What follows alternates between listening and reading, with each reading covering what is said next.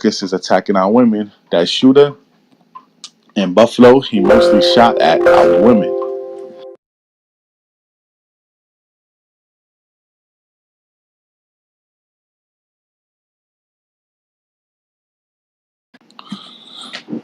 Right? These are these wild, unruly creatures. They have a strategy. You know what I'm saying?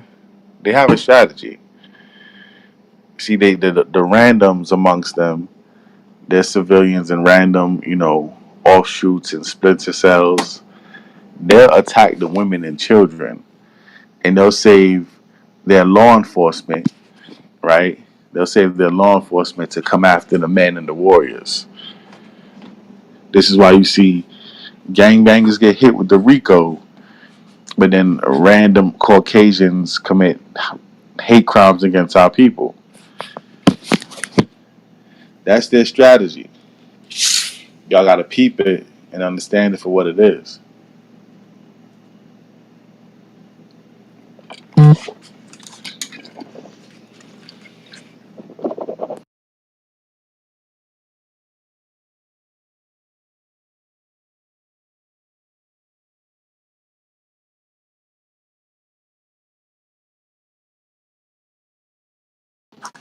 Make sure y'all check out that video though. Y'all check it out, check it out, check it out.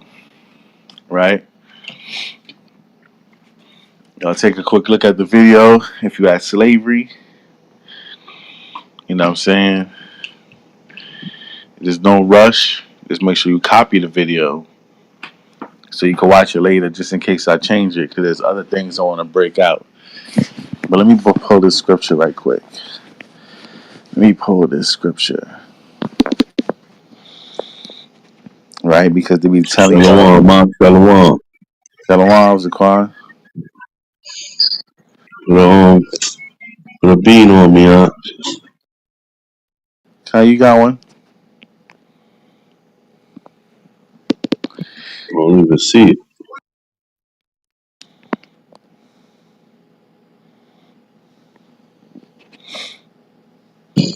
I can't bring nobody up. You can't bring nobody up. No, I don't see the. Let me go out and come back.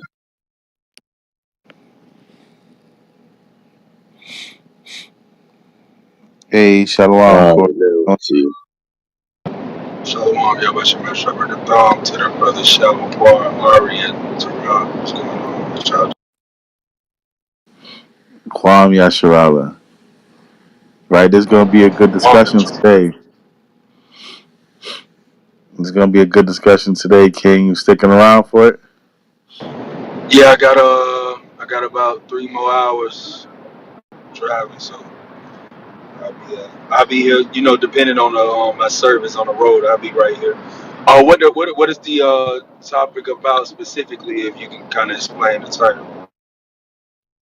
Well, to explain the title, with the recent events of what's been going on, the mass shooting in Buffalo. Um, I heard a young brother he was tortured or something like that, and now I see the sister get attacked. Get called racial slurs and then attacked. By a grown man, wailing on her, punching her like she was a grown man. I think it's just about time that our people should start racially profiling the Caucasian persuasion because it seems like whenever they're around, they're very, very violent towards us. So the title of the room is should quote unquote black people, but what we really understands is Israelites, right? Racially profile white people, or as we should know as Edomites. But should black people racially profile white people? And when I say black, I'm talking about black, Hispanic, and Native American, right? The so-called minorities. Should they start racially profiling Caucasians? That about sums it up. Yeah, that's a good topic. Yeah, I think it's appropriate. I'm definitely waiting on some people to come in so we can have this conversation. Kind. It's a conversation that needs to be had. Like this conversation is very detrimental to our people. It's a very important topic. It's about self awareness and being on one accord and moving with safety, right? Safety amongst our people. So let's get some more people in here. Let's get some more shares. Everybody, make sure you ping people to the room, right? Let's have this conversation as a people. If you have your opinions, you can write them in the group chat, where you can also, step on stage and have a conversation. We're opening up the floor for conversation. This is more of a conversation than a lesson. Of course, scriptures is going to come out because that's what we do, but this is definitely a conversation. Matter of fact, the first scripture I want to open up with is uh, Jeremiah 6:14.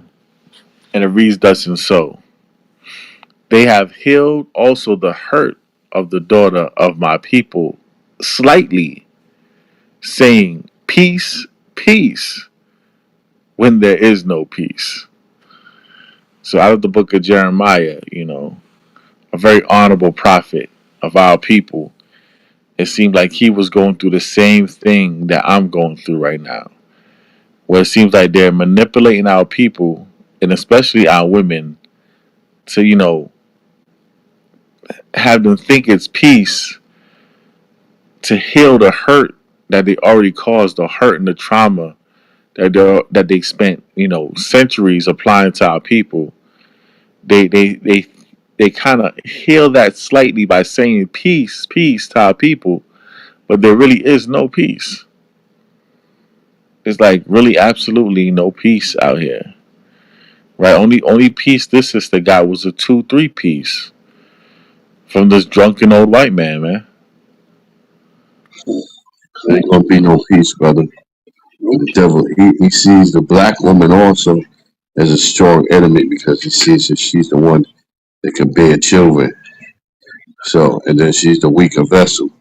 So it's easier for him to attack her than a man because he's a coward. I mean, so he has a hatred, an extra hatred for her because she's bringing life as he sees it, which we know is backwards according to the scriptures because the man carries the seed also, but this is what he's doing, and he's bringing his attack on her. Like, you're the one that's bringing these bastards, Negroes, back into the world. So he got an extra hatred for her, and that's what our women gonna find out. They're gonna need that protection, whether they believe it or not. Yeah, because we got a mass shooting at a supermarket where a woman died. Here's an attack at a gas station. So these are just everyday activities our people do, right? And here goes the enemy, right? Without a moment's notice to apply pressure, pain, anguish, and death. I see Priest Daniel Alo on stage. I'm not sure if his service is good. He probably at the plantation. But Shalom, Priest Daniel Alo. Shalom, Zaquan.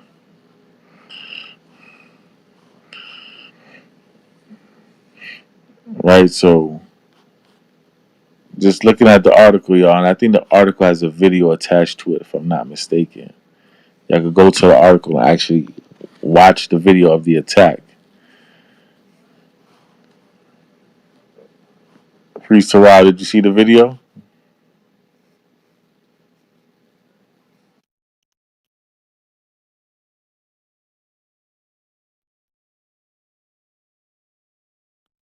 I'm about to watch it all over again.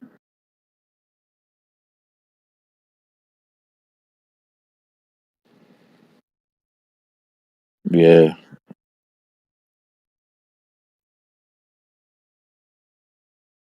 Yeah, you see that first punch had her with her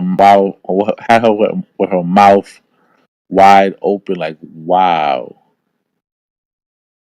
right? He really like rocked her. He really hit that woman like she was a grown man.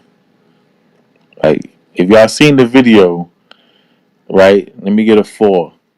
Let me get a four. If y'all watch that video right quick. Yeah, this is definitely a vexation of the spirit, man. Yeah, if you watch that video, let me get a four, man. That was just disturbing.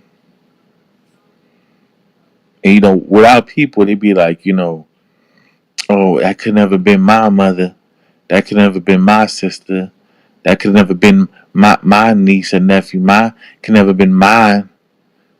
That is yours, though, right? Because we one nation. We are all one nation, so that is yours, man.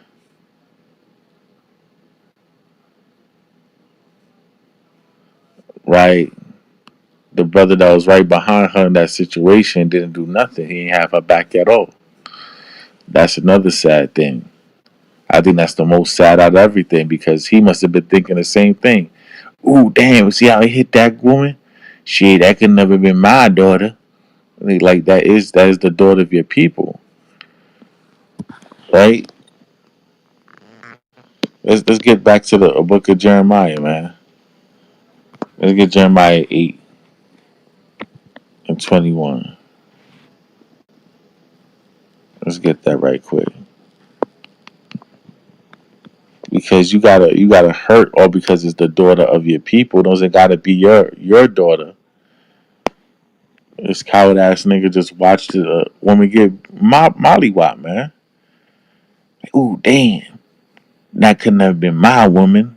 Well, that is the woman of your nation, man. Let's get that right quick. Jeremiah 8 and 21. Let's get some of the good old classics. For the hurt of the daughter of my people am I hurt. Right? So if you should see the daughter of your people getting hurt, that should hurt you. There's no way I'm gonna stand aside. Even in real life, like there's no way I'm gonna stand aside and just watch some damn old white man start rocking my sister. Like, not even my real sister, but a sister of my nation, a woman of my nation. If he was doing that to Moab, I probably would have started dying laughing, like, oh shit, Chung Li fight back. Right? If that was a Chinese woman, I wouldn't really care. I'm like, yo,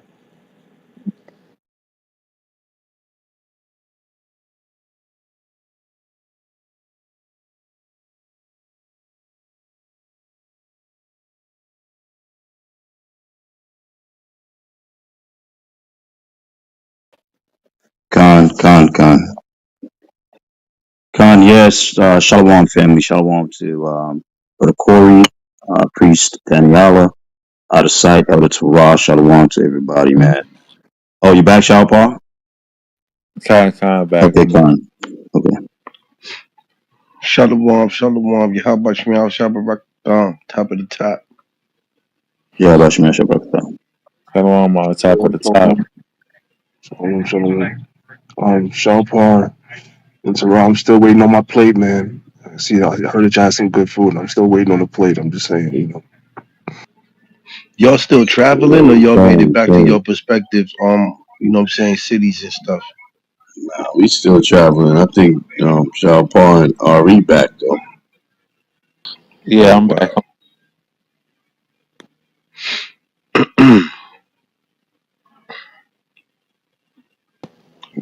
We was just talking Con. about this topic yesterday, man, about we didn't use the word racially profiling, but we were saying that back in the days, our people were so on point about who their enemy was that, a white person couldn't just pull up on them.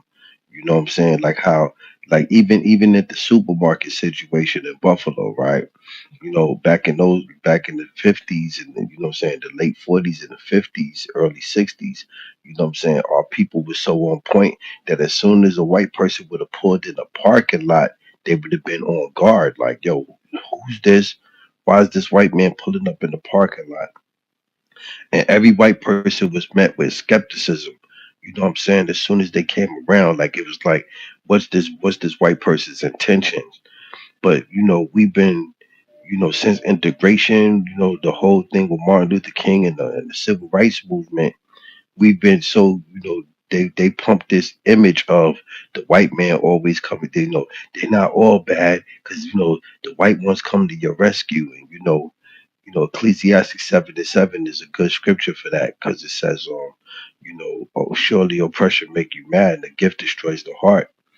And if a white person show our people any type of kindness, what I'm saying, our people eat that up. Like, it's sort of like a dog that a person abuses a dog, and even though the person is abusing that dog still got like unconditional love as long as you feeding it. What I'm saying? That dog will come even though that dog is scared of you, and then you show that dog some kindness. That dog forgets all about the abuse that you was giving it, and just goes all in. You know what I'm saying? And that's kind of the way that they treat our people. You got these movies. They always got these movies where the white person is coming to the rescue of black people. Different Strokes, Webster. You know what I'm saying? Movies. The movie with the football player and Sandra Bullock. They always showing white people doing something for black people on these movie screens, and it rocks our people to sleep. That's where you get the situations like Dylan Roof. You're not a black person ain't walking to an all white church, and the people in the all white church ain't gonna be on point. They're gonna smile at you, welcome to our church and everything. Let me lead you to a seat, but the whole time that shit is a sham. They leading you to the seat they want you to sit in so they can keep an eye on you. You know what I'm saying? And they skeptical about why you're there. Only our people embrace them openly. I remember Priest Zabak said made an analysis. It was like, what if they say all of them ain't bad, but if you take a whole bunch of snakes and some of the snakes is poisonous and some of the snakes ain't, and you put it all in the swimming pool, but you walk through that swimming pool thinking that all the snakes ain't poisonous? No, because you don't know which ones are and which ones ain't for you to avoid the poisonous. So that was a very wise description, what I'm saying, of the situation that we in put forth by Priest Sabak, and it always resonated with me. We need to definitely be on guard when all these white people come around us. Not just white people, all these other nations are our enemies. So we need to be on guard. Even when they come in our rooms, they come in our rooms and we engage them in conversation. I be believing that sometimes they in there because they want somebody to call them a cracker, or they want somebody to say something crazy to them so they can just see these Israelites, they hateful, they violent, you know what I'm saying? So we need to really definitely racially profile these white people when they come around us, man, because it could be life and death if we don't. With that, I yield. Shalom. May I speak? Shalom, sis. Go ahead, speak. I'm a single sister with small kids, and I live in Florida. And I was out. My son at the time was 2 years old, and I got like almost attacked. The man didn't physically put his hands on me because I was strapped, but he, was verbally attacking me in a supermarket with my young child. And my experience has been they always attack the woman when she's alone, um, with her children, when she's most vulnerable. And I mean, that's one of the reasons why I got a firearm. That's one of the reasons why I'm learning how to shoot. And that's one of the reasons why I am resolving myself to making sure that nobody else can leave their testimony. Because like the brother said, I agree with him wholeheartedly. If you put some poisonous snakes in the pool, are you gonna walk through it? Because some of them aren't poisonous. I'm always, because of that incident, I'm always remembering that that's the nature of the snake. Shoot, from Genesis, that's the nature of the snake. That's the nature of the beast. And we have to ever be so mindful, and ever be so mindful of how we speak and how we carry ourselves, because they're watching us. They're watching what we do, what we say. They're involved in every aspect of our lives. And yes, I agree that we should be profiling, including the Hispanics that look like Esau, because they be siding Hey, with out us. of sight. Hold on one second. Out of sight. You got to mute up. You got a lot of Oh, background noise. Shalaki, No, where you my good. phone at? I can mute you up if you want. Yeah, please, sir. I got you. Go ahead, sis. What were you saying? Repeat the last part you were saying again. I'm sorry, I didn't catch that. I agree that we should be profiling, and that we should be mindful of what we say, especially in the rooms and everywhere else. And we should be profiling the Hispanics that look like Esau, because a lot Hold of on, sis. You Mhm. said the Hispanics that look like Esau? Yeah, the white Hispanics. Oh, okay. So the Spaniards, that's what you're saying? Yes. Okay, okay, con. Okay, go ahead, sis. And because you know I was buying my groceries, I was getting my son some crackers. What reason did this man have to say anything to me at all? Because I opened not my mouth, not one time. I had no reason to speak to him, nothing. I don't even try. I try not to even look at them when I go out. And he came at me, a woman, with my child, because he thought I was an easy target. And what settled that whole thing was, I flat right out said, I got between him and my child, and I said, I am armed and I am willing to shoot you if you do not stand down. So, I get upset about that.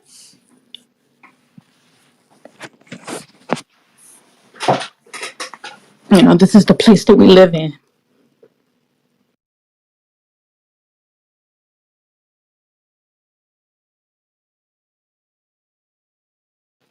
I'm sorry, y'all, but I get pissed. You attacking a woman and her child, like that's crazy. And they're worried about us calling them crackers. Like, that's not a bad word, but nigga is. Con. The water, sis, for those, for that testimony. Yes, I would definitely 100% agree that it is time for us to start racially profiling these Edomites when they come in our communities or our dwelling areas or where we congregate or just around each other. Even as far as even Clubhouse, right? We need to start racially profiling them, all right, and separate ourselves from them and keep them away from our communities, right? Stop pointing them out, right? Everyone got to play their own part. It's not about us just saying it on here. When we around them, we welcome them in, and that's what tends to happen, right? Um, if they look out of place, call the cops on them, ask them questions, right? The same thing they do to us in our communities. We need to start changing the narrative on that, all right?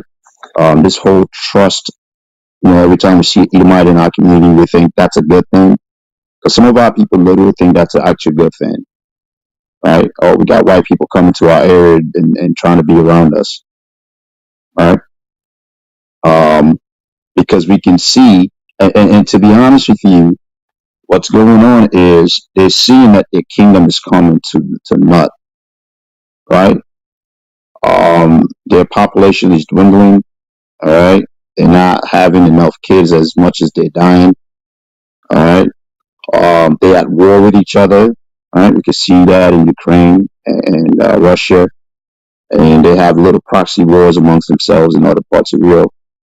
Um, there's a lot going on with them, and you can see a lot of the frustration coming out. But us as a people, we need to, during these times, we need to be gathering together. We need to be congregating, keeping these laws.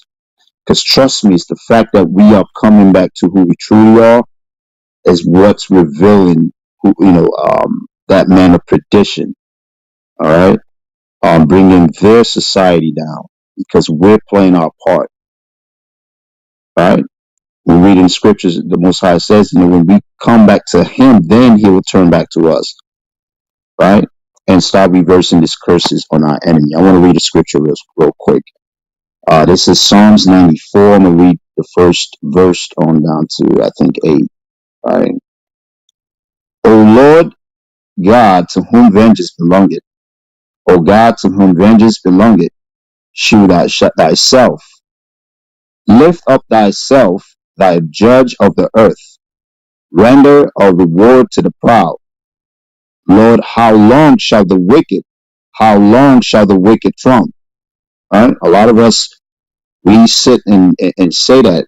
And when we get emotional, that's basically what we're saying. How long are we going to go through this? Right? But the way the Most High works, we have to play our part as a nation. We have to see that we fell short, right? And live a way that was against the Most High's ways. And turn back to who we are and start keeping His laws and start truly loving Him, right? Verse 3. Lord, how long shall the wicked trump? Verse 4. How long shall they utter and speak hard things? Right? That's that bywords, cursing us, right? In the 60s and 50s, spitting on us, sending the dogs on us, right? And all the workers of iniquity boast themselves. That's exactly what they do. They boasting what they do when they're around each other, right? And don't care about what's going on with our people, right? Verse 5. They break in pieces thy people, O Lord, and afflict thine heritage, right? This goes along with what Shaul Paul brought up in Jeremiah 8 and 21. All right. It should bother you and vex your spirit when you see these things happen to your people, right? It should bother you and vex your spirit when you see the daughters of Zion getting punched out. Then you got a Jake in the background just looking. See, a lot of our people have this mentality of, well, if it ain't my sister, if it's not my daughter, if it's not my mother, I don't have to worry about it. But Shaul Paul touched on it that this is a daughter of your nation, right? This is a daughter of your nation. Even if you don't want to get into the fight, at least like just say something. You understand? I mean, the Jake was just there looking. At least step up and say something like, yo, stop hitting her. That could have stopped him from doing what he was doing. You don't know that. Right? But what do? We just sit there and let our people get hurt like that and not even do anything about it. Right? Well, that ain't my wife. I'm not going to put my life in jeopardy for her. Right? That's the spirit some of our people move in, man. Right? He could have punched her and killed her. Right? Let's read that again. Verse 5. They break in pieces thy people, O Lord, and afflict thine heritage. Right? Verse 6. They slay the widow and the stranger and murder the fatherless. Right? That's exactly what's going on with our people. And that tops market, that's exactly what happened. A lot of our sisters were killed there, man. And things like this, when you see it in the news, when you see it in person, when you see it in your community, it should bother you, right? It should really bother your spirit. Verse 7, yet they say, the Lord shall not see, neither shall the God of Jacob regard it, right? That's exactly how they move. That's how they think. Well, hey, the Most High is not stopping me. I'm just going to keep being a wicked devil to his people and not even worry about it, right? That's that Zechariah 1 and 15, right? Verse 8, understand ye brutish among the people, and ye fools, when will ye be wise? This is talking about us. We are the foolish, brutish people, man. Right? We don't want to be wise. We don't want to understand the ways of the Lord. We don't want to know that we have enemies. Right? We don't understand that. But again, throughout assist for bringing that out. I'm glad that you were safe. You were able to protect yourself. Um, you know, I completely don't have anything against anybody of our nation, whether it's the man, the woman of our nation protecting themselves. We know we don't rely on the sword, but sometimes you just got to do what you got to do, man. Right? Because if we leave it up to this society and the police department, right, we'll be dead and gone before they even come and try to save us. And I think y'all were all was touching on that yesterday, um, when the cops was called to his house, and basically the cop was telling him that he shouldn't do anything to someone trying to break into his house. I wish someone would try to break in my house, right? I wish somebody would try to break in my house. You know, we have every right to protect ourselves. All right, we have every right to protect ourselves. Don't let nobody ever tell you that you can't protect yourself. Right? That's that docile spirit. Yeah, I'm just gonna stay here. Somebody kill me, and I'll pray and hope that I'll get justice out of your system. Right? But with that, I'm gonna yield. If anybody else have anything to add on, please raise your hand. Come up to the stage. All right, this is your kosher breakfast, crown of thorn, affiliate of the house of Israel. The water for everybody on stage, bringing out that wisdom, knowledge, and understanding. If you have anything to add, just raise your hand. Come up to the stage. And you know what I would like to deal with though? A lot of those Christian pastors that tells us to turn the other cheek, man. Right? All those weak pastors that tell us it's all about, just, don't do anything, let the devil do whatever they want to you. You know what I mean? Because some of them teach that nonsense, man. Right? God would avenge you. Yes, we understand that. But the Most High also wants you to use wisdom too. It's all about balance. All right? But with that, I'm going to yield to the brothers on stage, sisters on stage. If anybody else have anything to add. Con, I'll just say that that's why the laws of God is the real G code. You know what I'm saying? And this is why, because if this brother was living by Leviticus, 19 and 18, how you love thy neighbor as thyself, he would never, just stand there and watch a grown man beat up a woman of his nation. He's gonna love the children of his people as himself. And he's gonna be like, nah, you're not gonna beating up on her. Watching him beat up on her would be like watching him beat up on his mother or his sister. And Jake would have, jumped into action. But this what happens when you don't go by the laws of God, right? You a coward. You a punk. If that was another black man, probably saying something like what block or what set he claimed, then the brother would try to fight him. But then here goes a white man beating the life out of your sister, but all because you're not like uh, uh related to her as an immediate family. You don't really care. That's just a coward's way out, man. And that's why I say the laws of God is the real G code.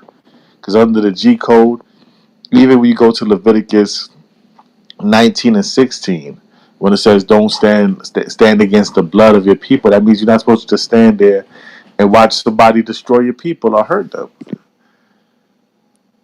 or even kill them. Because what if that cracker would have hit our sister and she would have fallen and hit her head and her head would have cracked open or something? You never know. You never know. Salakia. Shalom, shalom. Shalom and Shia with the fire. Shalom, Yabashim shalom. Shabakathon. Yeah, my Yeah, shit. but Yeah, man. Like I said, you got the right to protect yourself, but also you got the right to defend yourself, but also you got the right to defend other people too if they being attacked. Like I don't see that being an assault charge if you jump in that. You see what I'm saying? That's not an assault charge. You know what I mean? No matter how they try to spin it, especially if you got it on camera. So you do have the right to protect yourself, and you have the right to protect others if there's an act of violence going on. Right. It depends on whether you want to step in that or not. But you have to, you commanded to as an Israelite. As an Israelite man says something like that, yes, you are commanded to jump in that. You know what I'm saying? Now you do have to use wisdom, but you see Esau touching, it doing anything physical to your sister. You know what I'm saying? This shouldn't even be a discussion. You know what I'm saying? You see Jake and Eve going back and forth in some type of domestic matter. That's when you want to use discernment and wisdom. But when you see another nation putting hands on your people, nah, it's no question that's a call to action. You know what I'm saying? Well, we got a lot of coward ass Jakes out here. They just living. They just, you know what I'm saying? They're just a waste of space. Because it's kind of common sense. It's just manhood. And right now we've been beat down so bad that this generation here, and even our generation to a big degree, to a big extent, they just beat down to be cowards now. All they want to do, all everybody wants to do is fight each other, war with each other, mean mug each other. You know what I'm saying? Over dumb shit. You know what I'm saying? Like shit they shouldn't even be into anyway. Like being covetous behavior, and you know what I'm saying. Everybody want to just mean mug each other. But when the damn enemy is standing around, you accept them. You let them stand all behind you, and you don't even worry about them being all behind you. You know what I'm saying? But you have your brother behind you. You more worried about somebody that look like you behind you. Now we know we got to be realistic because niggas will be with it out here. So yeah, we want to pay attention, but now it's time to pay attention to everything, not just what I'm saying, our own people. It's time to do this profiling. We're gonna have to do it. You know what I'm saying? We're going to have to pay attention to us being more circumspect. We're gonna now y'all see how we feel as Israelites. Because I mean, I'm not saying like the people in the audience or the people listening are not Israelites, but as brothers who officially put in the work, we always looking at these crackers because we don't know. To be honest, we don't know if they hate the work that we put in. You know what I'm saying?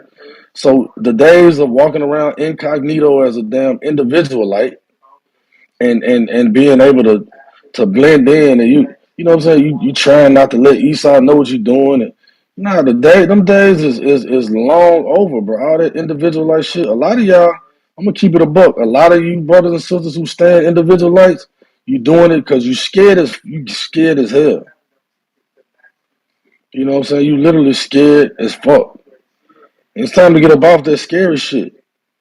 You know what I'm saying? We got real things going on in the world. And the police ain't policing us. You know what I'm saying? So who gonna do it? Get off that scary shit, man. All the individualized stuff, a lot of that is just because, first of all, you don't want to take accountability. And second of all, you're scared. You are a scared little child, little boy, little girl. You know what I'm saying? It's time to grow up, man. Hey, Salakia, did you see the video? I just saw it. That's in Jacksonville somewhere, right? Or is it just Jacksonville news? Nah, the woman is from Jacksonville, but that happened in Tennessee, Arlington. I must not been listening to it, but I thought it happened in Jacksonville. But yeah, that's a pull up for me, for real. And one thing about it, if it happened in my area, I'm gonna be real. If it happened in my area, man, look, I had a hood on the ass. I mean, the hood is the hood, but you know what I'm saying. The APB on somebody out here can still go out. Real talk. So anyway, yeah, that's a quick pull up for me. That's all good. I'm on it. Shalom to the panel. I just wanted to say, man, it's a tough thing that we in because, especially for like us that's in the truth, you know, you getting your life together and everything. I put myself in that situation. You're the head of your household. You're trying to be in order, but in the scriptures it also say like Moses, when he seen the Egyptian smiting the Israelite, Moses put that man down. So it's like we got to be willing to Like Shalpar said earlier, you're not supposed to stand against the blood of your brother. So that's a tightrope that we walk, where we gotta, we gotta sell out for this. We gotta be all the way in, because like I work in the city, and recently, just a few days ago, this Asian was like he was pressing on Jake, like he was walking him down, and like I had to like, and I'm like, and Jake is backing down from this man, and I'm like, yo, how you letting this? I'm trying to keep it PC because I don't want to get my thing. I'm like, how you letting this man back you down? Like, you got it over this man. And once I said that to him, because like his backbone came back, and once he got the backbone back, the Asians start walking away from him, right? And it just made me think of this scripture, even with that video where you see Jake in the back just letting this Edomite beat up on Eve. Leviticus 26. I'm gonna read from 36. It says, "And upon them that are left alive of you, I will send a faintness into your hearts in the land of your enemies, and the sound of a shaken leaf shall chase them. And they shall flee as fleeing from a sword, and they shall fall when none pursue it, and they shall fall one upon another as if it were a sword when none pursue it, and ye shall have no power to stand before your enemies." And that's what the brother on the video was like. Like, he didn't want no problems at all. Like, he just wanted to be about his business, and we got to come up off that whole mindset of, it's not my problem. Like this Edomite in Buffalo, he drove 200 miles to kill Jakes that he didn't even know, and we can't even, like, not to follow the example, but we got to get up that same mindset. Like, he's worried about the future of his people. We can't even worry about what's going on right now with our people. And it's just like real sickening, man. Like, every time I see these stuff in the news, it'd be like, it just give me more motivation, more reason to just go out there and just let it out when we go out there and teach, because like Jake has to wake up. You got to realize that this is an attack on all of us. With that, I hear. You got to understand a lot of Jakes too, brother. You're not so fearful, but that black man, black woman relationship has broken up. And sadly, but true, a lot of Jakes have a hatred towards Eve. So like they don't even care if something happens to her because of how the white man used the system and how Eve, whatever, you know what I mean, how they came at him and the angerness. So they got a serious anger towards Eve. So a lot of Jakes, they not even trying to protect Eve in these last days. Them curses in Deuteronomy 28 is real. You know what I mean? The hatred that they got for each other. And, so I don't know what it was, but I know a lot of Jakes. I hear a lot of Jakes like, yo, I ain't trying to help her, man. She was, disrespectful, anger towards the black man. She wasn't trying to be with the black man. And that got to stop. You know what I mean? But that's a serious hatred that we got to deal with. That's something we got to deal with and understand and heal among our people. Regardless, you ordained to protect your woman. You ordained to protect her. And I don't know what man can just see a cracker at that.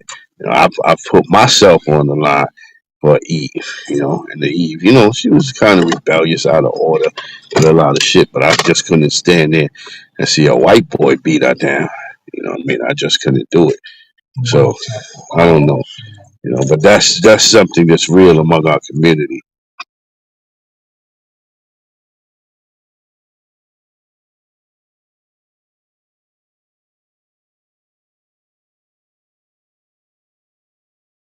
Yeah, Salakia.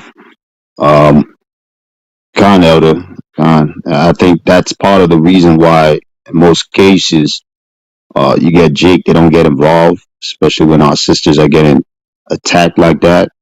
But that way of thinking gotta stop. Right? Like I said earlier, he didn't even step up to the guy to at least tell him to stop. Right? If I was there, that Edomite is getting choked to death. I would have sneaked right behind him and choke him out. right? I would have choked them out because what you're trying to, because you can kill her in that process, man, right? Even if I got to choke him and put him to sleep, whatever, just stop that abuse from happening to our sisters. That's simple. She doesn't have to be my wife. She doesn't have to be my direct sister, as in same family, right? She doesn't have to be anything to me.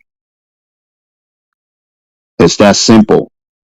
We got to get out of this whole mindset. Yes, we understand the history that has occurred between us and our sisters, right? But again, we can't take the blame away from where it's from, right? It's a system that was implemented to push that agenda on our sisters. And I'm not saying that our sisters cannot be responsible, right? And see what's coming and see what they're doing and refrain from following that way, right? This is why we have rooms like this. This is why we go out and teach our people, right? This is why we do things of this sort, right? It's to let our sisters know, listen, those are your enemies. They hate us. They hate your children. They hate you also, right? But they used you as a weapon against your own man, right? So, yes, we can put the blame on each other all day, but we need to start stepping up individually, men and women, and start really looking and focusing on who the enemies are, right? And start standing for each other because it got to start somehow. We can play the blame game all day, but if nothing is being done, certain actions are not being done to show that we care for each other, we're going to stay in the condition that we're in. It's just that simple, right?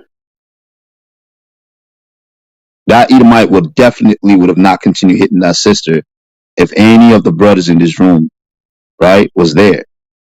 Because again, we think different. I think completely different when I'm dealing with the Edomites.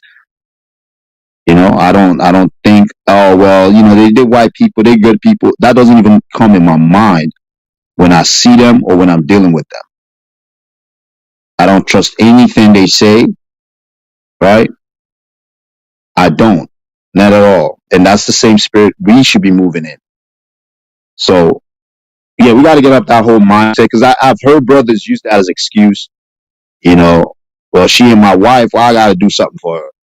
Yeah, we're not saying don't be dumb and just jump there. Use wisdom also, like Yeshua brought out. If it's a situation where you're behind him and you got the leg up on that, take advantage of it. Even if you just hold him down until the cops get there, just to stop that abuse on our sister, right? I'm not telling anybody to go kill anybody, but hey, if you can hold him down to stop it, because there are laws in the books that says you could do that, right? If it's a process where if it's a situation where you think someone is going to lose their life, that you can do certain things to stop that threat. All right. So with that, I yield.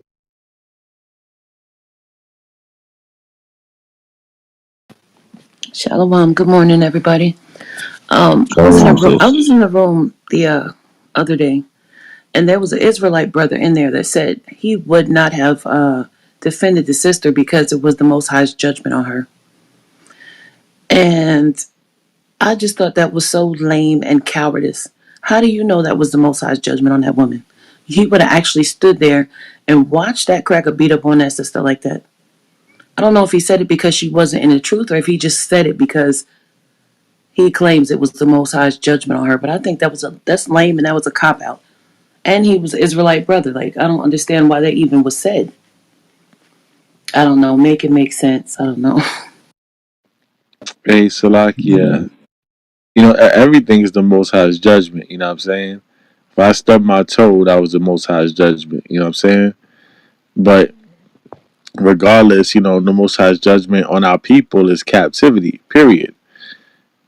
For like you say, I think that was just a cop out because regardless of this person getting judged by the Most High God, right? For you just to allow the enemy to beat on one of your women, that might be ending up judgment on you because you didn't even try to do nothing. I'm sure, Moses uh seen that brother getting smit by the Egyptian, I'm sure he knew that was the Most High's judgment on him too, but he still did something about it.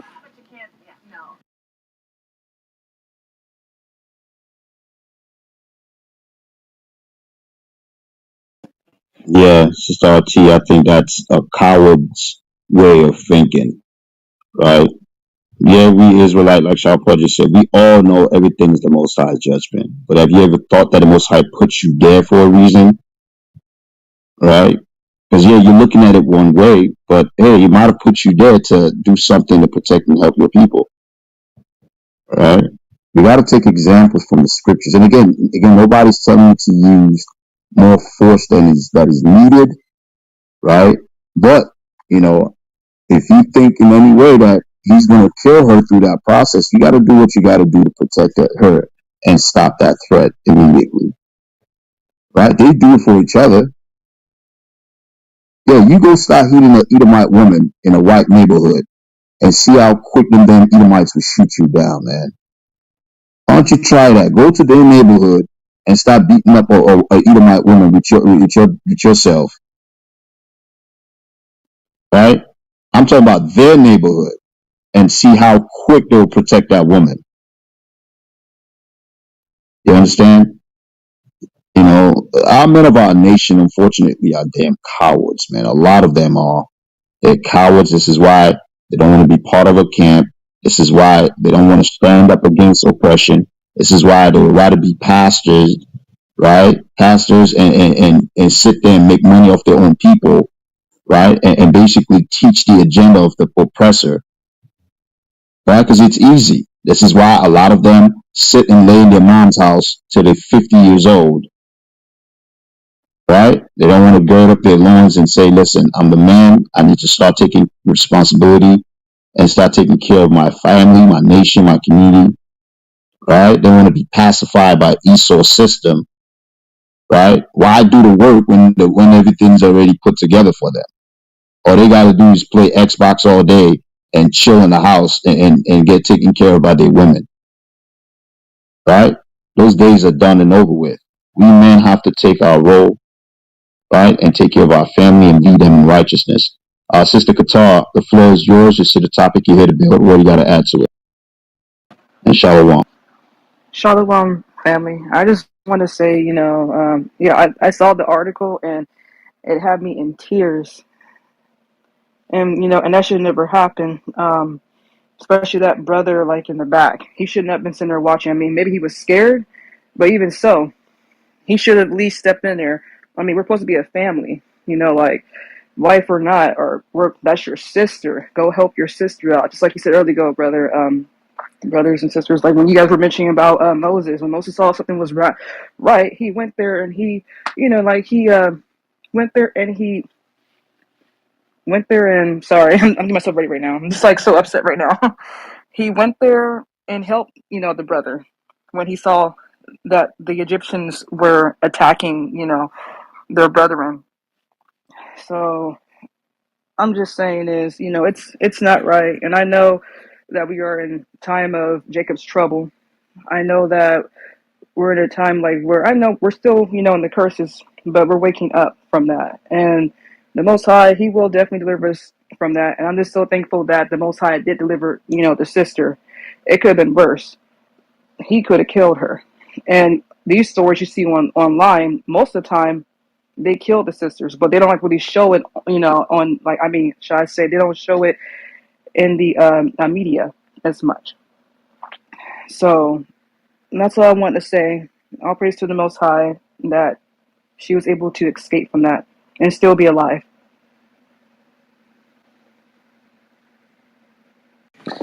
Yeah, Con, right? The law of God is perfect, man. The law of God says you're not supposed to, do nothing while someone is trying to shed your people's blood. That's what Leviticus 19 and 16 says. And then it further, elaborates by the time it hit verse 18, and it says, you're supposed to love your people as yourself, So a lot of our men is really just missing a backbone. You know what I'm saying? They grow up in single parent households. They get effeminized. They get bullied. by white officers. You know what I'm saying? They get that picture of white Jesus, stuffed in their head, but to the fact they feel like they're powerless in a situation like that. And this is the reason why we got to get back to these laws, statutes, and commandments. Because just Deuteronomy 7:6 alone, when it says that we are above all people, how am I let this lower life being put his hands on my woman?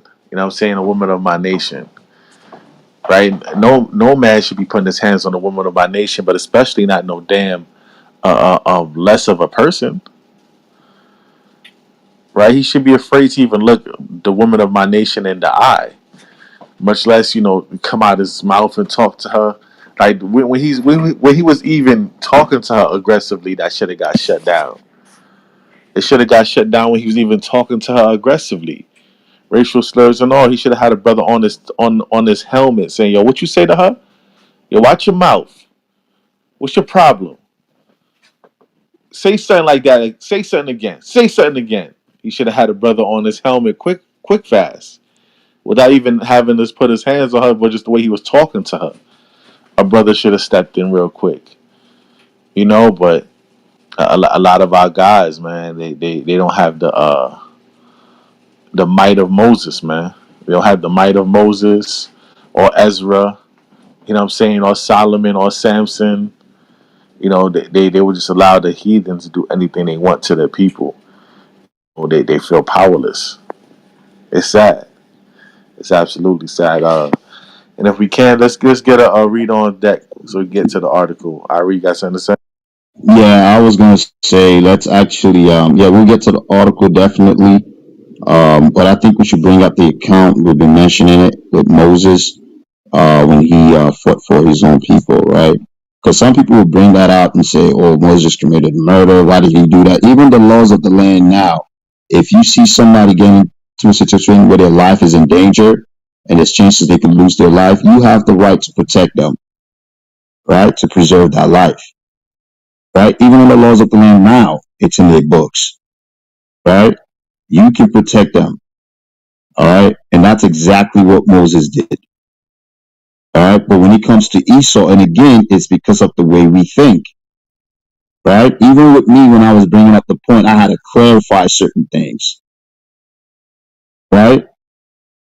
When you punching someone in the head, you can kill them. But anyways, I think we should touch on that real quick. Then we can go to the article just to prove to anybody that is new in the room that this is an account in the scriptures. All right, because we might have somebody new in there, and so we're just making that up. But we're gonna touch on it real quick. I'm gonna just bring it out real quick and yield to Shao Paul for the article. But anybody that can read, just raise your hand, come up to the stage, and help out with the reading. We really appreciate it. With Shaw, all right, that will help a lot. All right, so I'm going to read Exodus 2, and I'm going to start at verse 11. I'm going to get right to the point. It says, "And it came to pass in those days," this is Exodus 2 and 11, all right? "And it came to pass in those days when Moses was grown, that he went out unto his brethren and looked on their burdens," right? So he saw the burdens that the Egyptians were putting his people through, all right? "And he spied, and he spied an Egyptian smiting an Hebrew, one of his brethren," right? So these were people of his own nation, right? And he saw that happening. And guess what Moses did, right? Let's read on. "And he looked this way and that way.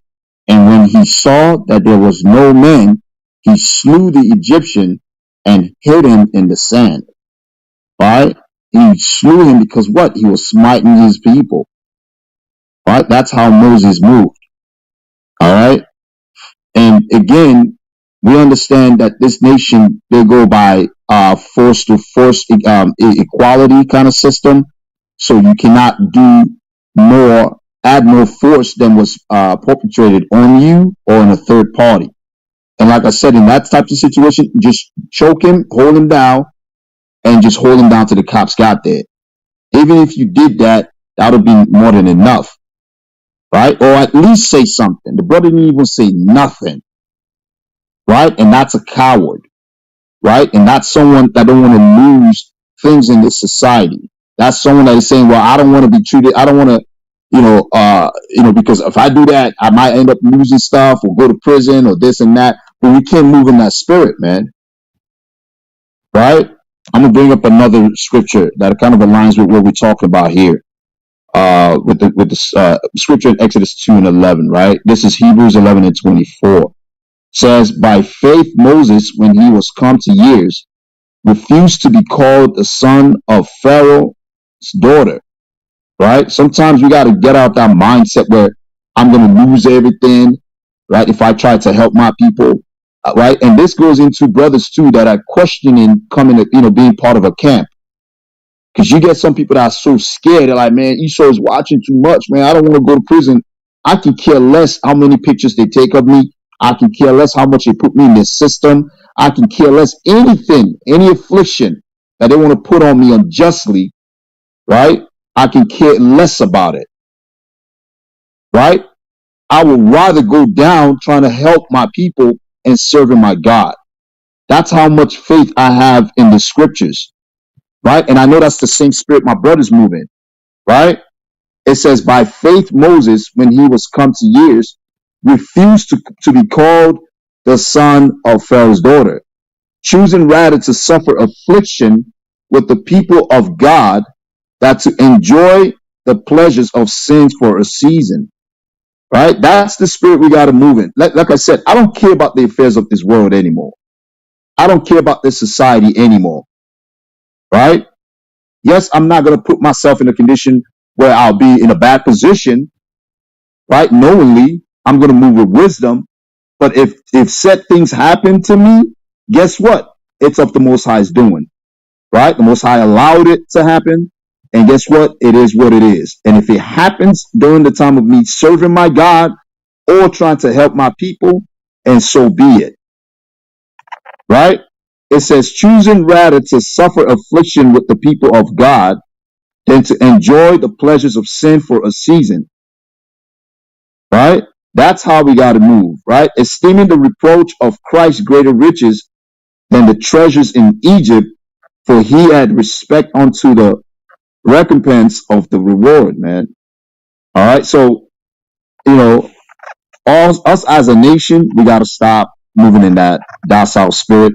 It hasn't helped our people for so long, and it will never help our people. With that, I'm a yield for now. Shema, I see you came up stage. All praises, man. You can read for Shah Paul. Khan, Hey, shalom. Salaki. Salaki. How about you, Shabakata, Brother Samar? Yahbashim Yahshabakatam. Con. Yeah, I keep looking at this video, and it's saying Arlington, Florida, not Arlington, Tennessee, but we're gonna go through it in a second, right? Now, if you look at my PTR, because this is something that I really forgot about actually, and I don't talk about it all. I don't like to talk about things. I'd like to be about them.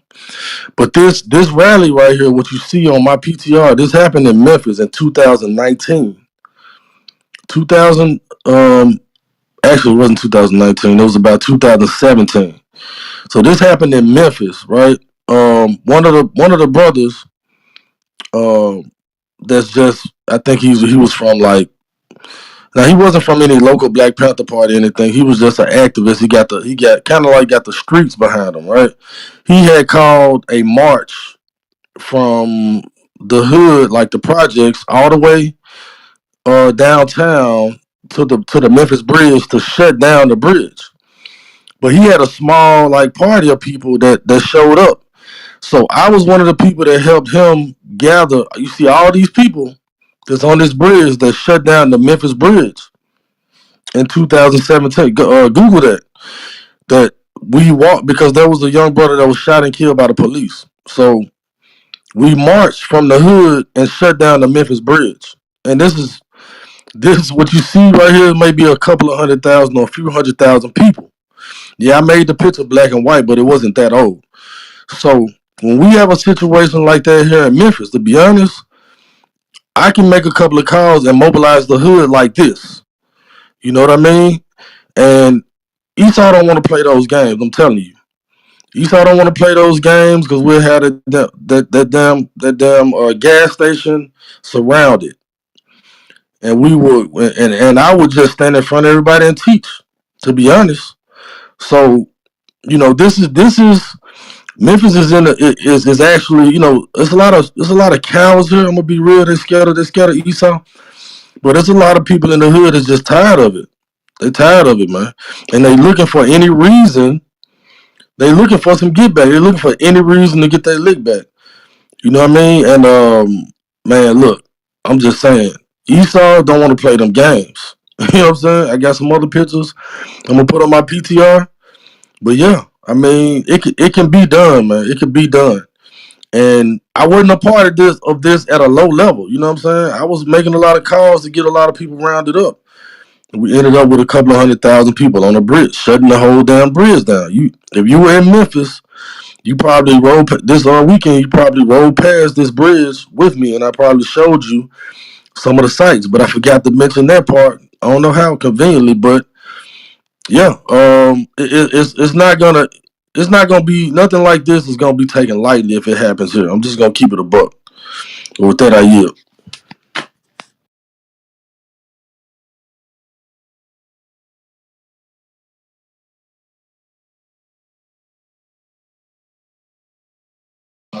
Khan King. Definitely, organization is needed when it comes to our people and getting everybody on one accord, man.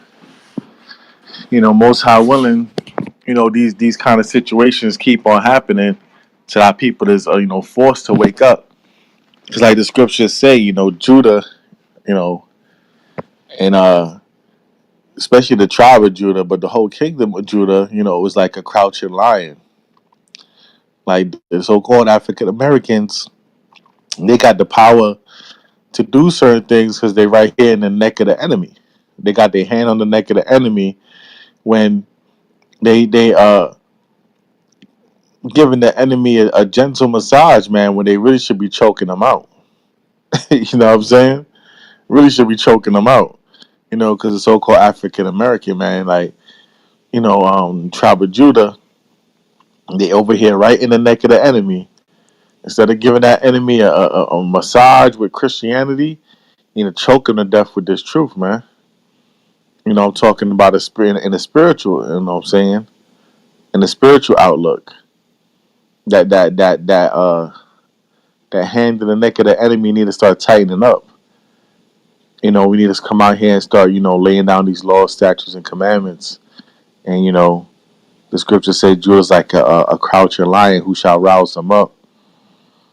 Maybe our people need to get roused up some more. Karen?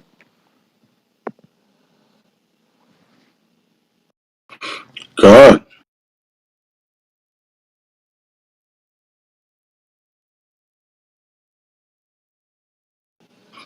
God, yeah, Judah is a lion waiting to be roused up, man. And sometimes it takes something that smacks them that's close to them, like another brother getting shot in the hood or something. Sometimes it takes something for something that they just tired of happening for them to, and then it takes a few other people to lead the way for them to mobilize. But Judah is not as scared as we think. They just scared. They just scared by themselves. A lot of times, Judah only tough when they got numbers, and what I'm saying. We don't really have to be like that. But for real, Judah, if you ever notice, and this is the truth, especially brothers, you ever notice how niggas they ain't tough when they solo, but when they two, three, four deep. You know what I'm saying? They tough as hell. They saying everything. First thing that comes to their mind, they're just spewing it out, right? You know what I'm saying? That's Judah. That's Jake. Khan. Right? Hence the name the lost sheep because yeah, they feel more powerful when they in packs. You know what I'm saying? A lot of our people, when they feel like they isolated, they feel like they ain't got no help. So yeah, you right about that. So before we get into this article, Harrell, what's going on? You got something to say? You want to add on to the conversation? Yabashim Shabbat, Yeah, Kwame Shabbat. uh, Yeah, how's everybody doing? Yeah, man. I'm just adding to what y'all saying. They're what pisses. Let me get this out, man. They are kidnapping our women and kids. This is really, really disturbing me. Women is coming up missing, and they not saying nothing in the media. They're not saying nothing. They're kidnapping Hispanic kids too, and women. I'm on my TikTok, and they making videos, and it's like a hidden. They don't want to really talk about it, but our women and kids in danger. We need to come away from this enemy. I wish our women can just, come on home and stop dealing with Esau and just put them on blast. Our kidnapping our kids, our women. That's all I want to say. So, do you think that we should start racially profiling these Edomites? I do anyway. I don't want you to be like me. Uh, I can't wait to like put them on blast, but when the ones that come around me be act real nice, I guess they could tell my spirit. Hell yeah, put them on blast. Like I got pulled over by the cops. I throw the race car. I play the race car. Honestly, when I get pulled over by the cops, when I play the race card, they don't be on none of that f shit. Excuse my language. They don't be on none of that. When I play it out like in their face, and I let them. They know through my spirit that I don't like them, and for some reason it protects me. I don't know why. I'm just saying me. So yeah, hell yeah, we put them on blast. All right, con. All praises. Shema, you available to start reading?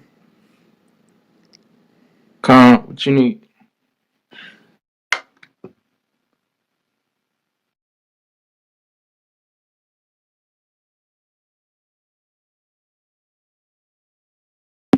You heard? I said Con. Oh, he got a call. Hey, He got an Shema, investment. one second, okay? Your brothers can go ahead and talk. You shall hold it down for 1 second. Yeah, yeah, we Con, got con, con. Salakia. We got Yeah, to invest in some tracking the devices and put on our kids something that we know where our kids is at all times. I yield. con. Yeah, man. We're gonna have to get proactive.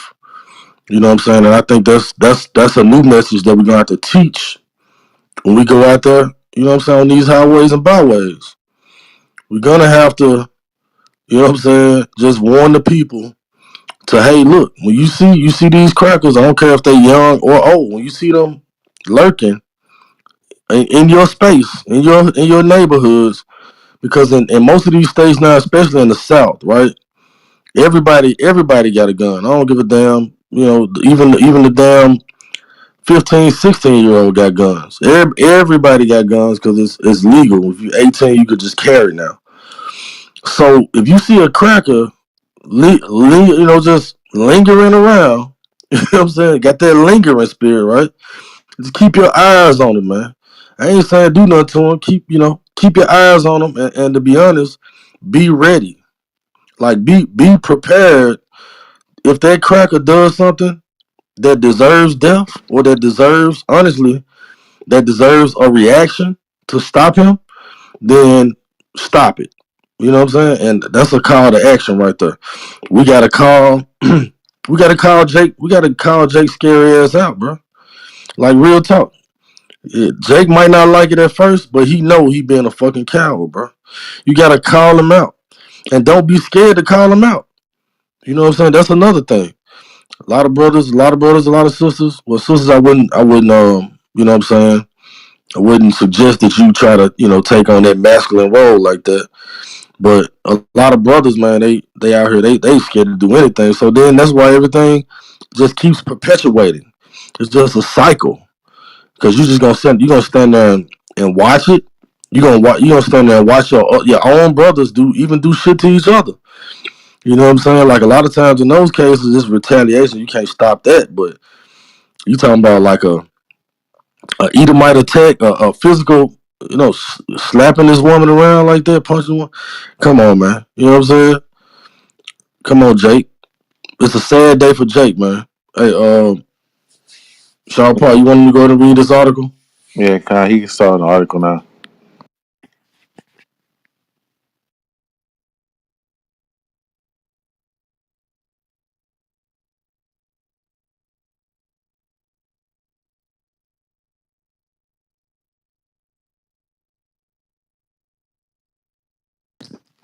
Shamar, you there?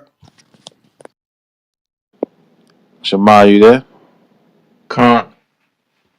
Yeah, we'll just click that article on top.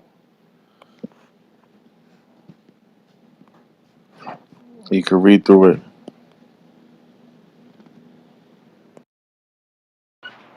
Con.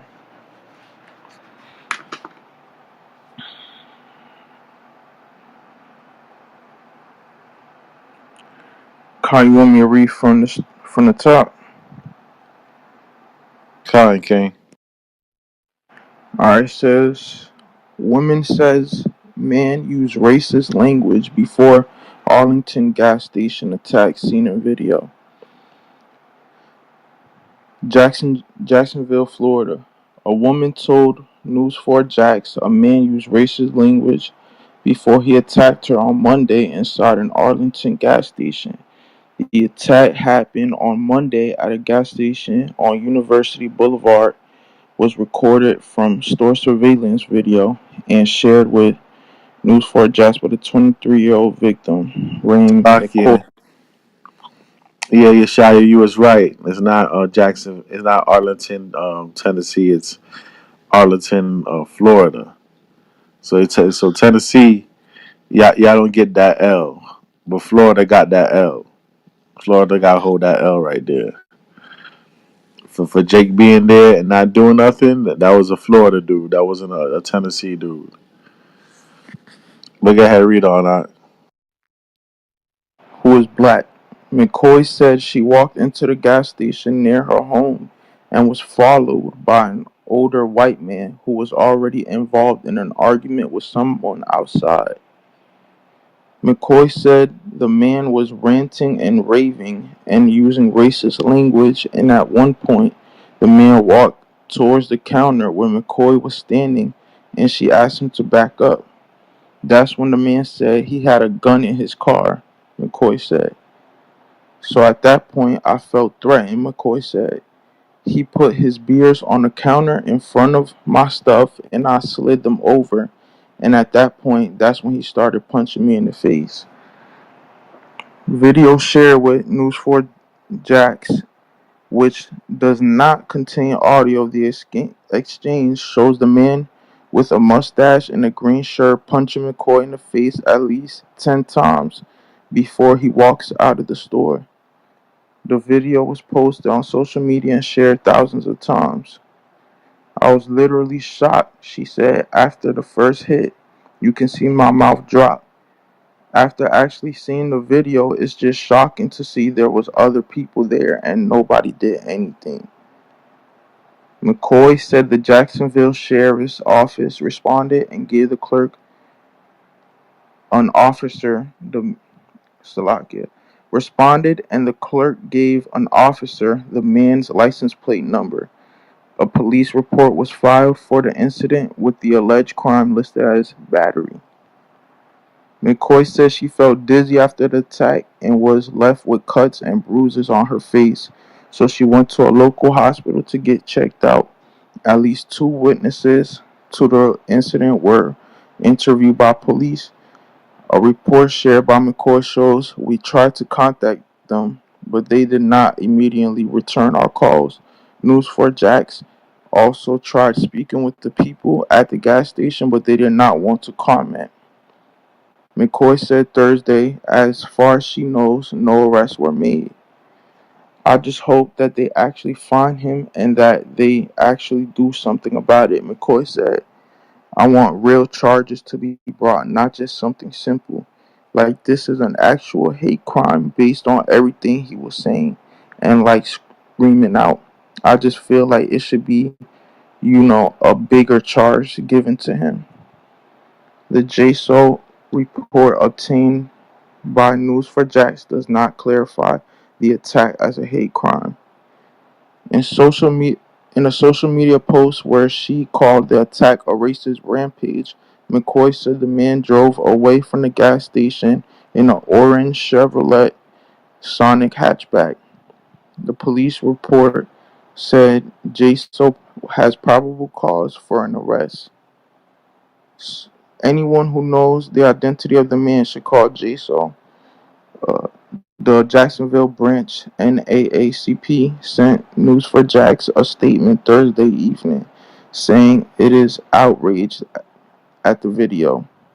The actions of the suspect in this video is completely unacceptable and appears to be racially motivated. There is no excuse for his behaviors, Isaiah Rumlin, president of the NAACP, said in his statement. The Northside Coalition is calling on city officials to address issues of racism in Jacksonville. It sent News4Jax a statement that reads, in part, we must move with all deliberate speed to stem the rising tide of hate crimes. There are too many incidents and reports of verbal harassment and physical attacks against average citizens, students, and teachers. And that's it. Khan came the water. Con. You see that though, y'all? It was obviously a hate crime, but you see how these devils move. They don't even want to try to charge him for a hate crime. They just said battery. You know what I'm saying? Instead of them, collecting evidence from the woman, what she said happened, and they asked the clerk, like, did you hear any racial slurs being said? The clerk would agree, and then they'd be like, okay, this was a hate crime, right? Which pushes extra time on that assault and battery. But they don't want to do that because look how these people look out for themselves. Y'all see that, right, Khan?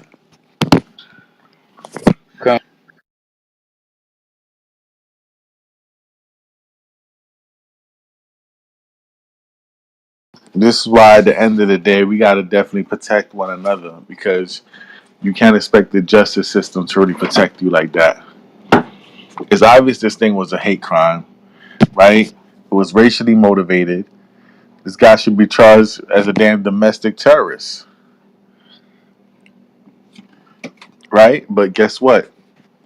They want to hit him with the lesser charge so he can either cop out and do no time at all, or eventually they hope this whole thing will go away so they don't gotta even charge him really.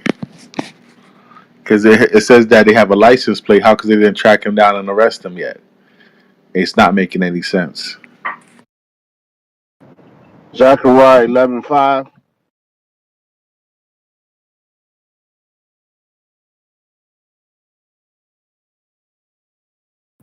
Whose possessors slay them and hold themselves not guilty. Con, I was just thinking the same thing. I was just thinking the same thing. I was just thinking the same thing, Malak, man. But guess what? Not only do they hold themselves not guilty, that's the Psalms 83:1 right there. That's the classic. You know what I'm saying? That's crafty counsel. They know not to give statements and be witnesses to their own people, to events that their own people do, especially when they're dead wrong. Now, that Jake probably got up out of there. He probably was the only Jake even around, and the rest of the people, the witnesses or whatever that they questioned, they did the Psalms 83. You know what I'm saying? So we get a chance to bring that up. The Psalms 83:1.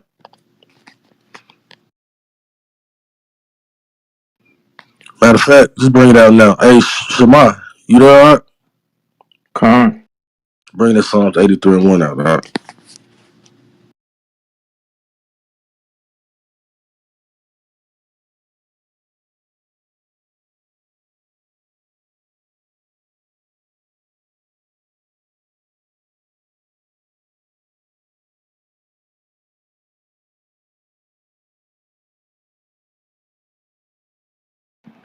Okay, Khan. Salakia. Psalm 83 and 1. Yeah, just keep reading too. Khan. A song or psalm of Asaph. Keep not thou silence, O God. Hold not thy peace, and be not still, O God. For lo, thine enemies make a tumult, and they that hate thee have lifted up the head. They have taken crafty counsel against thy people, and consulted against thy hidden ones. They have done They what? consulted against thy hidden ones. They have done what? Consulted against thy hidden ones. Right. So they have already consulted about what they're gonna do in these situations, right? And then they all agree. Keep going. They have said, come and let us cut them off from being a nation, that the name of Israel be no longer in remembrance. For they have consulted together with one consent. They are confederate against thee, the tabernacles of Edom, and the Ishmaelites of Moab, and the Hagarenes Hold on 1 second. They are confederate against who? against thee. Nah, they with us. They are confederate against thee, Keep going. the tabernacles of Edom, and the Ishmaelites of Moab, and the Hagarenes, Gobal, and Ammon, and Amalek, the Philistines, with the inhabitants of Tyre. Asher also is joined with them. They have holpen the children of Lot, Salah, do unto them as unto the Midianites, as to Sisera, as to Jabin, at the brook of Kison. Right. Just hold it right there. The scripture is telling us to do unto them, you know what I'm saying, as our forefathers did unto them. You know what I'm saying? So if we see them oppressing our people, and especially doing our people, abusing our people, we got to step in there. You know what I'm saying? We know they're confederate against us. We know they're going to try to plot. To get our justice, I mean, how does the Most High mobilize? How does he use us in righteousness, right? And he will put that spirit on you to do the right thing at the right time if you're keeping these laws, statutes, commandments. But if you're not, you're going to be a coward. But yeah, they're confederate against us, man. And this is crafty candidates know what to do. If it ain't no other witnesses around, it's there's a saying that the FDA uses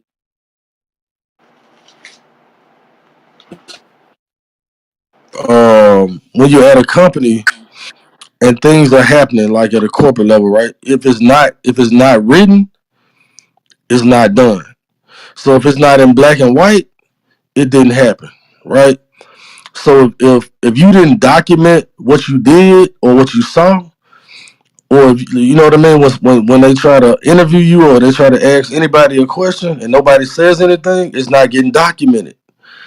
So this is Esau's policy. If it's not documented, it's not done, right?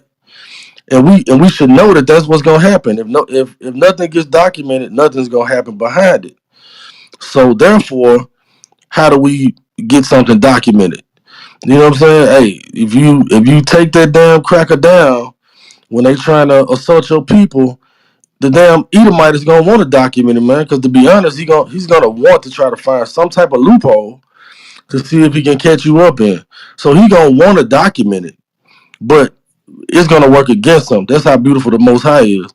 9 times out of 10, it's gonna work against him because it'll be other witnesses that saw that you were just acting in self defense of a person, in defense of a person. You see what I'm saying? So at the end of the day, the same rules that they make and put together, they work against them. But you can't be a coward. You can't be a coward to follow the laws of the Bible, because we know that the laws of the Bible trump and supersede any of these laws, right? So just keep the laws in the spirit. The spirit is gonna move you the way angels is gonna protect you, man. Don't be scared all the goddamn time. You goddamn cowards, man. Goddamn, they say people get more courage when they've been drinking. Jake be drinking and still be a coward. That's crazy to me. But with his own people, he tough as hell. I mean, it's just beyond me. But keep going out. With that, I yield.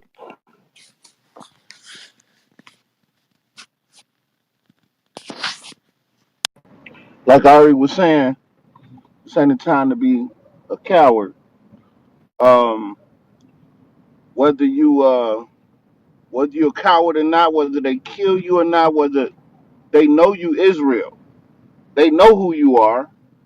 So there's no need for you to like try to hide.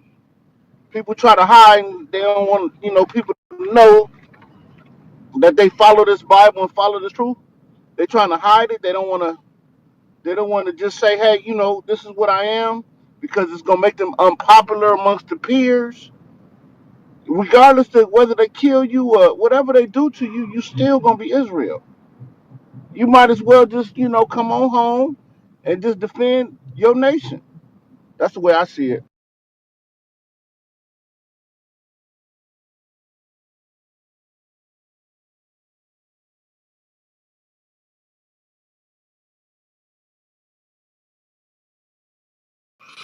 Come. But yeah, if anybody want to come up and speak, we know we've been doing a lot of talking. So if anybody want to come up and speak about how they feel about this, you know what I'm saying? Like, hey, you know what I'm saying? Speak up or hold your peace. But if anybody want to comment, add to the bill, you know what I'm saying, or just vent, you know what I'm saying? Come up, get it out. Some people need to talk about it, you know what I'm saying? Because holding it in is just building up anxiety. So raise your hands. We will give you a chance to speak on this platform. Just be respectful of the mods. Be respectful of the audience. Be respectful of yourself.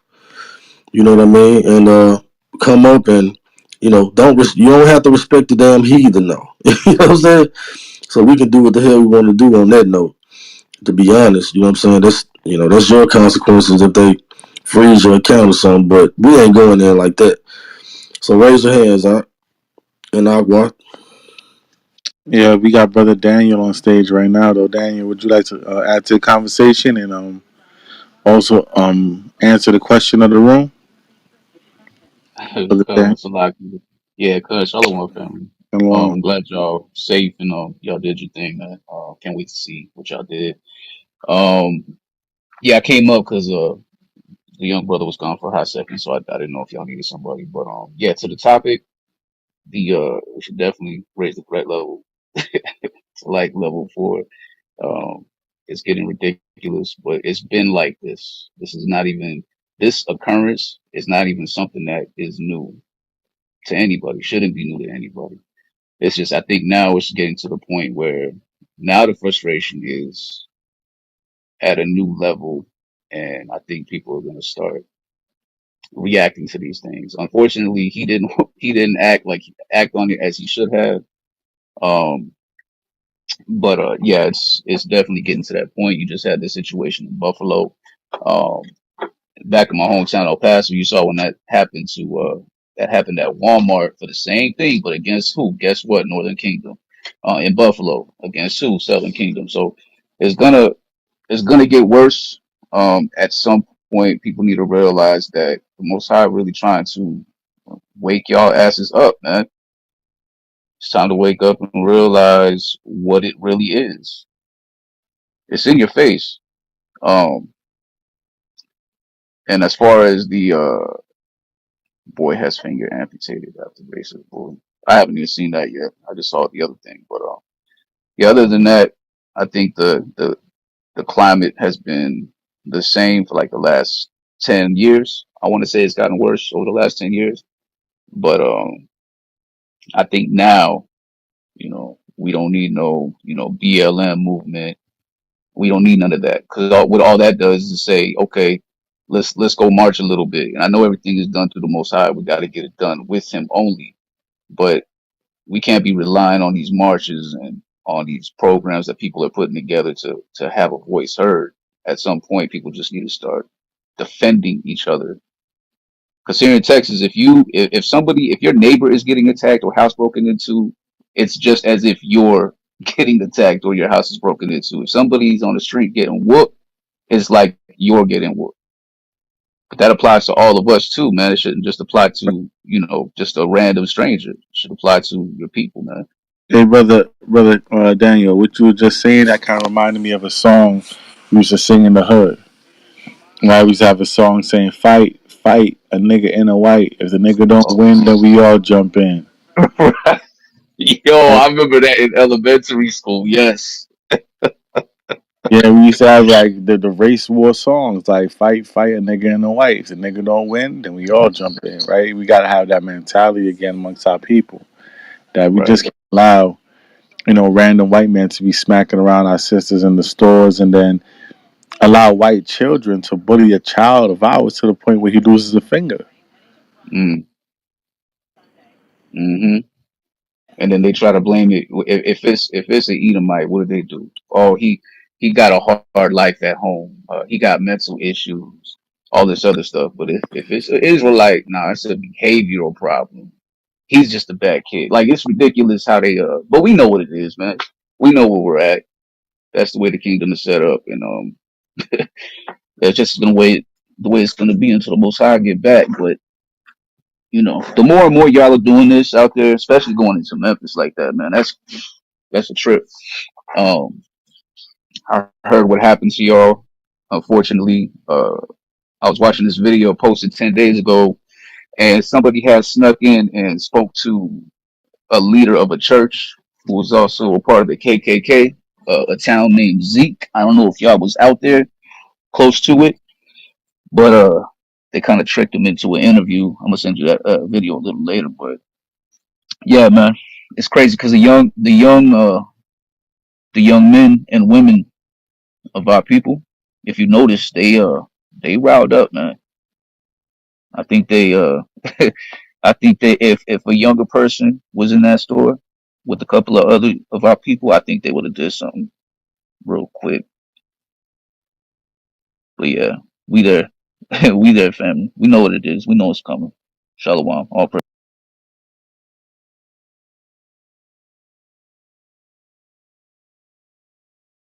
All praises. I thank you for your point of view when it comes to the build.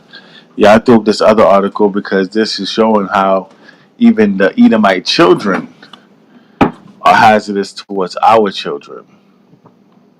Right?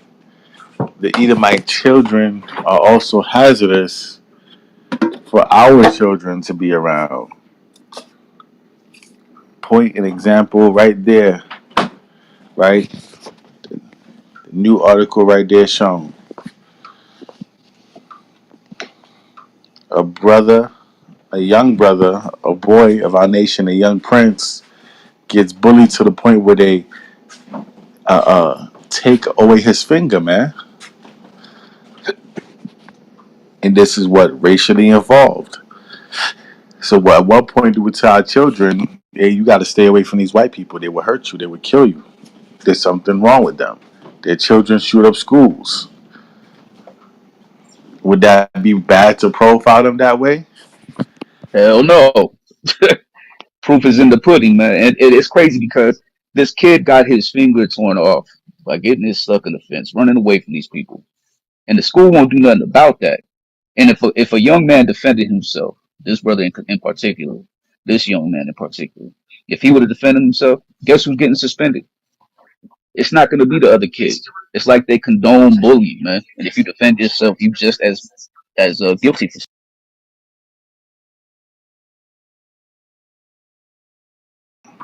Yeah, I never got that about the school system, right? A person could be, bullying a person, and you complain to the teacher about him like 3, 4 times, But by the time you get your courage up and you start to beat his ass, they act like both of y'all is equal in what happened. Right. I saw this incident where there was this Edomite messing with this Israelite brother. He was I would say a Judite, and he was all up in his face, man. I'm gonna find it and send it to you, but he was all up in his face, and he hit him. So what did he do? He got up and he hit him back. Only he hit him harder, and then he ended up slamming him to the ground. Guess what happened? I think it was in a mall. Security came to scoop him up, put him on the ground. You know what they did to the Edomite? They pushed him aside and put their hand up like, "Yo, hey, chill out, sit down right there." And he's pointing at the other guy like he did something wrong. Nobody's backing up this dude, man. Right away, all he was doing was sitting and chilling. I'm gonna find that right now and send it to you. One second.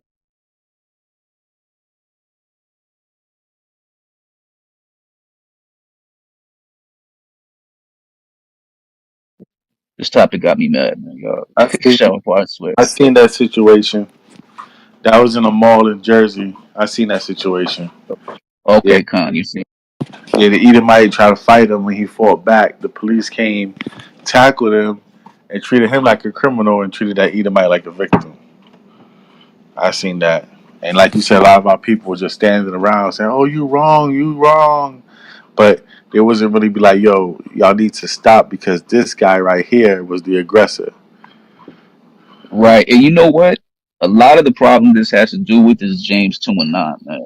You have people who will see somebody that they would do something wrong, and they are not quick to correct them. They either going to join in or they're just going to let him do what he's going to do, and that's what's frustrating about it. And that's what we need to get out of our people and understand that they got to get away from the other nations, man, because this is what happens. Not only Yeah, are they turning you against your own people, but they won't even stick up for you, even if their friend is wrong. right. Hey, Axelaki, I see two brothers jumped on stage. We're getting some time to talk to. That we could bring it back to you. You know what I'm saying? All right, Mm. I see Karate Zaya is on the phone. So we're gonna go to Eliyahu. What's going on? I Shalom, Adawan. Shalom. Yahweh Bahashem, Yahweh Shabrakatah. How about you, man? What's going on, Elder? To speak to the title, should we racially profile them? Yes. All the time, every day, whenever you get a chance, you leave your house. Always be suspect of them under any circumstances. In your workplace, when you go to the store, in your church, always be suspect of them. So, what I want to add, which was mentioned slightly earlier, years ago when I got a CPL license up here in Michigan, I became a CPL instructor. So I trained people to get this certificate so they could carry, carry concealed weapon, CCW, CPL, whatever it's called. And a part of the training, you are taught that you can defend someone in a situation with deadly force if the situation appears to be deadly. A grown man hitting a woman closed fist, punches after punches, like a boxer hitting a civilian on the street, you could put that person down because her life could be in danger. Any one of those punches could have given her brain damage. Okay, so you can step in legally anytime you might want to check your local laws and see it. I'm not talking about using a firearm, but you definitely could step in. And the other piece I wanted to add is that the sisters, if you deal with sisters that are not Israel, wake them up. See, because we men are here to protect them, but we can only protect a woman who wants to be protected. Those that walk around to my, I don't need a man and things of that nature. This very video right there shows that a woman should have a man with her or by her side or in her corner and things of that nature. A woman has to want to be protected. I read the article, and the guy came in with an attitude. So whatever happened outside, he came in and he took his frustrations out on her. He could have lost his job and took his frustrations out on that sister because he sees her as weak and vulnerable. And he took advantage of that situation because there's no way he would have approached another man like that. They're scared of us. That's why they cross the street when they see us and things of that nature. So, in saying that, we can defend our people, or anyone for that matter. We can defend a sister, and the sister also understands that she does need protection. And with that, right now, I yield.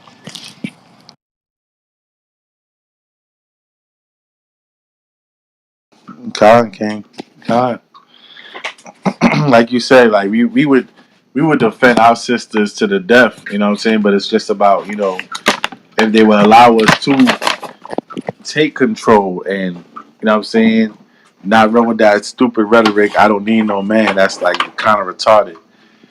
Because when a woman says that, I don't need no man, since she's saying that she doesn't need her father, her brother, her uncle, you know what I'm saying?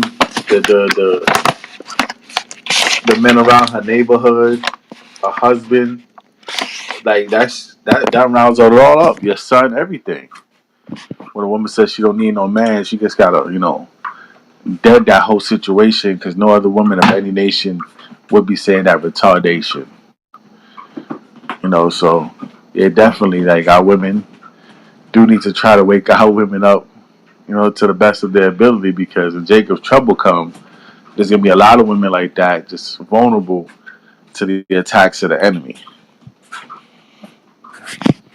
Khan, Salakia, one other piece I forgot to add, Con, and that is for anybody who remembers the Nation of Islam in the 70s and the 80s and the way their women dress, nobody messed with them because they knew they would have to deal with the nation. I'm not saying be like the Nation of Islam, but the point I'm making is that the way they dressed with the head coverings and things of that nature, nobody messed with them. They could go wherever they want. Nobody said a word to them because they knew what they were a part of. And Esau was afraid of the Nation of Islam, especially under Malcolm. I yield.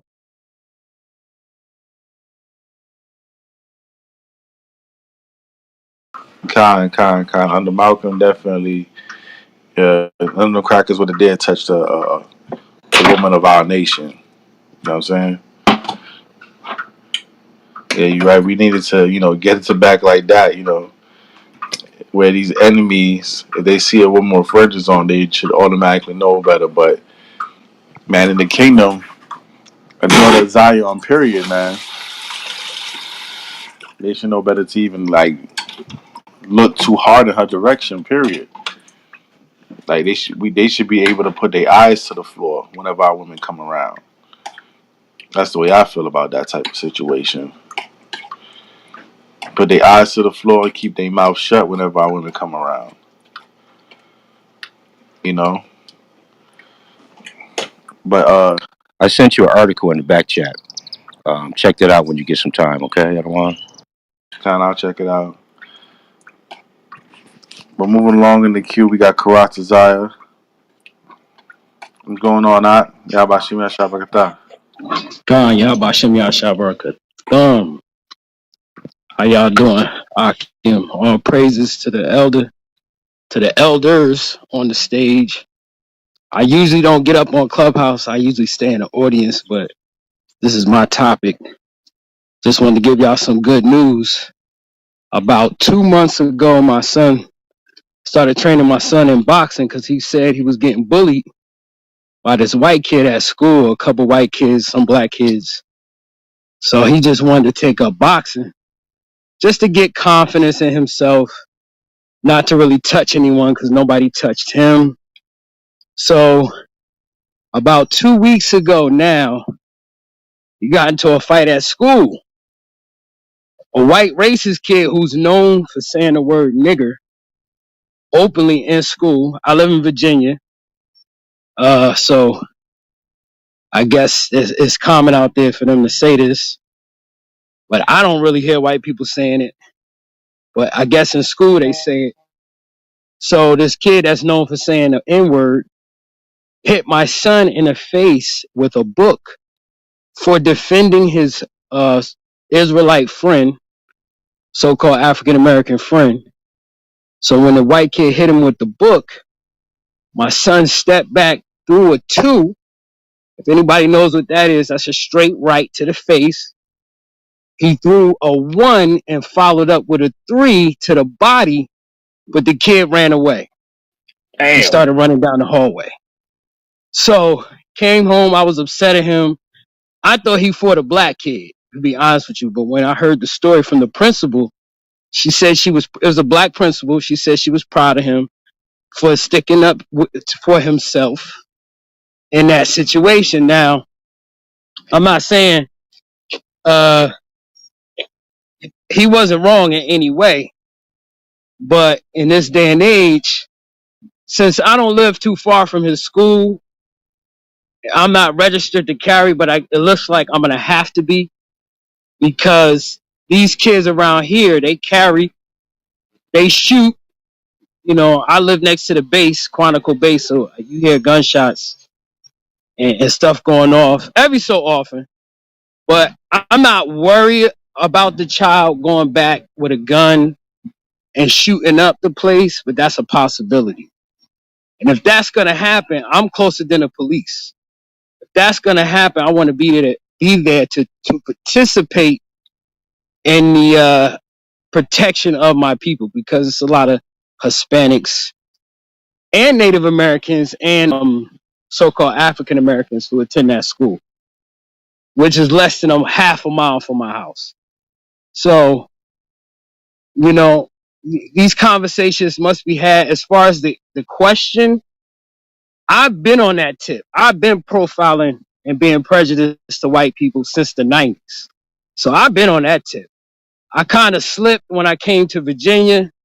I got into the Christian church prior to coming to Virginia. And then I found the truth watching YouTube in 2014. So, you know, all praise to the Most High for that. But yeah, we got to be on that tip. These white people don't have no respect for you. They talk bad about you. They might have one black friend they like, but how do they treat the black people at their job? How do they treat the black people when they go to the hospital? How do they treat the black people when they go to the bank? Just because they have one black friend they like doesn't mean they like all black people. They are all racist. They all are very dangerous, whether physically or mentally. They're dangerous people. They're serpent people.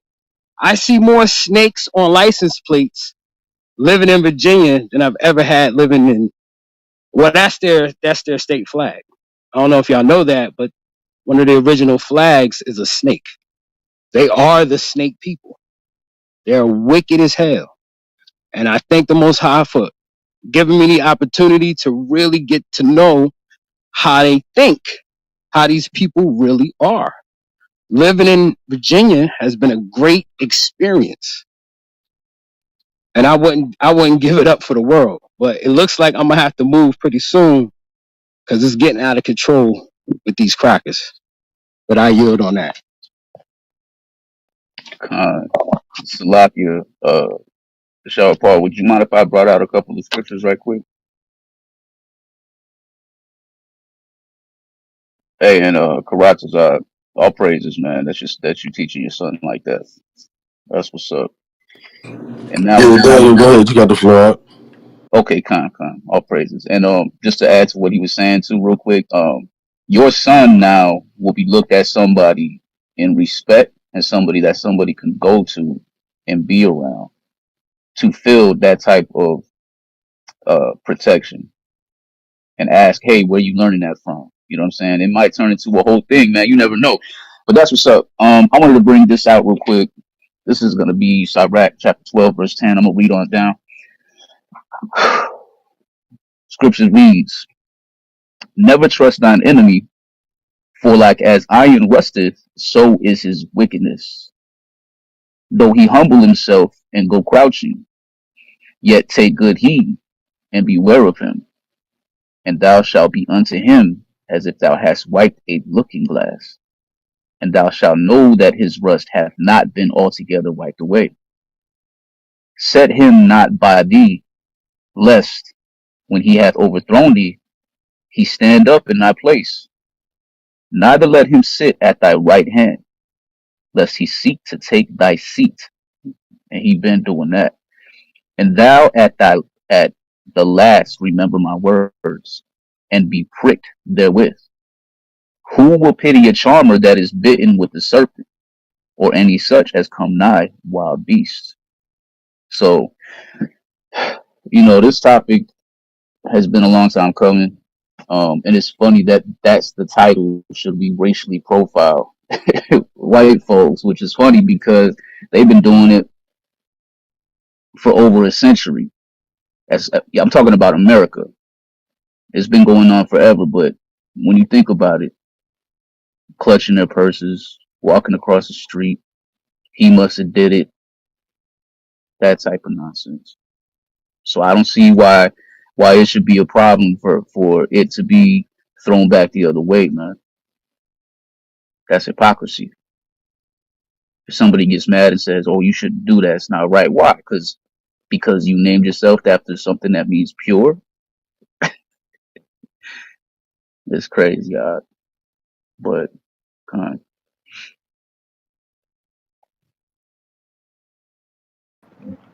Salakia. They signed too.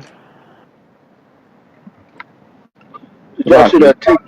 Did y'all see that TikTok clip where the cops was at the brother's front door and they tried to go in? They had the fake warrant. The camera could pick up that it was a piece of lined paper, and they was trying to like play the role, but the dude had a camera and they were recording the cops, and the cops were trying to violate, but when they realized it was on camera, they tried to play it off. This is in Memphis. I don't know if y'all seen the TikTok video. Like the cops is like, oh my god, like cowboys out there. Cause you talking about when he threw something in the backseat of the car behind him, and he was like, "Hey, man, you just threw something in the backseat." He said, "Yeah, so what?" No, they was already on the porch. I saw it last night. I was like, wow. They was already on the porch trying to go in the man's house. And he was like, you can't come in here. I told you to get off my porch, get off my property. And they were like, we're coming in. It was like, no. And then they had a warrant, like they had a warrant, like, but it was a blank sheet of lined paper. You could tell they tore it out like a book. They tore it out, but they didn't think that the camera was gonna pick it up where it was just a regular. They was playing it off like a warrant, like in the movie Training Day. Like it Right. was lined paper. It was lined paper, man. And they was trying to get in the man's house, and they threw him around, but he stood his ground. I thought they was gonna kill him, cause when they started shoving him, he stood his ground at his door. Get your hands off me! Get off my property! He just kept going, and then when they realized they was being filmed, they tried to like play it off, and they left. The cop told the other cop, "Let stand down," and then that's how they left. Yeah, Uh, I think I seen that. The other cop like kind of gripped homeboy by his arm. He was like, "Yo, get off my arm." Con, Yeah. that's some real cowboy arrogant kind of that manner right there, where they have some line paper and say we got a warrant and shove you out the way and try to run in your house. Oh my God. Khan. it's crazy because we need to remember where we're at, man. And Shema Salak, I know you're trying to say something. I'm gonna stop right here, but yeah, we got to remember where we're at. We got to remember who runs this place and who the soldiers are of this place, the people that keep everybody quote unquote in line.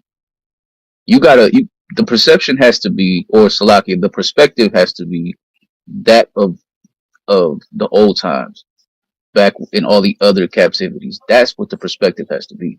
And once everybody starts to look through that lens, then the understanding is a lot clearer. We understand where we're at and we know how to deal. But Salaki, go ahead, Shema. I know you've been trying to say something for the last 10 minutes. No, you good, you good. And that's another thing. How they for them to show up at your door, that means they was watching you, because how they know an Israelite living up in there. I mean, they was just watching you, or they was bored or something like that, and check on the computer. You know what I'm saying, for your name, your address, and say, yeah, we're gonna pull up on some black people today. But about that the title, and I already do that. I've been doing that because I'ma just always assume that that's the type of time they on, and assume that they have a weapon and that they want to shoot it, and assume that they had a bad day today. Because I already been had a couple of situations with Edomites, and that's the first thing they do. Like it's crazy because you would think I'm looking for trouble or something like that. Nah, the Edomite he really just want to fight and kill somebody today. Like, you know what I'm saying? And that's the first thing he do. Go for a weapon every single time, or start reaching for something. Every single situation. But with that sister though, that in that store, that's you know what I'm saying. Like Jake just and Eve, they don't look when they walk through they day. They don't look at their brother or sister like a brother or sister. They just think of them like any other person that they don't know from a can of paint. But if Right. we just acted like brothers and sisters, you wouldn't have to worry about, if your mom go to the store by herself or your real sister go to the store by herself because if it's another Israelite there, he looks at her like a brother sister. He ain't gonna let nothing happen. And that's the way that you should move too. And if everybody just move like that and we have each other back, you know what I'm saying? You're not gonna look at it like, oh, I'm only gonna defend my actual family or friends. And she would have been good if that's how we was moving. That brother would have did something, jump. Even if he can't fight, he could pick up a weapon or something, pick up a bottle and crack him on the head. He could do something like that. You know what I'm saying? But yeah, I yield though. And Shalom to everybody. Hey, Khan. I don't want Hey, you know what's crazy too is you got if if all of us was in the truth for real, and I mean even the brother and the sister in that store, that's how we would be rolling, and that just shows you the type of power that this word has, man, on being that new man, or that new woman, that new creature that we supposed to be. We would know how to act, how to react. And I think somebody was bringing it up earlier, but if she, and I'm not saying this is why it happened, but like say she was in a dress, right? And you have brothers in the store with fringes on. It might have been a whole different outcome. Well, he would have walked up in the store with an attitude and be like, "Oh, damn, the Israelites in here. Let me calm down right quick," or turn right back around and leave the store, get gas somewhere else. Salakia, Ali, I think you wanted to say something, Salakia. I don't know why they protecting his identity. Like I haven't seen an actual like picture of the guy. I know they. I don't know if the picture matches the video footage, but like had he been like Jake, they'd have blasted this picture all over social media. But I haven't seen the picture of the guy yet. Right, and added charges. They would have added charges too Con, and made up some type of crazy story. But even if they do catch this guy, what do you think's gonna happen, man? They're not gonna do anything. They can say they are, make a show of it. Nothing's gonna happen to this dude. Just like these the Edomites that killed that jogger, man. They caught their judgment from court, but they not gonna be they're appealing it, man. How much you want to bet they work something out and they may not even see time? Watch them give us like a suspended sentence or uh, a hearing that keeps them out of court for a while, man. con. Yeah, I really think that the government got people that's coming out doing stuff that they already know that they're not gonna get punished by jail time and all this. They like there's no way that you could do something and not fear the rest of your life behind bars, but you do it anyway. So I'm knowing that the government is doing something and behind a lot of this, like even the plan or you gonna do this. I heard that somebody in there got killed that had somebody who got killed in Buffalo had just created a engine that ran on water. That's the newest. So, Right. like the way he killed everybody, but the hit was specifically for a dude that created an engine that ran on water, and that happened several times. Like I think two other people came up with energy sufficient vehicles, one that ran on steam and one that ran on water. And the dude who got killed, they killed one of the guys who would have. They said he would have started an energy company and would have had employees and all kind of people working, and he come up dead during the shooting. So I yield with that. He was a security guard at the Walmart at the time, and that's a great point, man. That happens a lot. And if I see a damn engine system that runs out water, if we see that, you know what it is.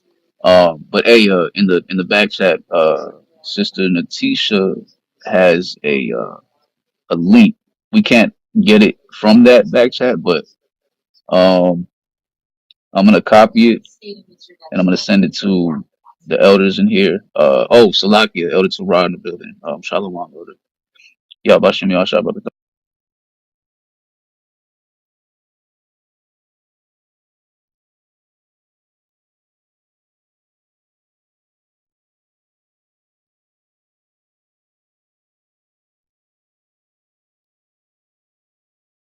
All right, so I sent the link to Shawapar. Um, he showed she said that it shows a video of his face and that he was arrested. Um, whenever he comes back and can put that video up. Yeah, I'll put the video Um, up in a second. Salakia, delete that thing in the chat. He, you know what I'm saying? Some Moabite over here talking crazy. yeah, Dinesh Clown. Swear, man, these people are something else. You're dirty ass. Um, I think Danae, I just deleted what's it. going on? He out. He dipped out. The moment What up, that bro? he What's up with it, mentioned, Bill? What up, This, bro? God damn. this not even a Moabite. Why you talking like that? Cause I'm bright, bro. What you talking about, boy? God Okay. Alright, damn. why you talking like that? You don't got no respect. Nigga, I ain't got respect, bro. You got respect. Who, bro? You, I ain't trying to respect your bitch ass, boy. Oh yes, you very tough on the internet. That sounds like somebody from another nation trying to talk like us. Finna you already smack the shit know. out of you, boy. God Dinesh, damn. what's your issue, man? What's the problem? Nothing, boy. Look, that's somebody pretending to be from the south. Yeah, he's a faker, man. Dinesh, So with it, Bill. What up, bro? niggas that slap the You ducks almost got the accent. You almost got it. Salakia. Harrell, Boy, I'm from Philly, bro. What you talking about? Nah, Harrell. Shalpar, say that again, Shalpar. Yeah, because he didn't hear me. Yes, sir, boy. I'm from Philly, bro. What you talking about, nigga? Come on, Dinesh, boy. Dinesh, So, niggas boy. that slap the duck sauce out of you. Watch, You shut your bitch ass up, fool. right? Watch your mouth, right? Cause Alright, bro. Alright. brother will break you in half like a chicken wing. You heard? Hey, Chill. shut Watch your your bitch mouth. ass up, boy. Finna smack the shit out of you, boy. You ain't What you doing talking nothing. about? Only thing you gonna do is Uh, waka. You just gonna alright, say man. Hit me up, waka. boy. Where you at? Where you from? There? Hit me up, boy. We finna do this in my way, nigga. Come Bro, on. shut up. Why you on the You internet talking about home. talking like you really about it? Oh yeah, you about to come all the way Shemai, out Nah, there. nigga, Shemai, who want Shemai, smoke, boy? Who Shemai, want smoke? Shemai. He's Slocky, a clown. He's a Yeah, clown, y'all. he wearing Nah, one. He looked like he sit on boats in the military, and it's just a bunch but bro, of you want smoke? You want smoke? You come to Philly, bro. Who's up with it, Who want um. smoke? But yeah, nigga. You say you from Philly? Yes, sir, boy. Who you you got a talking about? job? Yeah, I'm a pilot, nigga. Let's go. What you doing at this time? Just on the internet making new accounts, just arguing. Nigga, What's this ain't no new account, bitch. This my mm, real deal shit, nigga. You feel me? I know you What, dirty what, as hell in the crib eating noodles. If you want smoke, boy, come down to Philly, bro. We finna smoke some weed and I'm finna smoke your ass too, bitch. Damn. Yo, this is crazy. He got to Got be three around people. followers. Nah, Yeah, you got he got the party yes, hat on. This sir. is brand new. Me and my Dinesh, three followers about to smack the shit out of Dinesh, you, do you bitch. go? Is this what you go into rooms to try to get friends because you think you sound hard on the app? Is that what you do? You trying to get followers somehow? There he goes, and he's out of here. Go fast. That's crazy, yo. But hey, you know what though? Sometimes we need that, man. A little comedy relief with all this nonsense is crazy. Yeah, we He God, was God.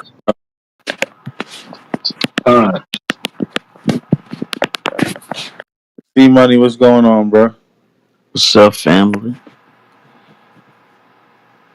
So you want to answer the question of the room today? Okay, it says, should blacks racially profile whites? Do you think Uh, that blacks should racially profile whites? um, I don't know, man. I don't really think we can we? Yeah, we absolutely can. Whenever a white boy come around your neighborhood, you watch him, see what he doing. Right? Oh, yeah, If yeah.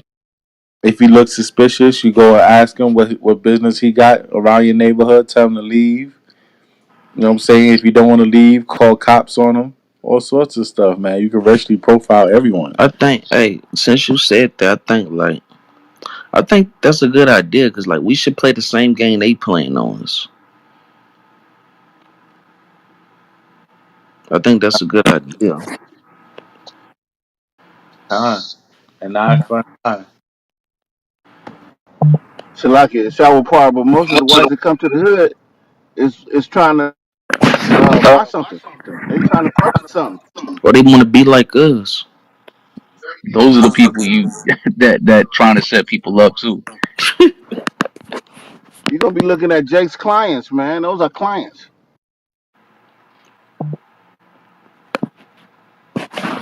Messing with their money. Or they could be acting like clients. And they really some clients, Jake need to have them pay some tax on the tolls because they may not make it off the block. But still, you know what I'm saying? Let them go get high in their own neighborhoods. They don't need to come get high in ours. Now this would be some racial profile of cops. Call in and be like, these cops is like on the block and they're harassing people, recklessly eyeballing. I don't know if they got kids in the back. You know, that would be effective.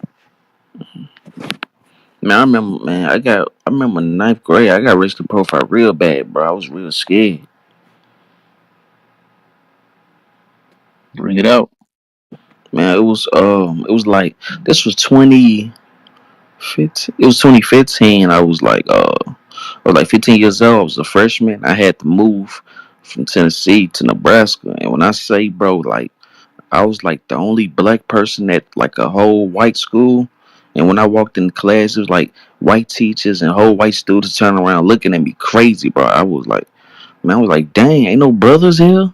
Like the whole school was just white. You jumped out of the pot and into the frying pan. You said you went Yeah. from Tennessee to Nebraska. Mm-hmm.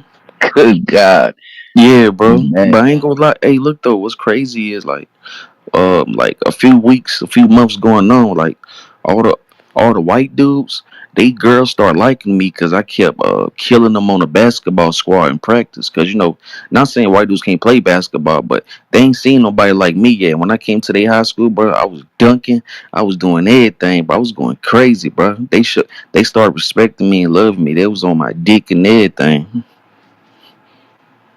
Pause.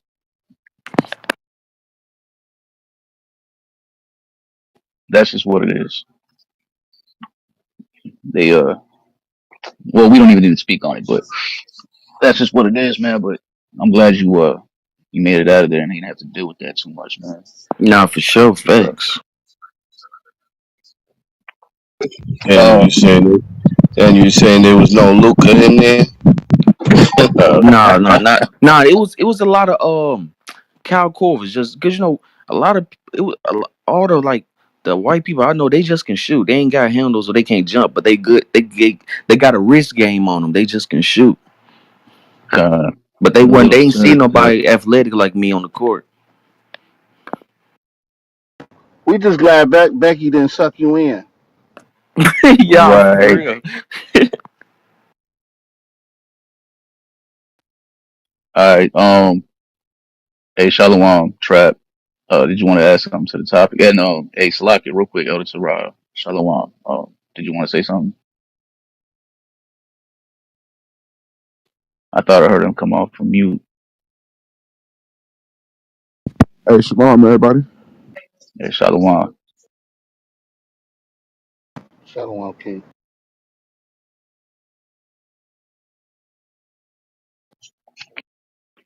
Oh, he got a phone call. Um, there he Hey, go. what's There he up, go. brothers and sisters? How y'all doing this morning? You hear me? We doing good, brother. How you doing? Man, another day on the farm, man. I got that man goat. So now we should be in business real soon.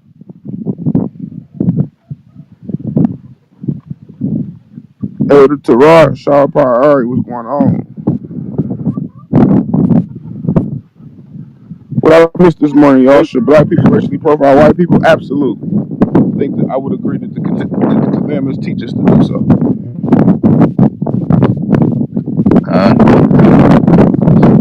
I'll just use You Leviticus out 11 there in the for a quick field, Doc. example. All I hear is wind, Doc. No, sorry. I said I'll use Leviticus 19 and 11 for example of proving what I'm saying. Should black people racially profile white people? Because it teaches us to deal with each other a certain type of way. And we don't have to do that to them. Don't treat the white people. You don't got to treat your oppressor all precious. You got to treat your own people precious, though.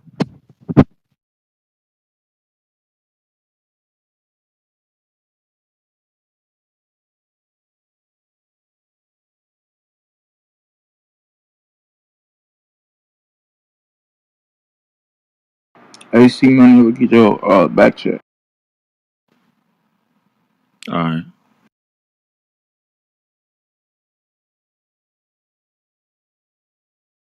Con. So somebody shared the link up top. He was caught and arrested. I guess that is a picture of him right there. That dude is all the way Esau, like All inbred. praises. Salaki, go ahead. Hey, Paul, you want me to read this article right quick?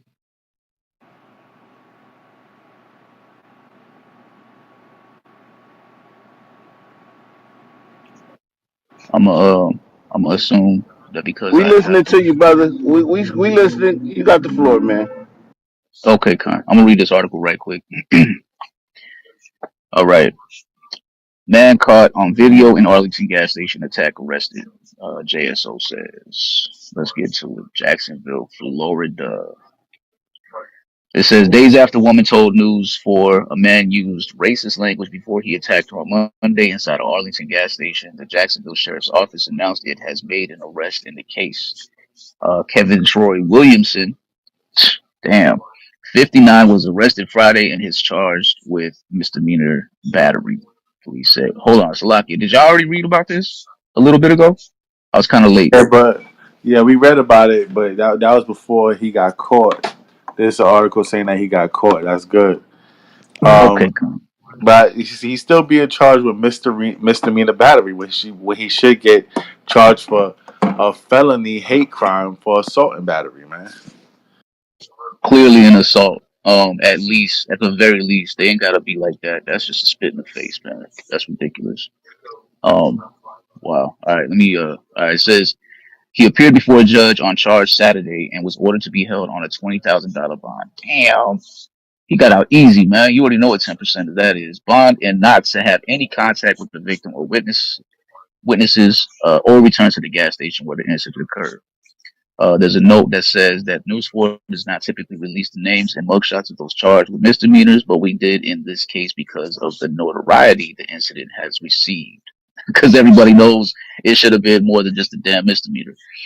The attack happened on Monday at a gas station on University Boulevard, was recorded from store surveillance video, and shared with News 4 by the 23-year-old victim, Ramey McCoy, who is black. That's how it reads, who is black. These people are so ignorant, man. McCoy said she walked in the gas station near her home and was followed by an older white man who was already involved in an argument with someone outside. Okay, hold on. Did y'all already know that? That I he was read already in an argument? I read that. This That's is the same one? yeah, that's the same one I just read. Okay, let me keep going. That's not the exact same one. It got some more information in it because before I didn't know he was caught. So this is another one. It's not the exact. Oh, con. What I'll do is I'll move down to the bottom where it says they made the arrest. It says McCoy said the Jacksonville Sheriff's Office responded and the clerk gave an officer the man's license plate number. JSO said the investigation led to Williamson being identified as the man in the video. An arrest warrant was obtained through the state attorney's office and he was arrested Friday. Sometimes in the law, I can do it quick or I can do it right, but sometimes I can't do both, said attorney Randy Reed, who is not affiliated with the case. I'm not apologizing for the 4 days it takes, but I would tell you that's not outrageous in my experience. After the arrest was made, News 4 looked into Williamson's background. Court records show he is a registered sex offender and had a repeat domestic violence injunction filed against him that was later dismissed. There were two aggravated assault charges. Both were dropped. One of them was with a deadly weapon. Look at this, man. So you already know what it's going to be. They're going to drop this one too. Yes, Two he repeat. got a history of catching offenses that get dropped. Right. And aggravated assault charges is he's the aggressor. Yeah, and on top of that, he's a damn sex offender. What the hell? Right. He got that free pass, man. He has that free pass. We all know what it is. It said one of them was with a deadly weapon. During his first appearance on Saturday, Williamson pointed to his faithfully following the rules as a sex offender as a reason the judge should release him without bond.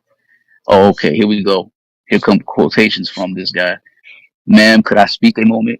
I request that maybe you could lower my bond to nothing because I'm not a flight risk. I fulfilled for 33 years the state's registration requirement, never missed. I'm down to I got 2 3/4 years left, and they're going to relieve me of that. Of course I go to court.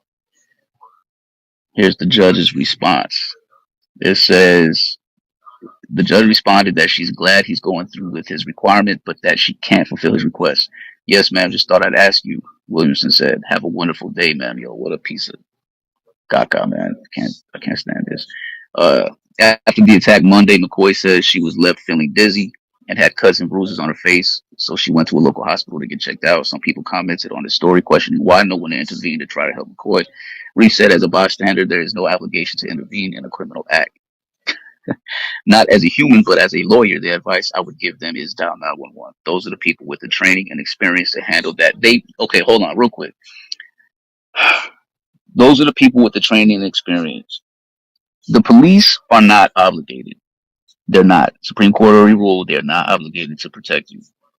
That's in the books, for one. Two, they respond to the crime. They don't stop it. So I don't know what the hell this lawyer is talking about.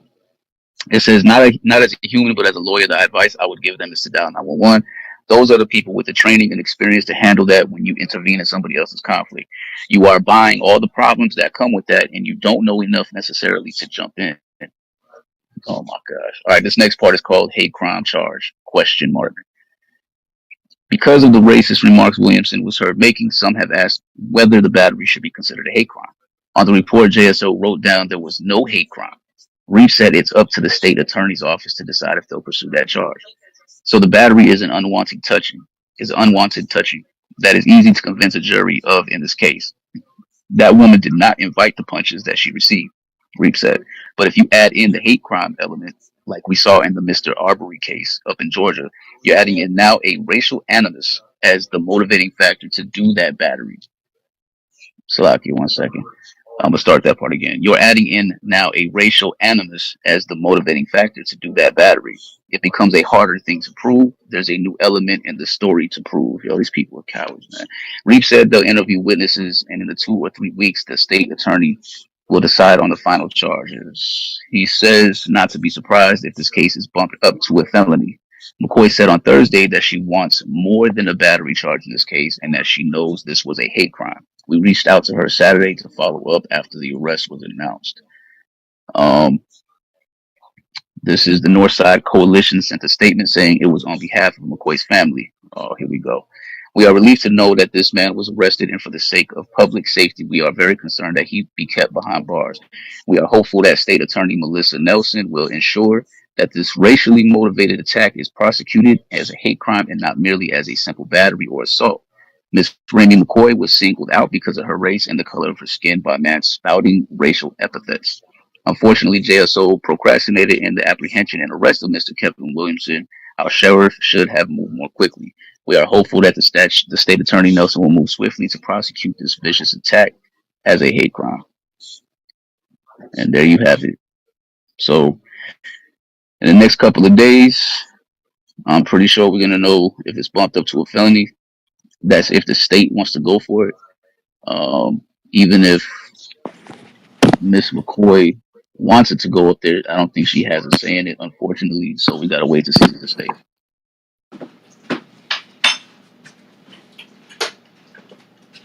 Yeah, Esau's the master of the blah blah blah. For real. Honestly, Who's the Esau's the book? master of blah blah blah. Because a lot of stuff in that article was blah blah blah. We're just Right. not trying to charge him, niggas. Shut up.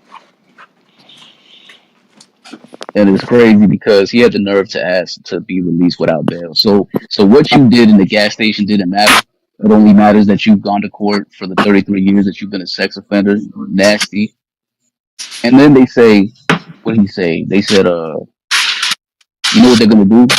They're going to use what he was arguing about outside. If that's the case, they're gonna use that to say that nah, he came in was already mad. Anything he said was just out of anger. Watch. He's a sex offender. He has a previous past with aggravated assaults. We know he's a problem, but I think he was just having a bad day. I wouldn't be surprised if they say, oh, he was just having a bad day, Yeah. and then drop this whole thing. He Besides, forgot to have his coffee. besides, mentally disturbed. That's Esau's second favorite excuse. That he was having a bad day. Right. He was mentally disturbed, or he was having a bad day. Either one. And they allowed to have those here. They allowed to have bad days every day if they want to. And you know, man, Kind. What was just trying to say, something? uh, who? Oh, go ahead. You got it. Yeah, the Stacy. Shalom, family. Shalom. Good morning. Shalom. Too. Shalom, Shalom. I'm shalom. here with my Lord. Like, we just a little upset. Yeah, hell yeah, we should racially profile. She saw, he saw. Um, Yeah, they- What's the word I want to use? Not no softly. rigor. Yeah, we need to do it with. You know what I'm saying? So two things, family. I'm pissed. I'm so pissed off. Woo! Two things. One, that boy that shot up our elders, the people, the man in Buffalo, getting charged with one murder right now. He killed 10 people and he only got one murder charge. One. That's one wow. thing. That's one thing right now. And then the second thing is a former NFL player from the Denver Nuggets got into Broncos. Sorry. He got into it at the airport with a United Airlines worker, white dude, all up in his face. The white dude smacked the shit out of him like Will Smith and Chris Rock smacked the crap out of him, and the boy beat the brakes off of him, pushed him down. The dude got back up. But the videos that are circulating on YouTube talking about they don't know who threw the first punch, who did this, and so they trying to pay. They arrested him, but they didn't arrest the worker. And the worker threw the first blow, according to the video. Right. So F them.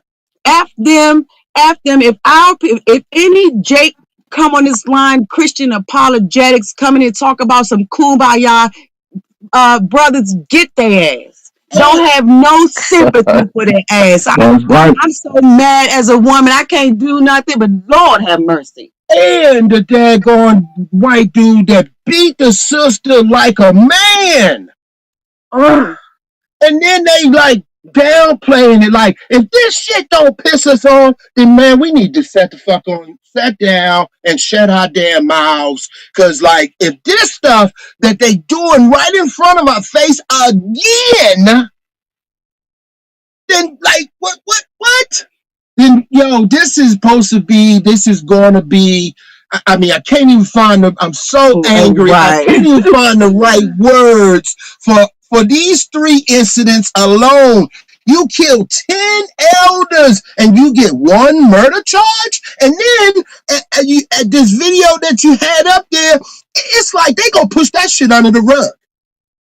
Don't take no pictures of their family and all. What the hell? Soon as something black happened, they got the whole story. This black guy, the woo. Man, this is crazy. I want his name. I want his mama's name. I want his grandmama's name. I want his teacher's name. Then they got I want it. I want him. And then we got a daggone plea to bring racial charges.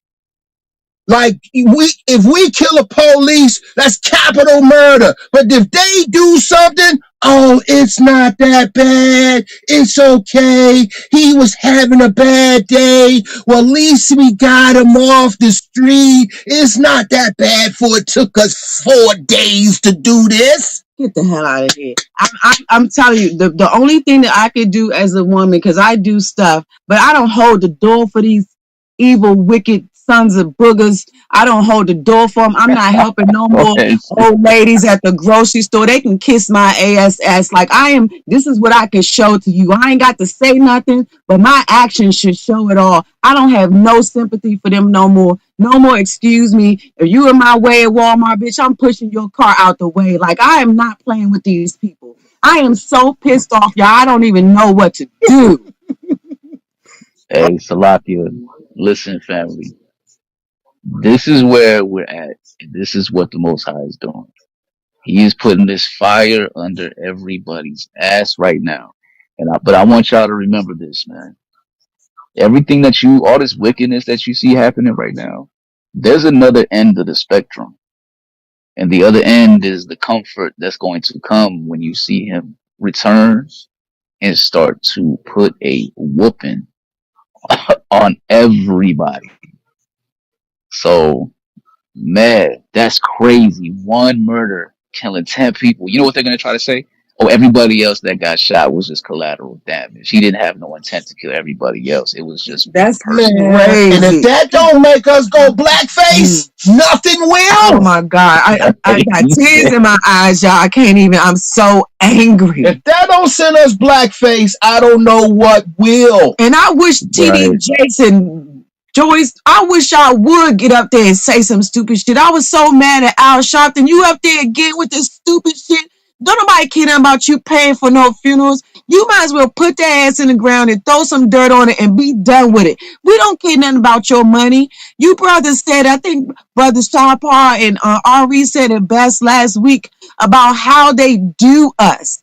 How they do us in a sense that they can just run over top of us. They come and you take the money.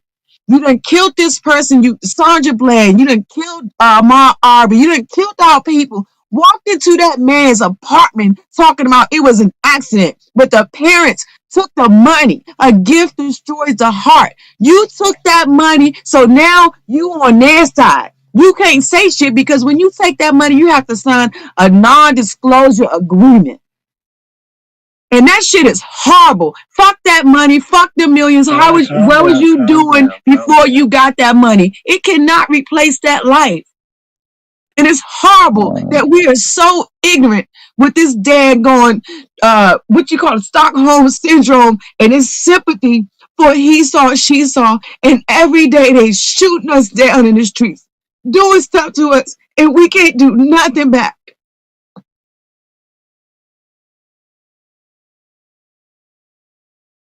Slocky family. No, it's warranted. All them feelings that you have right now are warranted. The anger that we feeling is warranted, and I'm gonna bring the scripture out. This sister just back chat at me in a second, but this is it's sad because a lot of us know, right? A lot of us is awake. Not that whole so-called woke nonsense. No, we're awake from sleep, and but everybody else isn't. And while we are awake, and we still have to see the nonsense that's going on, others need something worse to happen in order for them to even consider walking the narrow, going the harder route, because there's just no other way, man. We've tried everything else. This is the way. That's it. Walk ye in it, right? It's like Isaiah said. And so you're gonna have a lot of upset people. You're gonna have crying every day, families losing family members, losing sons, losing daughters, man. Just like in the times of the Maccabees, just like in the captivities, this is going to happen again. Salaki, I'm gonna read this Zechariah chapter 11, verse 5, right quick.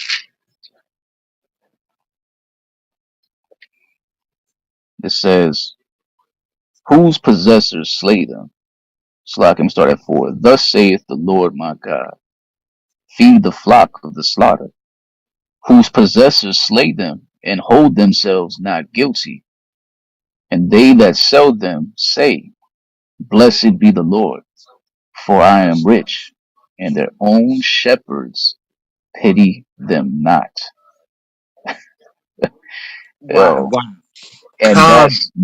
that is And the that's truth. not reality. That is Because what it is. That is right, your Al Sharptons, your all of them dudes. They don't care. right. And why? Because it messes with their money.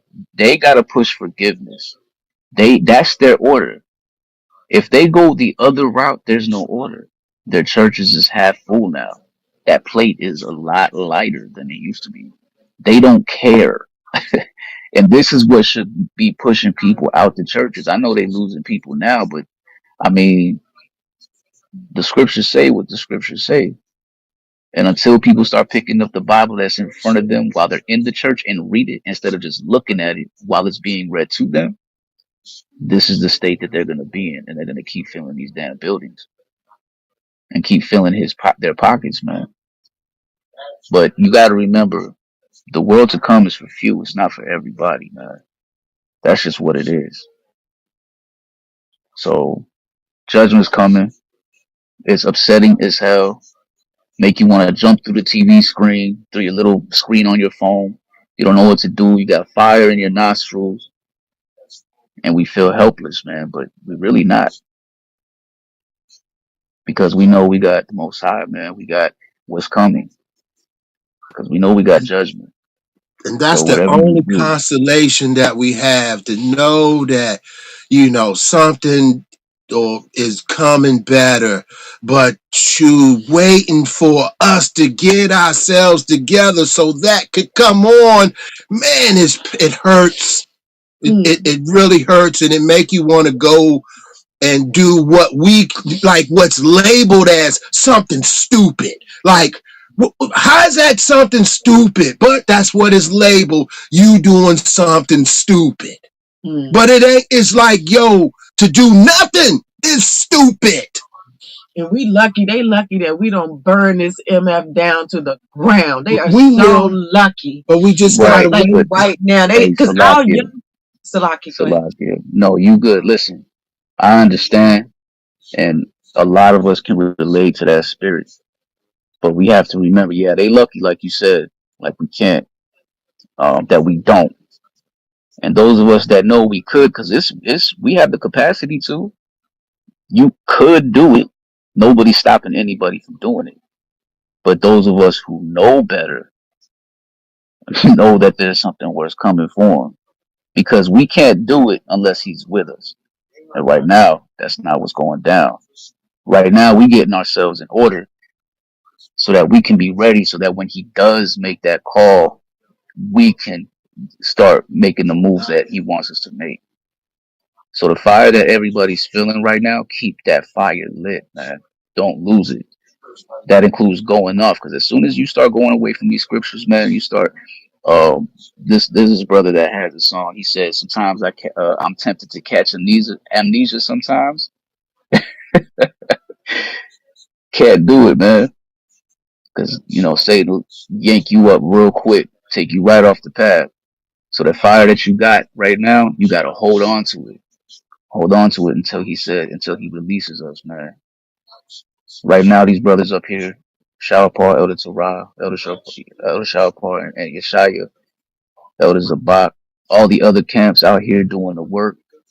All of Israel that's out there really putting their life on the line, doing the work, is doing exactly what the Most High said to do.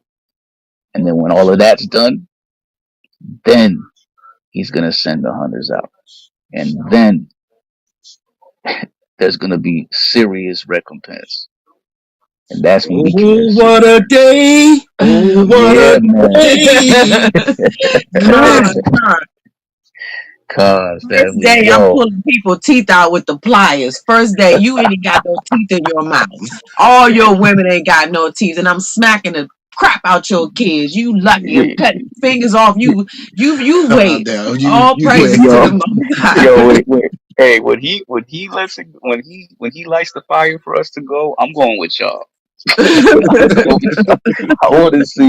I want to see, man. Oh man, Mm. I love my people, Con, you remember in that movie when the was it 12 Years a Slave, when the white woman had them all dancing around and she went over there and scratched that girl on her face? Con, Yeah, con. I'm taking, man. what's that little fork thing, farmer thing, that little small farmer thing? Yeah, I'm scratching faces. Pitchfork. Yeah, what that little, the small one Oh, though. oh, oh, oh. Yeah, Yeah. yeah, oh He said man. the small one though. Oh man, look, and you know what's crazy? Like only us, man. Only our people can find the light in situations, man, to keep our spirits as lifted as possible. But it takes everybody to stick together for it to happen. That's why it's great for everybody like to get together like this, man. Even on the app, even if you got to look at your screen, we all sharing the same spirit. We still keeping each other's spirits up, and this is exactly what we need, man. But don't lose that fire, because we can't resort to folly and then all of a sudden, we forgot about yesterday because now I don't feel the same. You got to bank those things, man. But yeah, hey, it's the water for coming up here with all that, man. That was amazing. That was amazing. Con, my husband been trying to calm me down all morning, y'all. I'm like, because I love people. Before this truth, I loved people. I was always about old people, whatever, whatever. And then I found out that Yahweh is just for us. That's a light. Then you find out that you loving on the wrong people. Yes. Then I found out that what? I'm Deuteronomy 76. That's me. Oh yeah. Con Oh yeah. So yeah, and that and fire, we're gonna keep that fire. But thank con y'all for and letting me for sharing. I'm gonna get off here and finish drinking my coffee and just listen. con. Hey, yeah, just hang out, man. Because if you got something to add, we would love to hear it. And a serious question was just posed in the chat. It said, "How much longer?" And that's always the question, how much longer? But I mean, straight up, not much longer. We don't know when, but I mean, you see what's going on out here. Everybody can feel it in the air. We in the times. Hopefully, we get to live to see it. For those of us who, are up in age. But that's why it's important for us to get our kids ready, because you see, while we're raising righteous children, attempting to in this wicked society, they're ramping it up even more, and they're bringing all types of wickedness in your schools, in these churches, everywhere you go. There's some kind of homosexual movement going on. There's some kind of uh, they starting to do this furry thing now. So now they starting to implement bestiality. They bring in all types of wickedness amongst our children. So it's a real battle out here, man. A real serious spiritual battle going on. So we got to fight just as hard as them. What's the scripture say? That he knows he has but a short time, and that's what's happening. He trying to get as much as he can, but we gotta go harder than him, man. Period. And just like we have the capacity to sin, we also have the capacity to be righteous, man. That's what he asked us to do. It should be easy. It's so damn easy to to be wicked, but it's hard to be righteous. That's crazy. It's only hard if you let your flesh win, man. So just like Galatians 5:16 on down say, man, we got to keep walking in the spirit, and that's why we got to keep leaning on each other. We got to let go all the pride so that we don't fall out of it. But Khan, Salakia, I'm gonna stop speaking. We got some other people that just came up too. Iran came up. You could speak, and then Iran, and then Paul. Hey, Shalom, family. Iran, if you have something to say, go ahead. You got it. Khan, Shalom, family, Shalom. Now we Shalom. have some of my shit, I was already thought. Yeah, man. Yeah, we should be labelizing their behinds, man, cause yeah, it's it's been overdue, man. Like it's madness, man. Amos 1:9 is a powerful scripture too, man. Like he waiting on us to get ourselves together, man, so he can come through here and wreak havoc. You know what I mean? Yeah, man. It's hard for me to say anything because I'm on the plantation right now, but I can't stand these damn devils, man.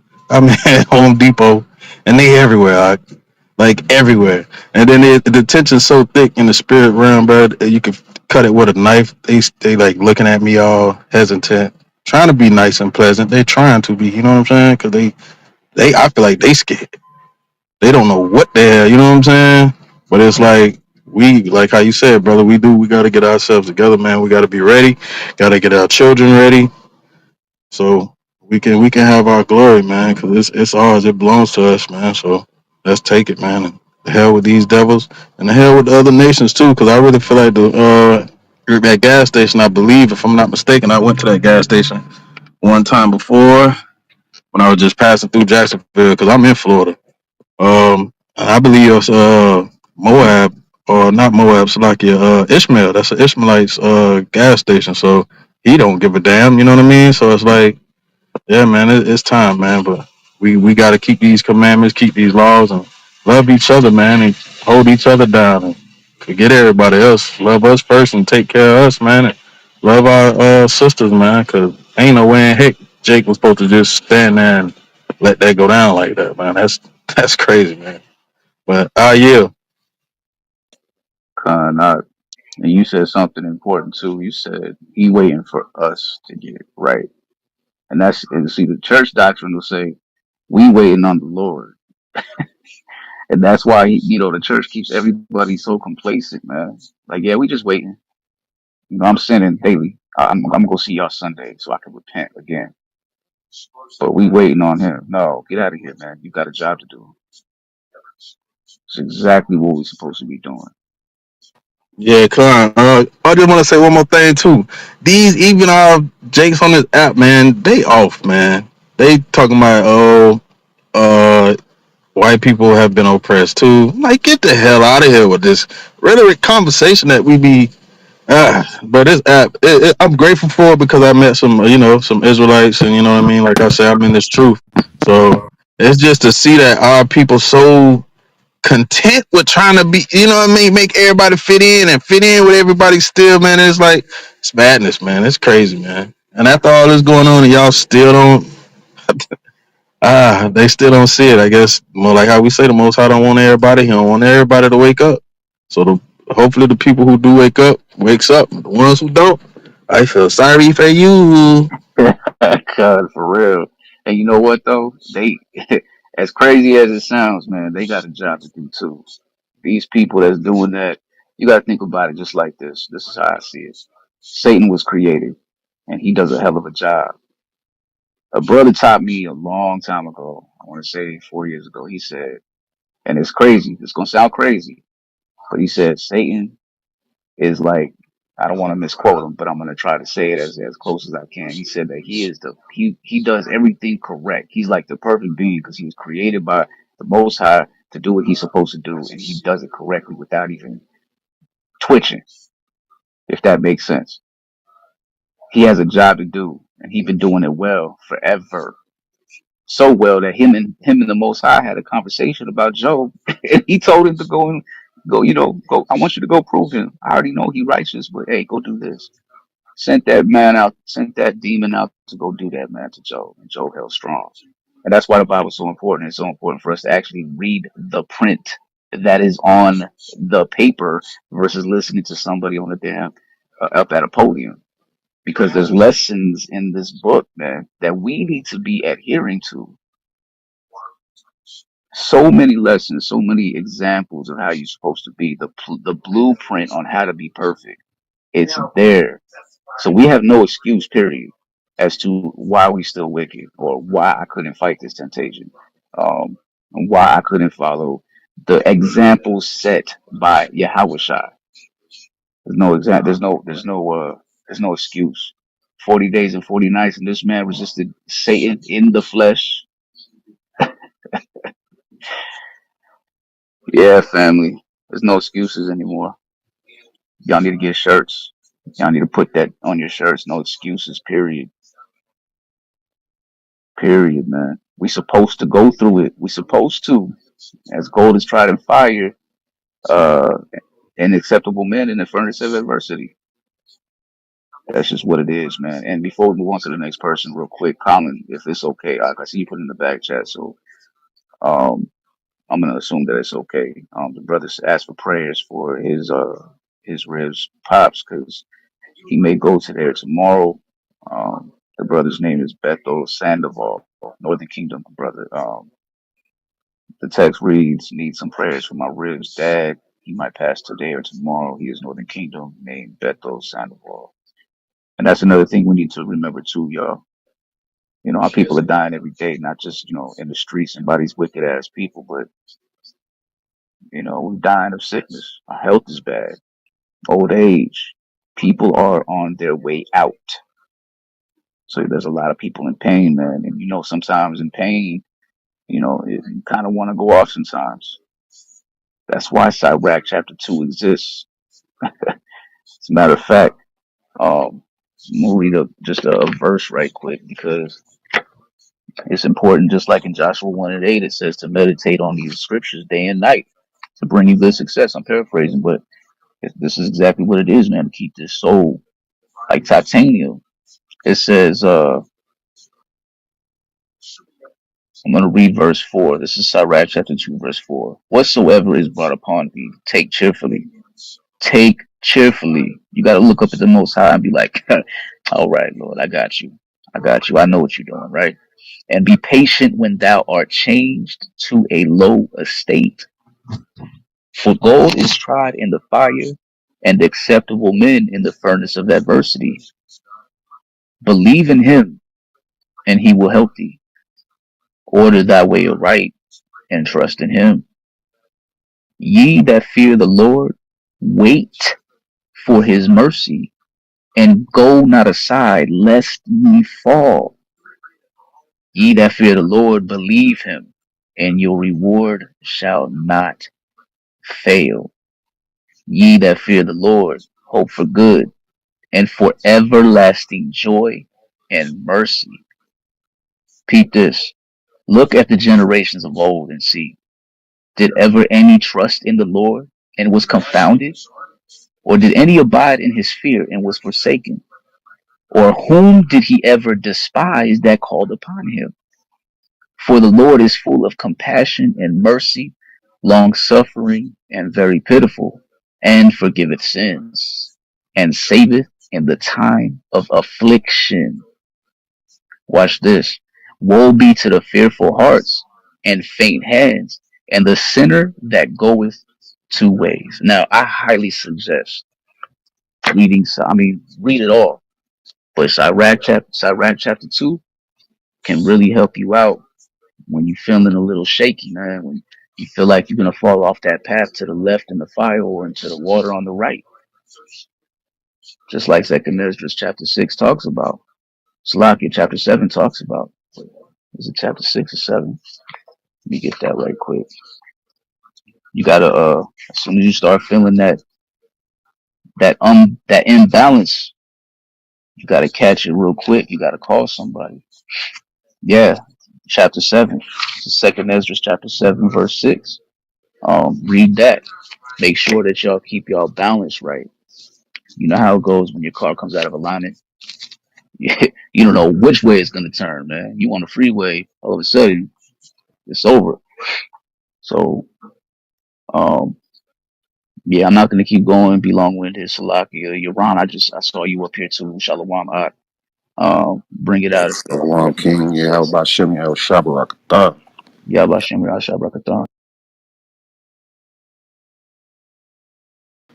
Yeah, man, I had seen Sister Charmaine, she had posted a scripture in the chat, man, and that one's sticking with me when Sister Stacy was talking, but I think it was Hosea 5:15, if I'm not mistaken. But that one stuck with me because when we start talking about all these things and what we want to do and to people and stuff like that, and we like we rightfully feel these things, but the only way that we get back to where we trying to get to, man, is to remember us. You know what I'm saying? Because Hosea 5:15, and it reads, "I will go and return to my place until they acknowledge their offense and seek my face in their affliction. They will seek me early." So the Most High turned away from us because of us. You know what I'm saying? We going through all these afflictions, man, and like it's we waking up because we starting to seek him. You know what I'm saying? But I'm just, like my whole thing is like just remembering why we in the position that we in, and like that's one point to help us move forward, man. Because as long as you're looking at what got us to this place, you know how to not go back. You know what I'm saying? You know how to get up out of here, man. And so that's pretty much all I wanted to bring out, man. And you know what? Um, I'm gonna bring a scripture out right quick to something you were just talking about. Because we got to remember, man. Like, well, I'll get into it in a second, but I'm gonna read this scripture. This First Peter chapter 4. Let me see where it's at right quick. Verse 18. Where we at? Right. I'm gonna start at 17. It says, "For the time is come that judgment must begin at the house of God. And if it first begin at us, what shall the end be of them that obey not the gospel of God?" So we know judgment is coming first to Israel, man. We're gonna get it first. Um, that's why it's important that we get in order as soon as possible from when he gets here. Just like he said, much more in my absence, right? We need to stay faithful, work out your own salvation with fear and trembling. Verse 18, "And if the righteous scarcely be saved, where shall the ungodly and the sinner appear?" The righteous is going to scarcely be saved. Not everybody's going to make it. That's why I can't stand the whole everybody saved doctrine, man. It's gonna go down.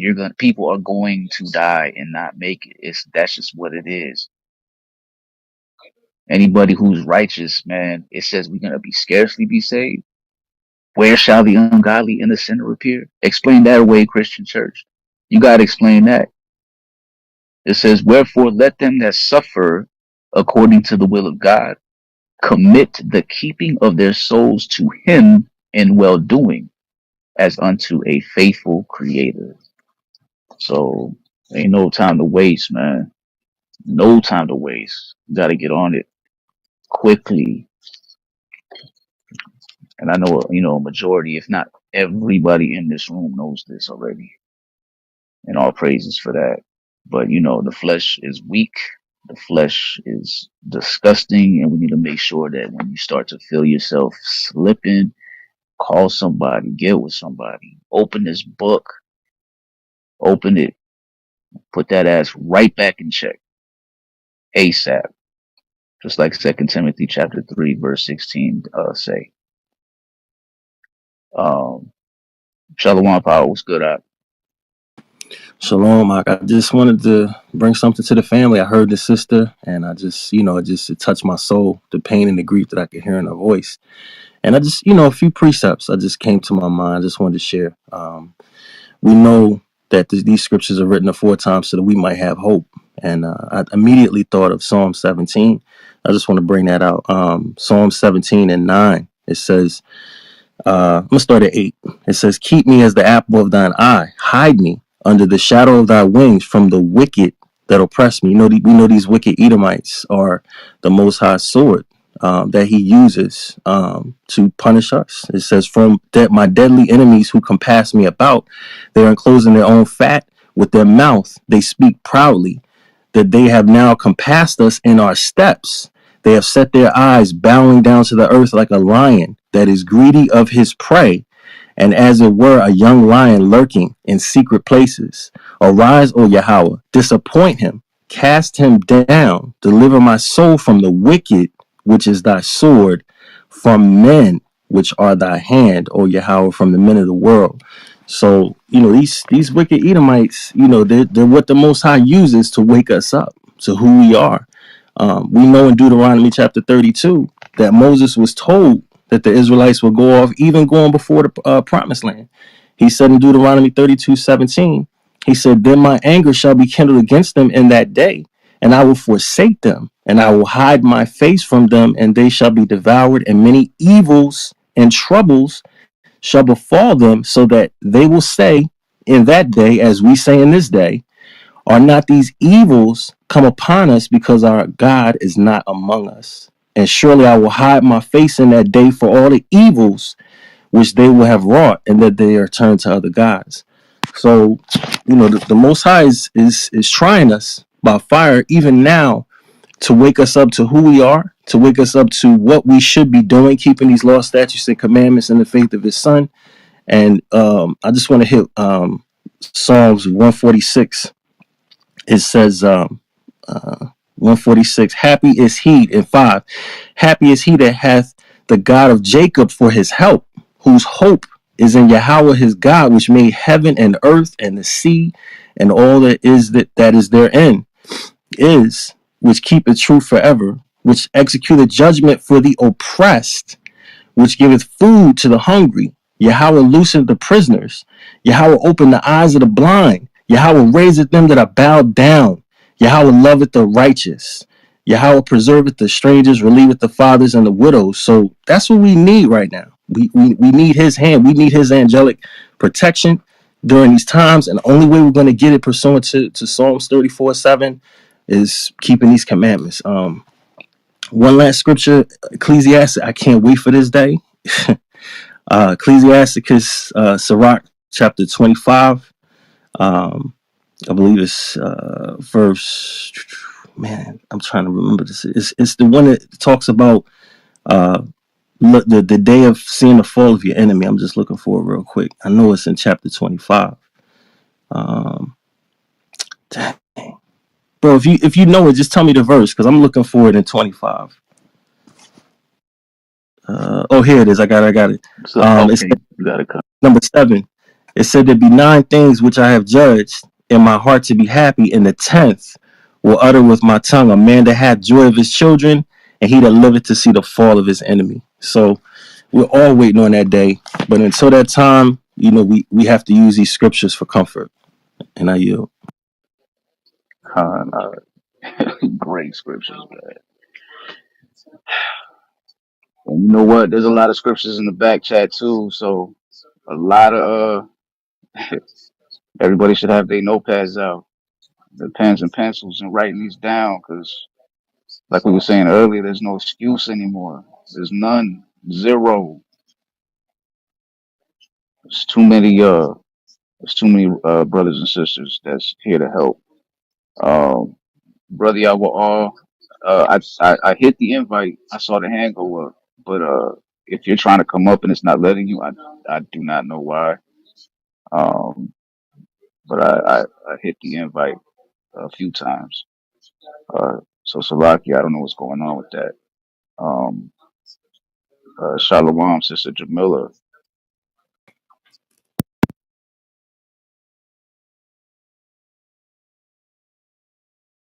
If you're Um, speaking, there you go. I'm sorry, I didn't hear you. Oh no, go ahead. I didn't know if you were speaking. Go ahead. You got it. You got it, sis. Yeah, I sent you in the back chat, well, in your back chat about Zechariah 11:5. But I also wanted to bring out, if somebody could, it's actually the whole chapter. It's Psalms 64 and then Psalms 140, because they both go directly to what we're talking about. But I You yield. said you said Psalm 64, sister. Correct. Got the verse if you want it. What verse? Go ahead. Go ahead, Ak. You got it. Go ahead, get it. 64 and what? Just start from the top. Just start from the top, please. Oh, I love this one. Hear my voice, oh Elohim, in Hold my on, see if prayer. you want. Serve my. Mhm. Hold on, one second. You want the whole verse read? How many It's verses? beautiful. It's a beautiful verse. It's 6 verses. Yes. Or six It's verses beautiful. read? Yeah, I got you. Salawat.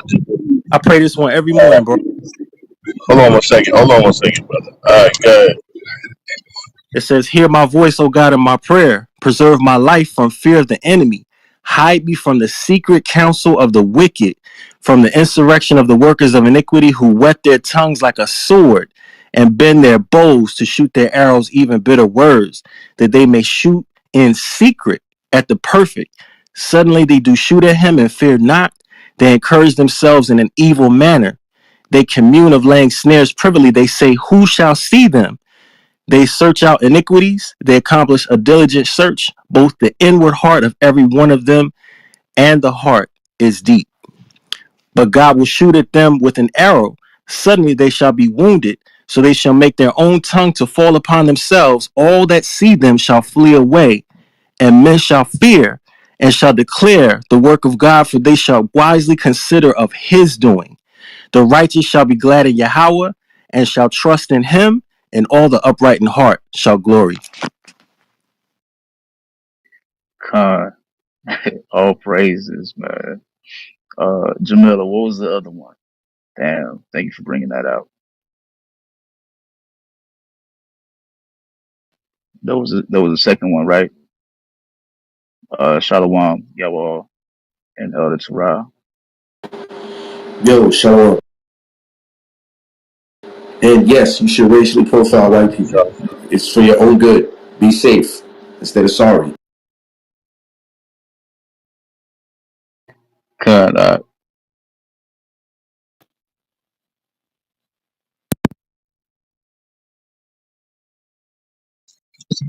Shalom. Somebody give me second Ezra 15:56. Second Ezra 15 and 56. Yeah, because somebody I heard somebody a brother was saying that they over here talking about the white man's oppressed too and all of this. We don't give a damn about that. Let him be oppressed. That's good that he's feeling that. Now he's feeling what we went through. You see? Con. Read that, second Ezra 15 and 56. Second Con. Ezra 15 and 56. It says, like as thou hast done unto my chosen, saith Yahweh, Also, like as God done to his chosen, come on. even so shall God do unto you, and shall deliver you into mischief. Right, so he oppressed us. He been oppressing us. So now it's his time. See what I'm saying? They can dish it out, but they can't take it. Now it's their time to get that oppression. So what? They crying, and they ain't really getting no oppression yet. They not seeing nothing compared to what the Lord is going to do to them. Read on, brother.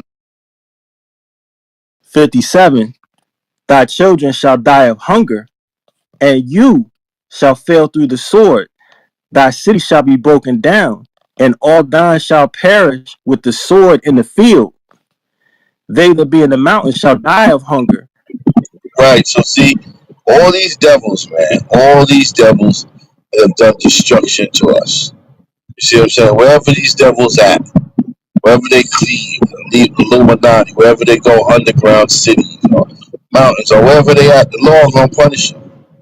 They not gonna escape the hands of the Lord. The scripture say, "As thou hast done to his chosen, so shall be done to them." Because what do we understand it or not, they trying to go down the cliffs of the rocks, cliffs of the earth, like the Lord tells you in Revelation 6. You see what I'm saying? They trying to go out of space. They trying to get away from this, but they ain't gonna get away. Wherever they go, the Lord gonna destroy them.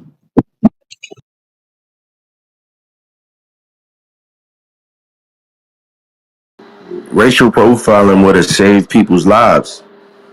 Who gives a damn if they're oppressed? How can the oppressor be oppressed? The elders told us that you a two-time loser. If you a white boy struggling in this kingdom, you a two-time loser. Because you losing now when the game is rigged for you to win. And you're going to lose again in the next kingdom when you get your judgment. So you're a two-time loser. You're supposed to be winning right now. Get your dirty ass off the ground and go get a job. Because they're gonna throw it at you. Because this is your kingdom. All a homeless white boy got to do is get a haircut and take a shower. And he can step into a job because somebody going to give them a chance because white people believe and help their own people. All right, it's you that got to prove yourself. It's you that got to earn their trust. That's the way they deal with you. They're not with their own people. And we never learned how to treat each other like that. I was teaching this at camp on Saturday. We never learned to treat each other with preference. All right, Romans 12 and 10 says we're supposed to prefer one another. We never learned that. We too busy lawyering for the damn white man. All right, we have rooms on Clubhouse where full of black people telling us why white people could be saved with no white people in the room. You niggas are disgusting. And then last week, LaRon had a chance to save 3 white people on stage with him, and he ain't want to teach them when it was actually time to put his doctrine to practice. Y'all some hypocrites, man. So look, racial profiling would have saved everybody's life in that Carolina church when Dylan Roof came in there and blew everybody away. You know why? Because they'd have been like, what the hell is this bowl cut white boy with a book bag and a trench coat? Why would we let him in here? Sir, take your jacket off and we have to frisk you because people like you are dangerous. See, behaving like that would have saved their lives. All right, I'm trying to indoctrinate you into safety. They want to say that we teach hate. We teach safety, man. Are you? God, brought a good point out. Exactly. They let him in. Got a bunch of old ladies, old black ladies, and thought he probably was handsome and they would be good for their granddaughter, a white boy. Feel so privileged that white boys in their church, coming to their church. They feel special. And what the white boy did. Waited till they prayed and shot them down like dogs. Never trust thy enemies. You see? But I don't even think they would have had the same response for a little black boy that same age. I think they would have probably searched him down and gave him the bad eye. That's how twisted our people are. And then you're gonna talk about you forgive him when he didn't even forgive, he never even said he's sorry for what he done. But you already ready to forgive him. This is the brainwashed mindset of the church, man. This is why our people is in the situation a lot of time because of these fake pastors, as Jeremiah 23 tell you about. Salaki, there was a scripture that the sister Jamila was trying to bring. I think it was Zechariah 11 and 5. Whose possessors slay them and hold themselves not guilty. So it goes right in harmony with what the brother Taraj just brought out. Con, I was coming in next, but thank you. Hey, Sister Jamila, you sound real low. Salakia. Then I said I was coming in right behind him, but thank you.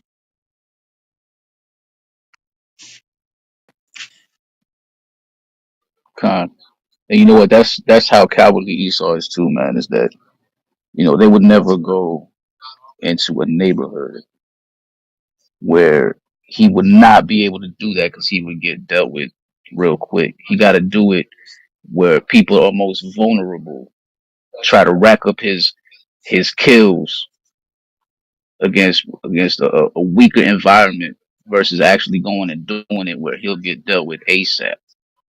So I can't stand him either, man. In schools, like you go into elementary schools and middle schools to deal with these kids too.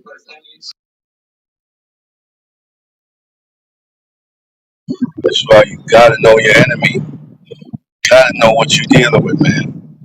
You can't be a fool. All right, you Right. coming back from Memphis now, in Virginia.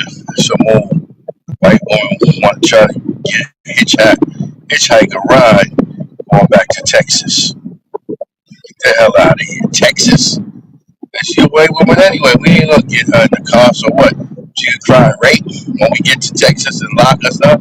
See, but you got a lot of simple jakes that would have jumped her in the car just so you can do whatever with her. This is what's going on, man. This is why you got to be aware, black man. You got to know your enemy, man. Because they tried anything and they pulled the women in there to get you off guard. They'll never do nothing like that, man. That's how they gonna cry rape, man. It's what they do. How the hell is one white woman gonna get in the car with five black men? What's that about? They drive 3, 4 hours to Texas with her. 7. That's madness. That's crazy. But you got some idiotic black men that would do this. You see what I'm saying? You gotta know your enemy, man.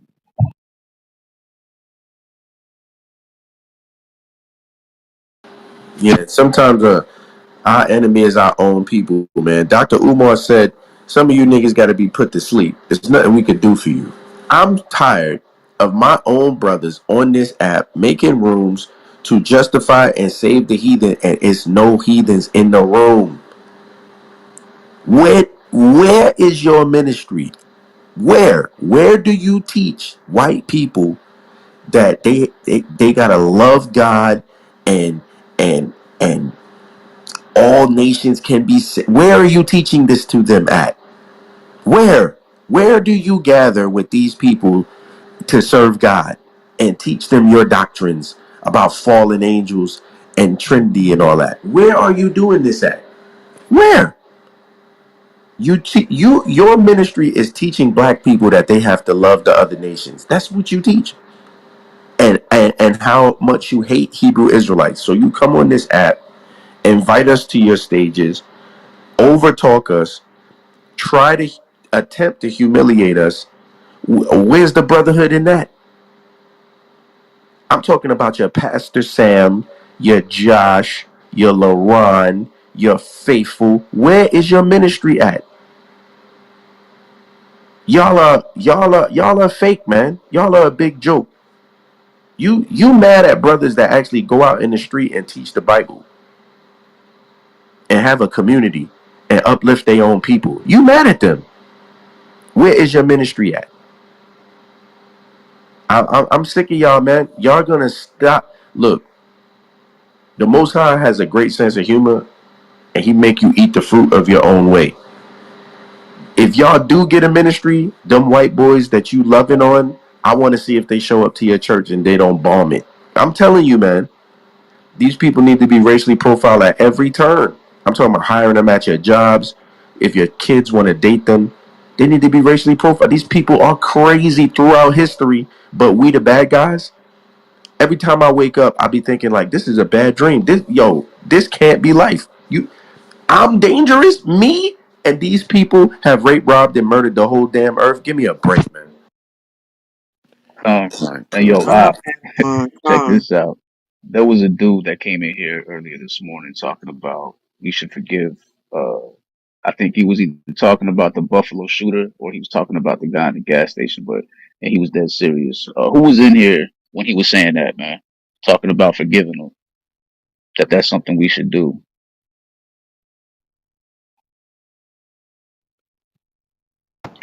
I might have been in here. You remember him saying, what was it, PhD? Something like that? Was saying that? I don't know, depending on what time, because something like that, I didn't probably tune in. Yeah, that dude right there, he's definitely a coon, man. But it's crazy though, like what the brother Yahweh was saying, man. Like how you take it and Jake go in the hood, man, and he do one thing. Everybody looking at him from their point, man. Man, he crazy, man. He did this, he did that. I ain't messing with him. Esau been showing us, man, for forever exactly who he is, and yet everybody like, man, all white people ain't like that. But you would treat all Jake like that, treat all Eve like that. It's madness, man. Salaki. Con, that's madness. And they forget that they hate us. They literally, not because just because the Bible says it, but they hate us. If you ever in a store and you can see the reflection coming in and out the door, just take your side eye and see how they look at you with disdain from the side eye. But they'll smile in your face and open the door. But when you pass them, they'll give you the side eye. They hate us. They literally hate us. And then we think they all not the same. They are the same. Every one of them. Every one of them is wicked. You can't just got to put him in his position. That's all you got to do. They didn't say that they'll eat their own kids. Yeah, we keep saying All that. kinds of stuff. I mean, just I know it's not literally eat them, but shit, they will too. I'm just saying. But it's just crazy. Like they literally cannot stand us, and then they want to be us, but don't understand how to be us. I cannot tell you how many times since we've been here in Oklahoma that we pull up to the light and somebody's bopping their rap music, and it's a wigger. I'm like, God. I'm not even listening to this shit, and you hear bumping it up and down, all and bass blaring, and you look over, and he's a wigger, she's a wigger. But go tell your parents that. Go tell your Right. parents that you want to be like us and see what they do to you. Or say to you. Pants sagging while they at the store. Soon as they get home, pull them up, button up shirt, everything different. Right. It's always an act. And you know what's crazy? What's disgusting too is all these people that's trying to cape for these other nations is that they will go. It's disgusting to see them actually go to the Bible and try to justify it. It's crazy. Um, but the Christian church has done a number on our people over the centuries. Um, that's just what it is, man. But all praise to the Most High that us in here know better, and these brothers out there doing the work. You know, getting everybody else in here that needs to be. Whoever's hearing the voice, man. But all praise to the Most High, man. Elder Terah, Yeah, man. go ahead out, man. These, I'm mad I missed that part of the room, man. These devils are something else, man. I get emails, oh, I want to debate you in your racist Hebrew Israelite doctrine. Nigga, what? My doctrine is racist? Wait, hold on. Stop. White Jesus is not racist? Stop. Before you say anything, Right. white Jesus is not racist? See, these niggas are hypocrites, man, and they sickening too. Because these is white people that hate the idea that you think you don't need them to teach you. This is what they really mad about. I'm gonna tell you what they really mad about. They not mad that you don't want to be with them and love on them. They not mad about that. They're mad that you have the audacity to think that you don't need them to teach you. They hate that. They hate you learning from your own people. Like, how dare these young niggas teach you the Bible? You have to come to me. That's how they feel. And it bothers them. It plucks a nerve. That's why they want to debate all the time and why they obsessed with black Hebrew Israelites. That's where your vocab Malone comes from. It's in your James White. That's where they come from. We teach you. How dare you not come to us to learn? How dare you? So instead of us just continuing to teach, because we never cared about your viewership in the first place, they was never pandering to the black community and our issues and saying, listen, if you're a so-called black person or Hispanic or Native American, the Bible can help your life experience. We know what you've been through, and here's what the script. They never taught like that. It was when you stopped coming to them to learn, when they started looking in their audience and they didn't see no black people, like, I'm used to some of them being in here, and they realized, well, where are they? And then they stuck with their own goofy constituency of weirdos, and then you're not there, you not there, so they can't teach you. They stuck with them weird goofies of their own people. They really want to teach you. They want to take pictures holding hands with you, which validates them as good, quote unquote, good people. Now you learning from your own black people, much less you learning from these guys on the street corner outside. No! How dare you learn from them? That's why they mad. It's all pride. It's disgusting. Last week we had a nigga from Heaven's Gate, people damn killing theyself, trying to ride a comet, come on to the class telling us that we wrong and we need to learn from Heaven's Gate. Like, are you stupid, bro? Like, you're killing yourself, dummy. But they so proud. It's like, how dare you not learn from me?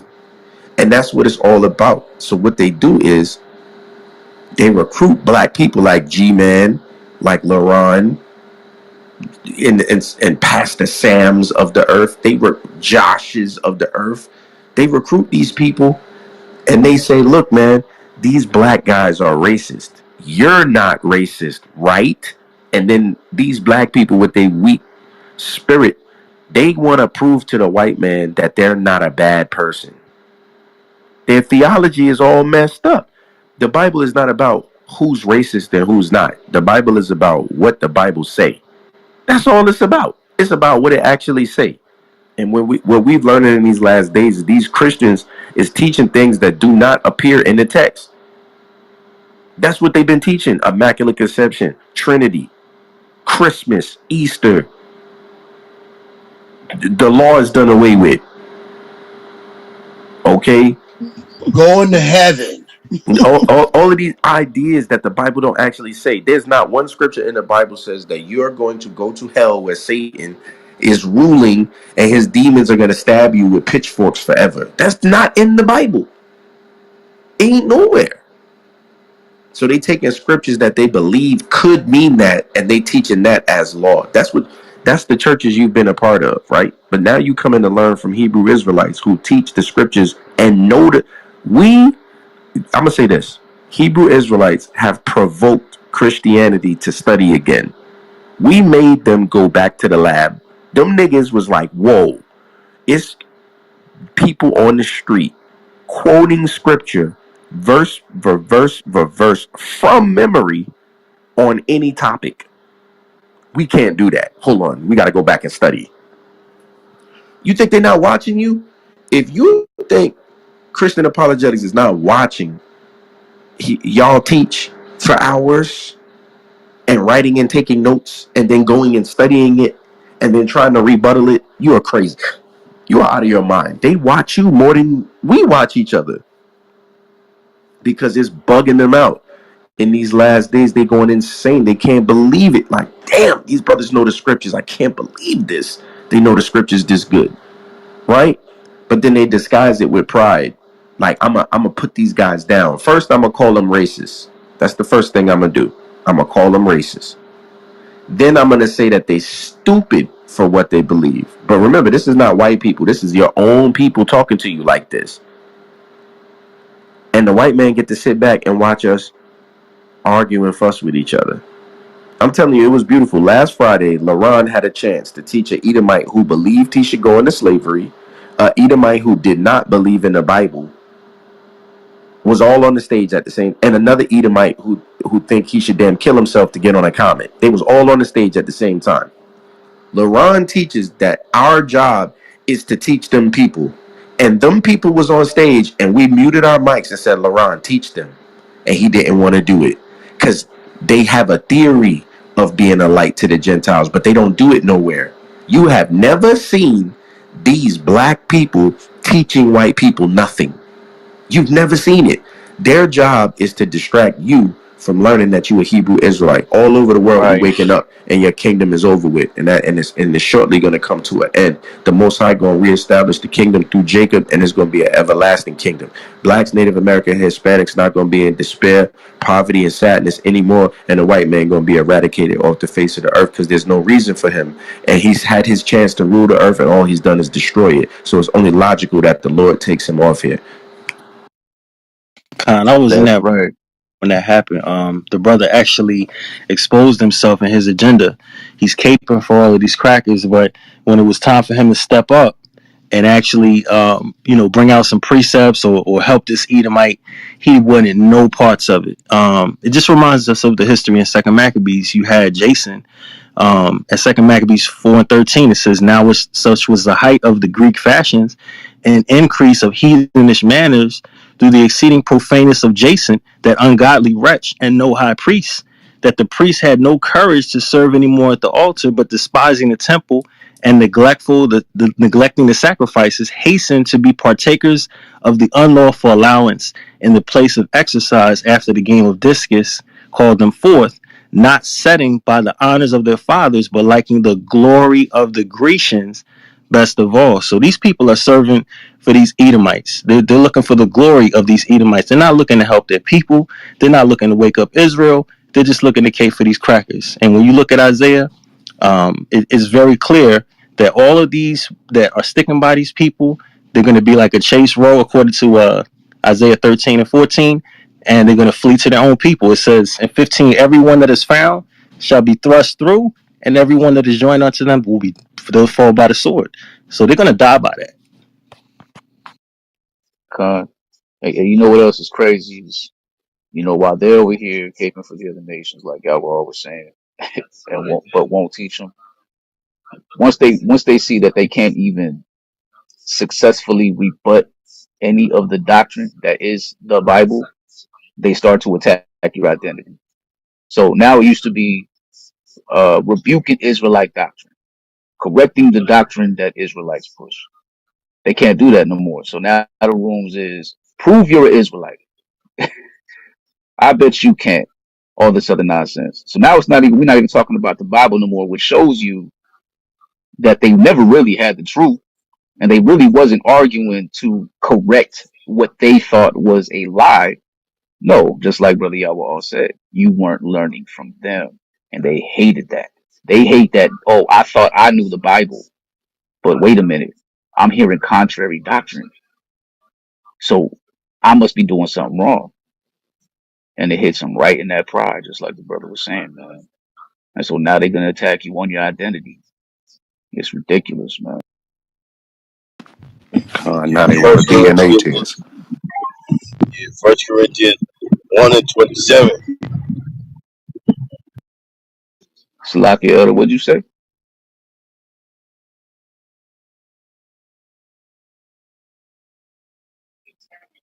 Elder Terrell, you said something, but he on the phone now. Shalom, Salakia. Khan. Can I get Wisdom of Solomon 2, verse 4 and 5, Baba Kashal? Yeah, Sound like yes, ma'am. You said So I can take you, it home. you said Wisdom of Solomon chapter 4 verse 2, right? Chapter 2, verse 4 and 5. Khan. I do sound a little country. I got 2 and 4. Go ahead, Ak, you got it.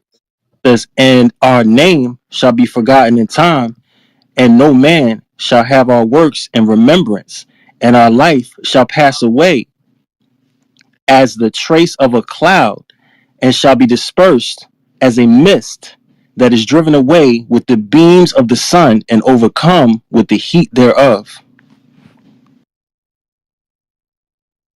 Continue on read 5. This is Esau right here. And 5, "For our time is a very shadow that passeth away, and after our end there is no returning, for it is fast sealed, so that no man cometh again."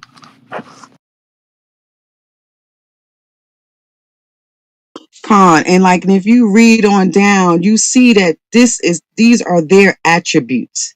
This is how they all think. They all think like this. And then as you read further down, they say, come on and let us oppress the poor and the widow, whether they're young or old. And let's see if their God truly be for them, like mocking us. Like this wisdom of Solomon, if you want to understand the thinking of Esau, there it is right there in two. Because they all think wickedly like this and they know that their time is short. The wild. Con. And you know what? We should probably read that. Could you can you bring out the rest of that up to When we start at the top, read it Bring from it where you out. left off? Read 6 to 10. Read six. 6 to 10. Okay, 6. Come on, therefore, let us enjoy the good things that are present, and let us speedily use the creatures like as in youth. Let us fill ourselves with costly wine and ointments, and let no flower of the spring pass by us. Let us crown ourselves with rosebuds before they are withered. Let none of us go without his part of our voluptuousness. Let us leave tokens of our joyfulness in every place, for this is our portion, and our lot is this. Let us oppress the poor righteous man. Let us not spare the widow, nor reverence the ancient gray hairs of the aged. Let our strength be the law of justice, for that which is feeble is found to be nothing worth. Therefore, Yo, Salakia. Read 11 again. Wisdom of Solomon 2 and 11, let our strength be the law of justice, for that which is feeble is found to be nothing worth. Yo, I mean, listen, the Most High is the master writer, the master inspirator. Like, this is crazy. Go ahead, keep going. This is Wisdom of Solomon 2 and 12, therefore let us lie in wait for the righteous, because he is not for our turn, and he is clean, contrary to our doings. He upbraideth us with our offending the law, and objecteth to our infamy and transgressings of our education. man, and this is the ungodly. And that's why First Peter said, if the righteous shall scarcely make it, wherefore will the ungodly be found? This is crazy, man. Yo, Who that's was a bringing that beautiful out? Please chapter. keep going. Please keep going. They wicked, What, man. God, You God, see it's them so no, much with what, in the that. justice system. hey, They put it one in sec, our education. 1 second. It's a lot. 1 second. Who was bringing that out? That's Wisdom of Solomon 2. Who was bringing that out? Yeah, me, Con, Sister Stacy had asked to read it, and so the brother was bringing it out, and we was reading it. Sean, because that's not just the white man. That's our people too. Our Con, people too act like that, and we con, upbraid them with the law. They don't want to. They don't want to hear us teach the laws. You see what I'm saying? So they say they're contrary to our thoughts. They say what should be our outcome. There's a lot of our people watching to see our destruction. Along with Esau. And that scripture right there is twofold. Con, this definitely meets most of the pastors, man, that I've heard. Khan, that's that wicked root in Israel that want to get the license after the heathen. Right.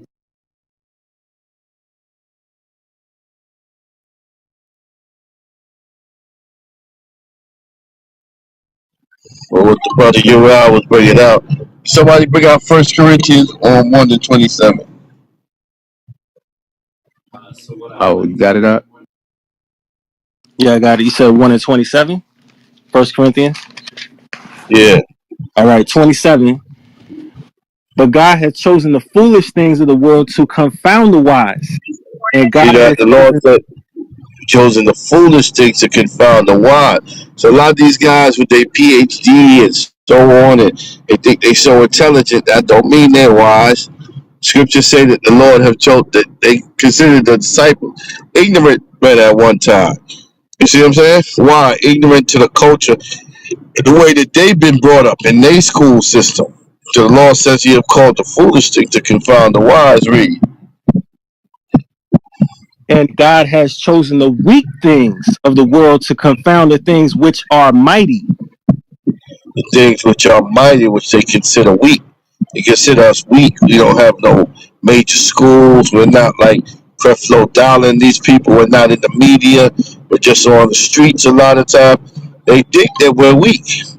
The Lord is going to use us to confound the ones that are on high. And that's what's happening now. Read. And base things of the world and things that are despised hath God chosen, yea, the things which are not, to bring to naught the things that are, that See no that the flesh. things that despise. Who's despised more than us? The Israelites. Despised on this app a lot of time. Despised in the streets. We're despised. We're at the base level. But we're the ones that's going to bring this to the spirit of the Most High Yahushua. Because it's never us. It's always the Most High Yahushua. Going to bring this system down. You see what I'm saying? He's going to use us as the vessel to do that. So we ain't got to worry about these Negroes that think they got these PhDs or these people that think they're on such a high level. The Most High going to show you. He's going to use the base things to bring the things down that are on high. It's just what the Lord is going to do.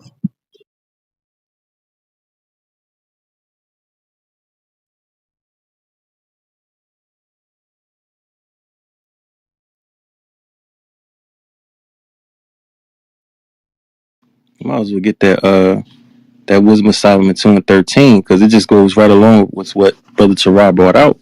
It says, he professeth to have knowledge of God, and he calleth himself the child of the Lord. So these people are, with their replacement theologies and the way that they try to declassify us as Israel, that's their goal. Hey, come, but look at 14 though. So like it says, he was made to reprove our thoughts. You know what I'm saying? Like they finished, man. There's no way, man, that you can look at this Christianity doctrine, man, and not see that this is talking about these types of people, man.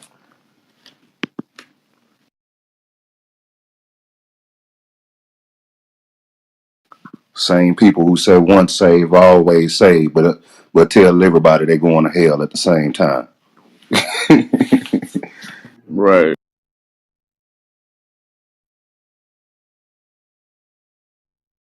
I got to get this 15 and 16 real quick. It says, he is grievous unto us, even to behold, for his life is not like other men's, his ways are of another fashion. We are esteemed of him as counterfeits. He abstaineth from our ways as from filthiness. He pronounceth the end of the just to be blessed, and maketh his boast that God is his father. So these people, they look at us like we're counterfeit Israelites, but yet they don't want to keep any of these laws, none of these statutes, none of these feast days, but they considered our end, killing us in the streets, to be a blessing to them, and make boast that God is still their father. It's craziness.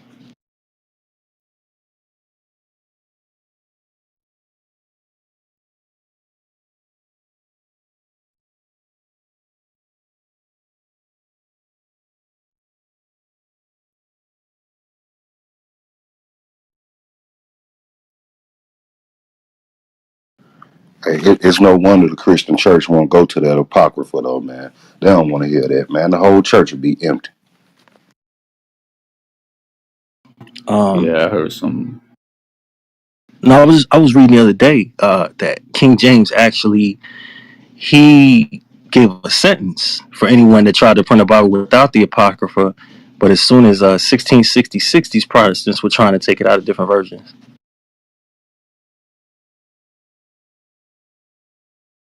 Yeah, they trying to say that he was a proponent to to the apocrypha being taken out of the Bible. It's crazy. And then the other day, they were trying to build with the sister that just came in the room, and as soon as they opened up the apocrypha, she's like, "Nah, we're not reading that. We're not reading that. Like, what you mean? It's part of the Bible. Nah, you know that's not the word of God. Like, what are you talking about?" Yeah, man. Um, yeah, the apocrypha bridges that gap, man, between the old and the new, as they like to call it. But you gotta have it, man. You can make any doctrine you want without the apocrypha, man. Hey, Any Shalom, King. doctrine. Hey, King, Shalom. Wisdom of Solomon 2, right? Are you saying that's the white man, King? What you saying with Wisdom of Solomon 2? You No, saying that's the white man saying that? That's what I'm trying to The scripture understand. was no, the scripture was asked to be brought out earlier, and so we started to read it. But it's about the ungodly, clearly. It's about So the what? I think the ungodly. I think what the sister was trying to show was just, there were certain characteristics when you read it that was what's the word, related to how he does. But no, it's not just about one nation. It says the ungodly. When you read the first verse, so let me open this real quick. When you read Right, chapter 2, go, verse 1, it go. says, Yeah, go ahead. No, it says, so when you read verse 1, it says, "For the ungodly said, reasoning with themselves, but not right. Our life is short and tedious, and in the death of a man there is no remedy, neither was there any man known to have returned from the grave." So when you read the first verse of the second chapter, it's talking about the ungodly. I see that as, it's just talking about, just the ungodly in general. It doesn't give a specific Yeah, but when you go name. down, when you go down, right? Look, when you further go down to it, and when you go down to the 11th verse, read. When you go down to the 10th verse, read it. And read it a little slower. Con, Read it. it says, "Let our strength be the law of justice." So stop. It says, let our strength be the law, right? Who? Right. So who's dealing with the law? Israel. So it Israel. says, let our Con. strength be the law. Come on. For that which is feeble is found to be nothing worth. Come on. Therefore, let us lie in wait for the righteous. See that? So it says, therefore, let us lie and wait for the righteous. So this is the wicked lying in wait for the righteous. And then what? They're speaking against the righteous. You understand? Con. Read on. Because he is not for our turn. Because the righteous is not for your ways. The righteous is totally different according to what you have taught. You understand? Read that again and read it a little slower. Read it from the beginning. Con. Con. Verse 12. Therefore, let us lie in wait for the righteous. Let us lie and wait for the righteous. Now, why they say that? Because they want to see the end of the righteous. So it's actually the wicked, the ungodly, speaking against the righteous to see the fall of the righteous. You understand, Con. King? Read on. Con. Because he is not for our turn. Because the righteous is not for their turn. Come on. And he is clean, contrary And he's to what? our He's what? doings. Clean. Read that again. And he is clean, contrary to our doings. Contrary to our ways, he's clean. He's not like our ways. He's not for our ways. He's clean, contrary to our ways. Read on. Con. He upbraideth us with our offending the law. He upbraided us, teaches the law, and tell us about how we offend in the law and going against the law. You see what I'm saying, King? Read on. Con. And objective to our infamy, the transgressings of our education. The transgression of their education, the ways they've been taught. The righteous upbraid that and say, no, that's not the way. That's not the righteous way. You've been taught wrong. Read on. Con. He professeth to have the knowledge of God. We say that we have the knowledge of God. We We say that we have the knowledge of God. Come on. And he calleth himself the child of the Lord. And we call ourselves the child of the Lord. See, this is the ungodly speaking up against the righteous, also trying to mock them, saying we call Con, ourselves like just like when Yahweh Shai, remember when Yahweh Shai was on the cross and they was mocking him and they're saying he can't save himself now. If he's of right. God, let him save himself. The mockery of the ungodly, what they do, how they mock the righteous. You understand what I'm saying? King, read on. Con. He was made to reprove our thoughts. He was made to reprove our thoughts, meaning they thoughts is wicked. But we was made to what? Correct them with the scriptures. Read on. Con.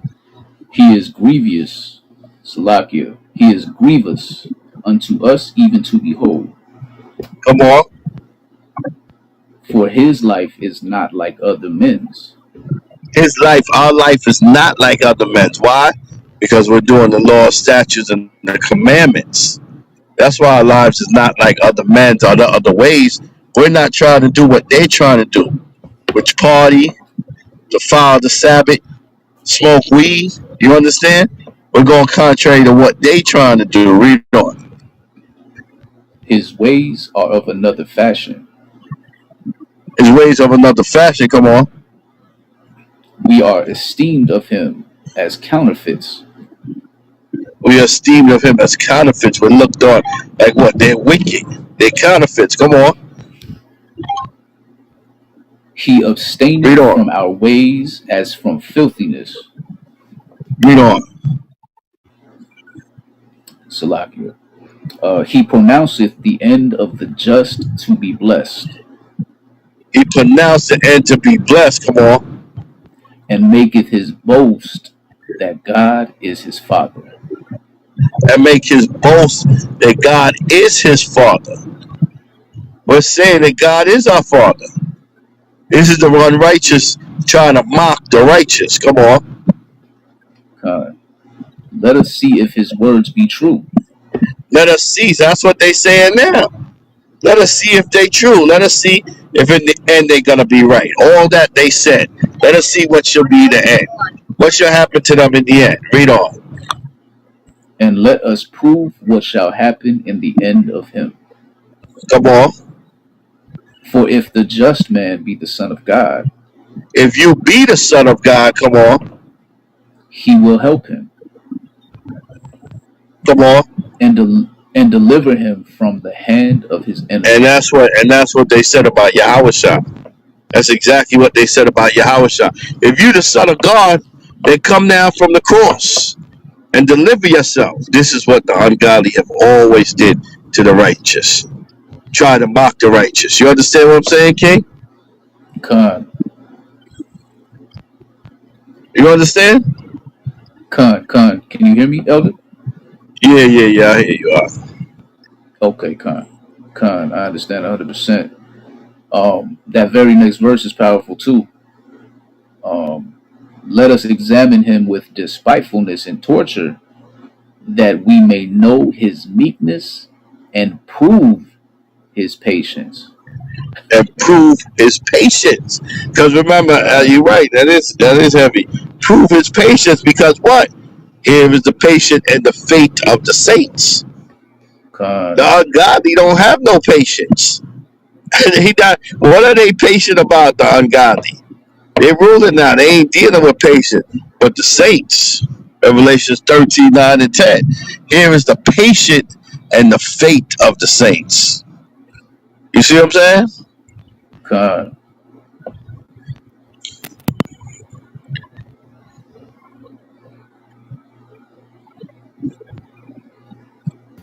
Elder, you That's there? deep. That's deep. I think he might have cut off. Elder Terah, if you I'm can sorry. hear us, we can't hear you. Yeah, Con, I can hear you. Okay, Khan. Okay, I just want to make sure that you didn't cut off. Yeah, the water for that. Um, yeah, for that lesson. Stacy came off mute. Did you want to say something? You or your husband? No, I was just saying how deep that truly is, how truthful that truly is. We can see it, just like the brother brought out. This is exactly what they said about Yahushua. God, that's And right. then somebody said, "Oh, is this the white man?" This is any ungodly person, white, whatever nation, any ungodly nation that don't keep the law, which we know is all the other nations. So if you want to say it's the white man, so be it. If you want to say it's the Arabs, so be it. If you want to say it's Elam, so be it.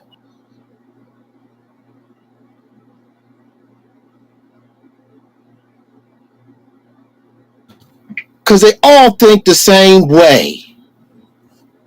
They against the people who keep the law. That's that Psalms 83 Confederacy.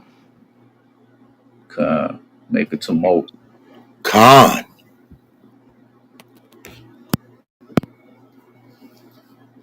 Yeah, they wanna. They not reading this in the churches, Obadiah. man. Go ahead, Sister Jamila. What'd you say? Yes, can somebody bring Obadiah chapter 1, verse 6 through 10, please? Book of Obadiah, chapter 1.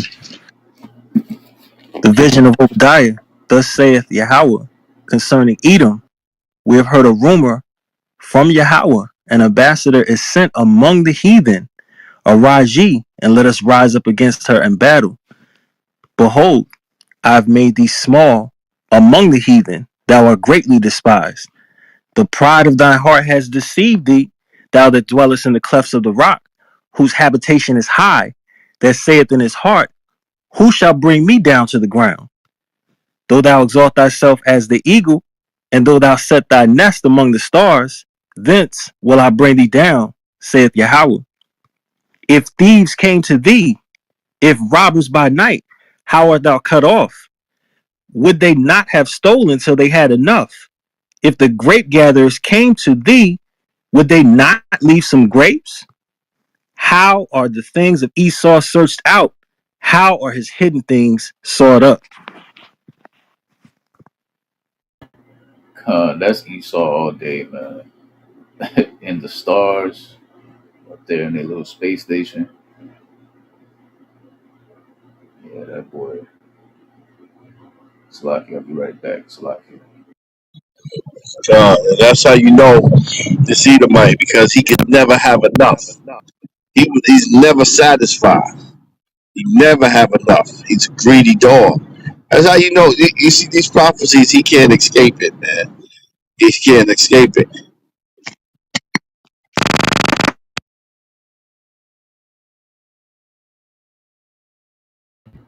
Okay, Slocky, I'm back. Somebody just came up. Not Ali. Did you want to say something?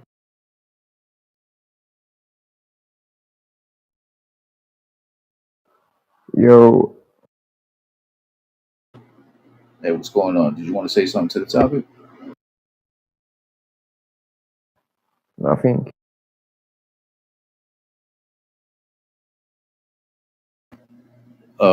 If you're speaking, you on mute. Now, do you want to say something to the topic? If not, we're just gonna move you down.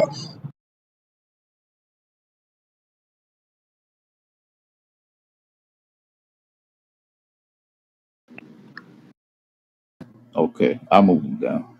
I don't think he was here to speak. New account Yeah, and a all lot of that. times you don't know what these guys got. If they got to record it, you don't know what they got. You know, and they just come up here on stage. Book of Habakkuk, chapter 2 and verse 4. Behold, his soul, which is lifted up, is not upright in him, but the just shall live by his faith. Yea, also because he transgresseth by wine, he is a proud man, neither keepeth at home, who enlargeth his desire as hell, and is as death, and cannot be satisfied, but gathereth unto him all nations, and heapeth unto him all people. So I just wanted to tie that in with the Obadiah. Yeah, Yeah, that's heavy. That's heavy. Remember, it says his soul is lifted up into him. It's not upright. So he can't. He can't. He's not upright from the beginning. You see what I'm saying? He's profane from the beginning. It's why he do the things he do. You know what I mean? And your Lord, your desire is hell. Anybody that follows him is going straight to destruction and hell. Anybody that follows him. That's why the Bible says, can the crooked be made straight? Only if the Lord choose. The Lord can do anything. But in a sense, the Lord is telling you he made the crooked to be crooked. He's not going to make them straight, no matter what you do to him. So this man's spirit, that's why this man's spirit is off. He cannot stop being a sodomite. He cannot stop being a lesbian. It just told you that in Habakkuk. The soul in his spirit is not right. That's why they claim to be of God, but what they do, they molest little children. The Catholic Church, they molest little children. You see what I'm saying? But they claim to be of God because and the Hasidic community. It's because the Hasidic community, you don't hear about these things because they hide a lot of information because they have that power. But the things that's going on with them, you'll be surprised the things that's going on with them. And there was a woman, a Hasidic woman, that brought it out, and mysteriously she committed suicide because what they probably did put the Kabbalah on her and they witchcraft her. She was bringing out the information on them. You see what I'm saying? So their spirit is not upright. They could never be the righteous.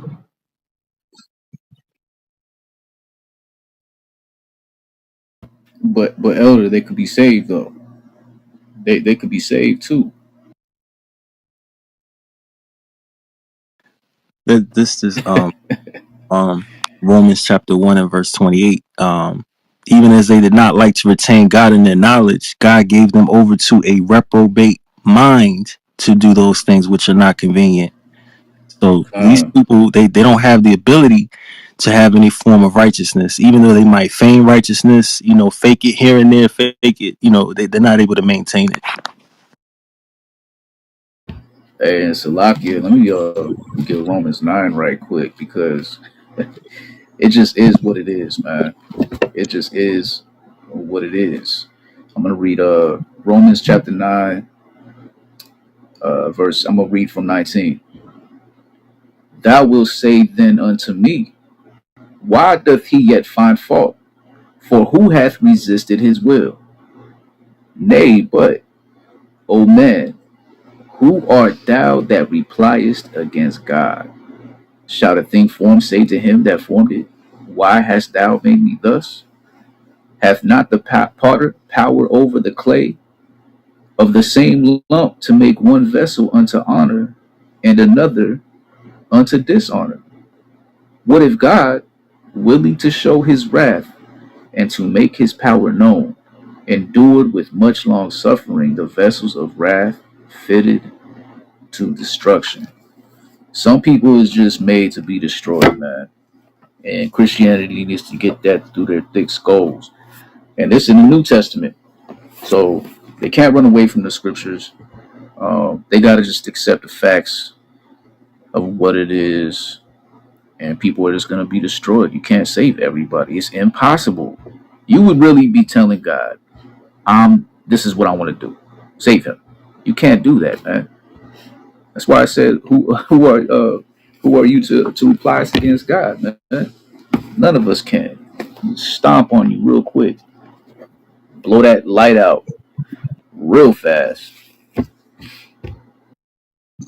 Right, brother, and that's what it is, brother. That's what it is. They can't deal with the reality of God because a lot that scripture right there cuts them.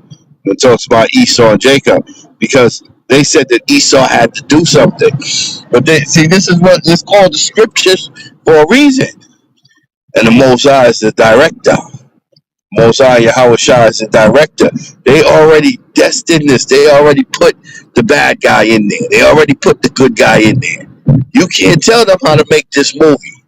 This movie was already made. So that's why they before you was even born, this movie was made. So that's why it tells you in Romans 11, for the children not yet being born, neither doing any good or evil, but for the purpose of God. she'll stand. I'm paraphrasing that one. But yeah, that's what it's telling you. Because why? He already directed this movie. He already played the parts. They already had their roles. You can't go into a movie and tell them what role you want. No, the director's gonna have the role that you gotta play, and it's just what it is. You see what I'm saying? But in the end, the Lord is just because Esau got his time. He got his time. He got his time, but he's over wicked. But in the end, we win, and that's what he don't like. He don't like in the end. He don't like when you go to that Daniel 7.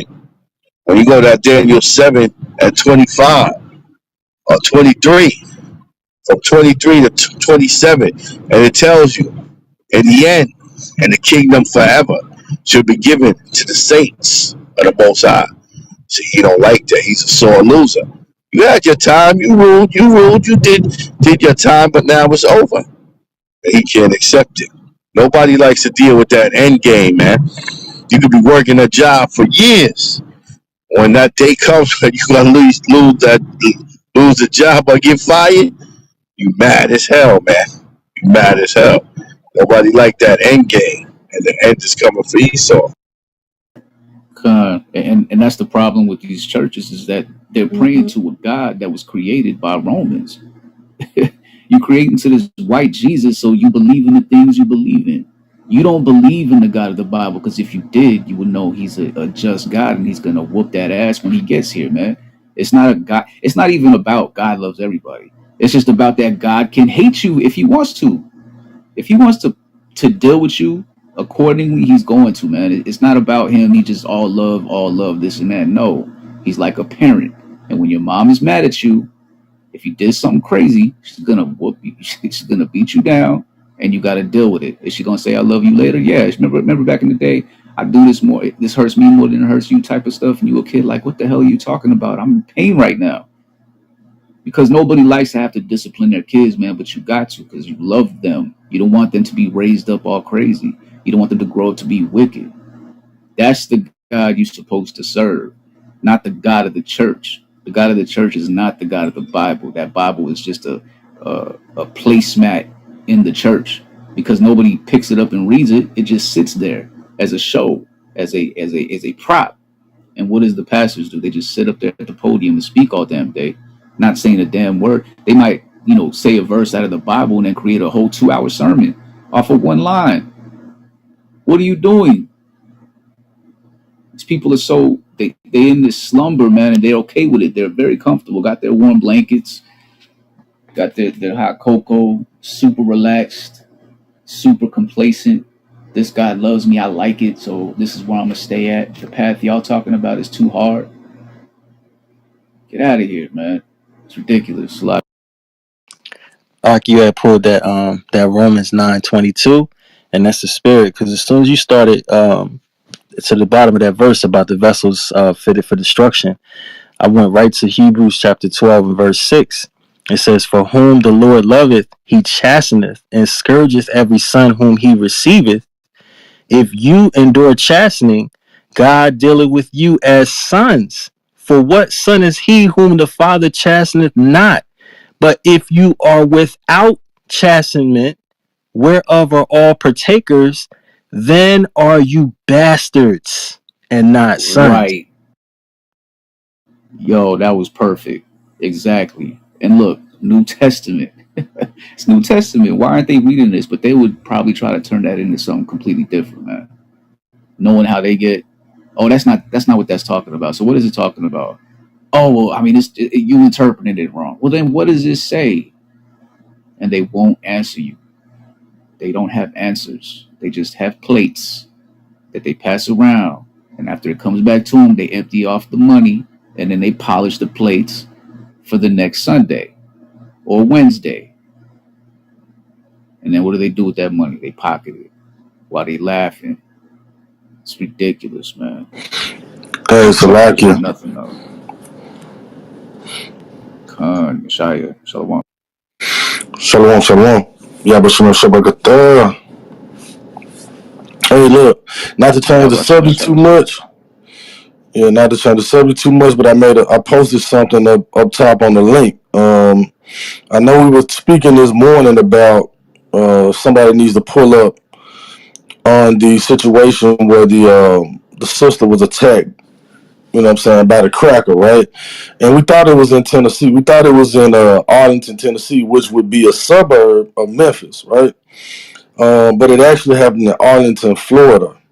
But if this would have happened in Memphis, I just want y'all to watch this video because this protest was partly organized. I helped organize this. I mean, like gather people together.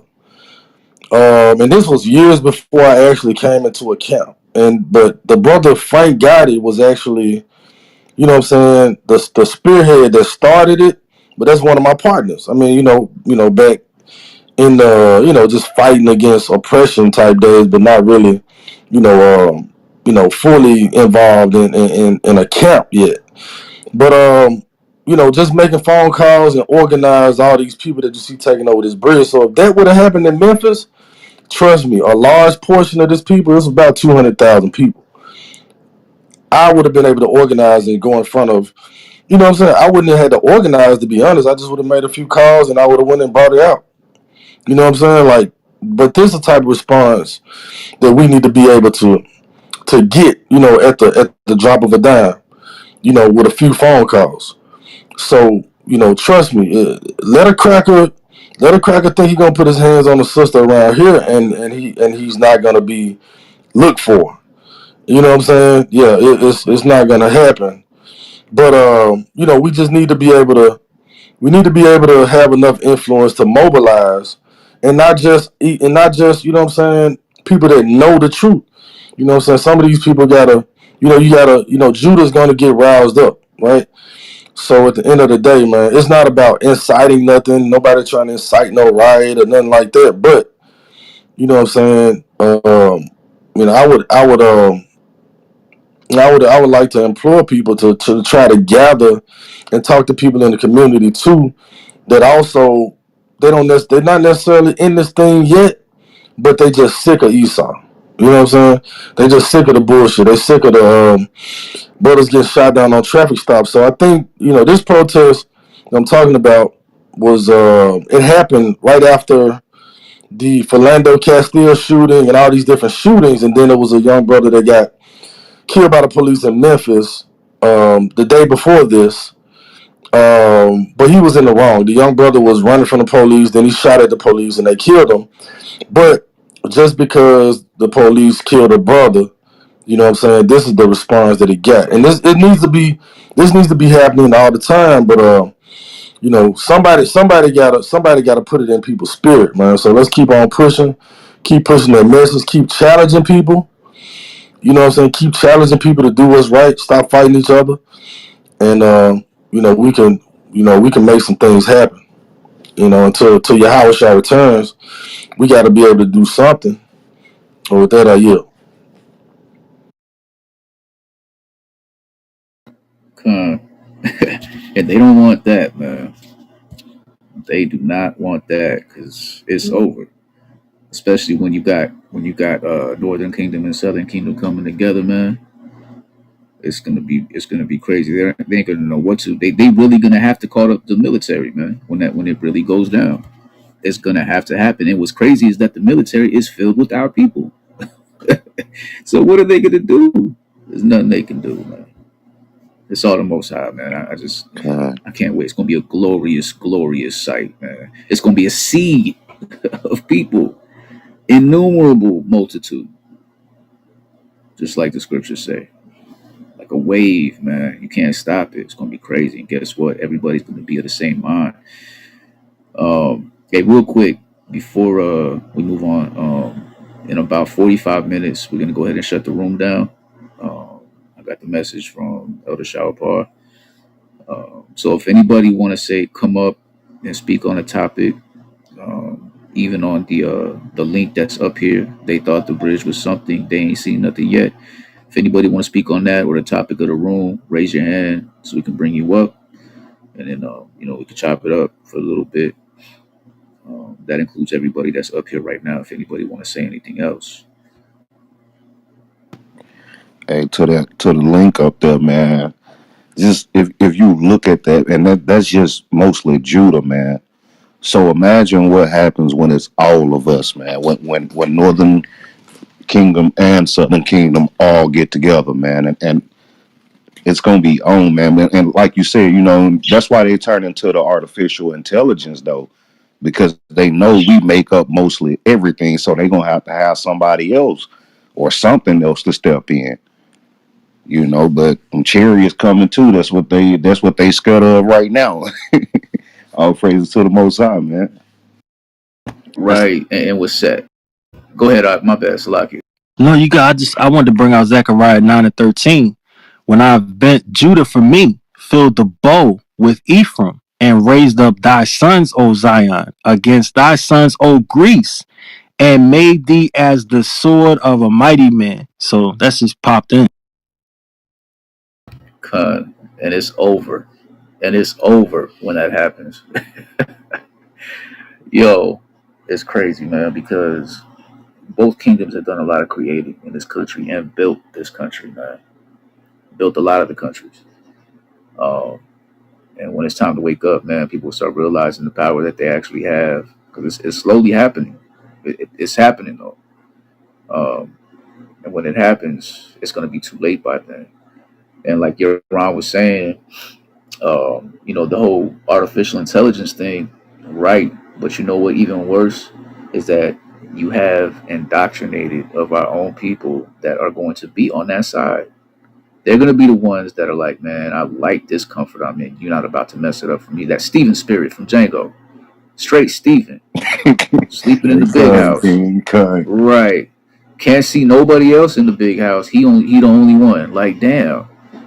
So you ain't even really trying to make it to where we all living together. Nah, you just want to be there alone.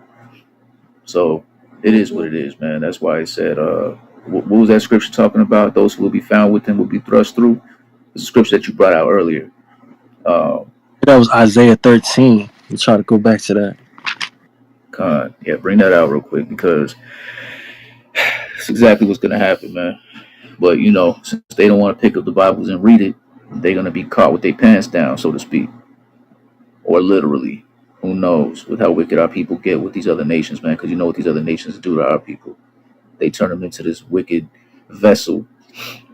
But like the scripture read earlier, man, a vessel fitted for destruction. So it is what it is, man. We're gonna have our people who are wicked, those who are striving to be righteous. Um, but yeah, let's go ahead, Paul, if you got that. Isaiah 13:15. Everyone that is found shall be thrust through. Everyone that is joined unto them shall fall by the sword.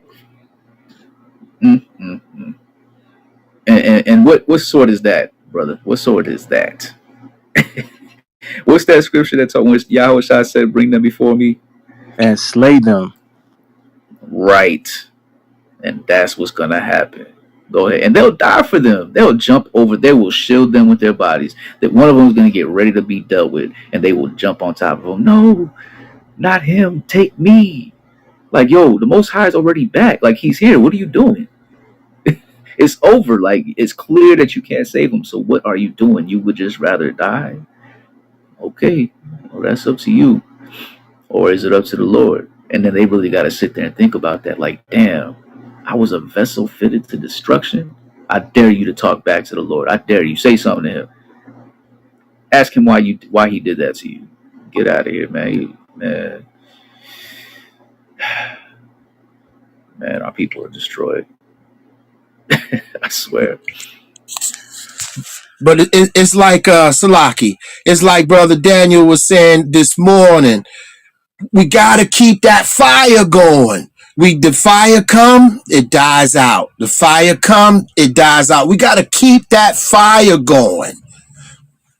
And also to that, like to think about it, I don't know if you guys seen the movie Antebellum, but it was really played down, and they do not want to promote that movie like it should be, and they did not really tell the truth of how this thing happened for real. All of those people, all of our people who are falling on the sword for Esau, if they standing right next to him and they try to bring back this slavery, they're gonna be the first ones that they put in slavery.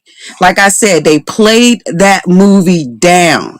This sister was doing her thing. They got her, brought her to these acres of farms. You don't know what's on those acres of farms that you're not there, what they're doing. And they had all of these people thinking that they were back in slavery times. And you being joined hand in hand, that's also you being killed with the sword being joined with them. Because who you think they're going to attack first? Those that are standing next to them trying to take up for them. So that's why I say, brothers, have no mercy on them on this platform. You get up off of this stage talking that crap. We're not going to be kumbaya with them. And when and you on top of them talking about, no, not this one, you gone to. Yeah, that's like Django. Calvin! Like, what the hell? Get on out of here. Right.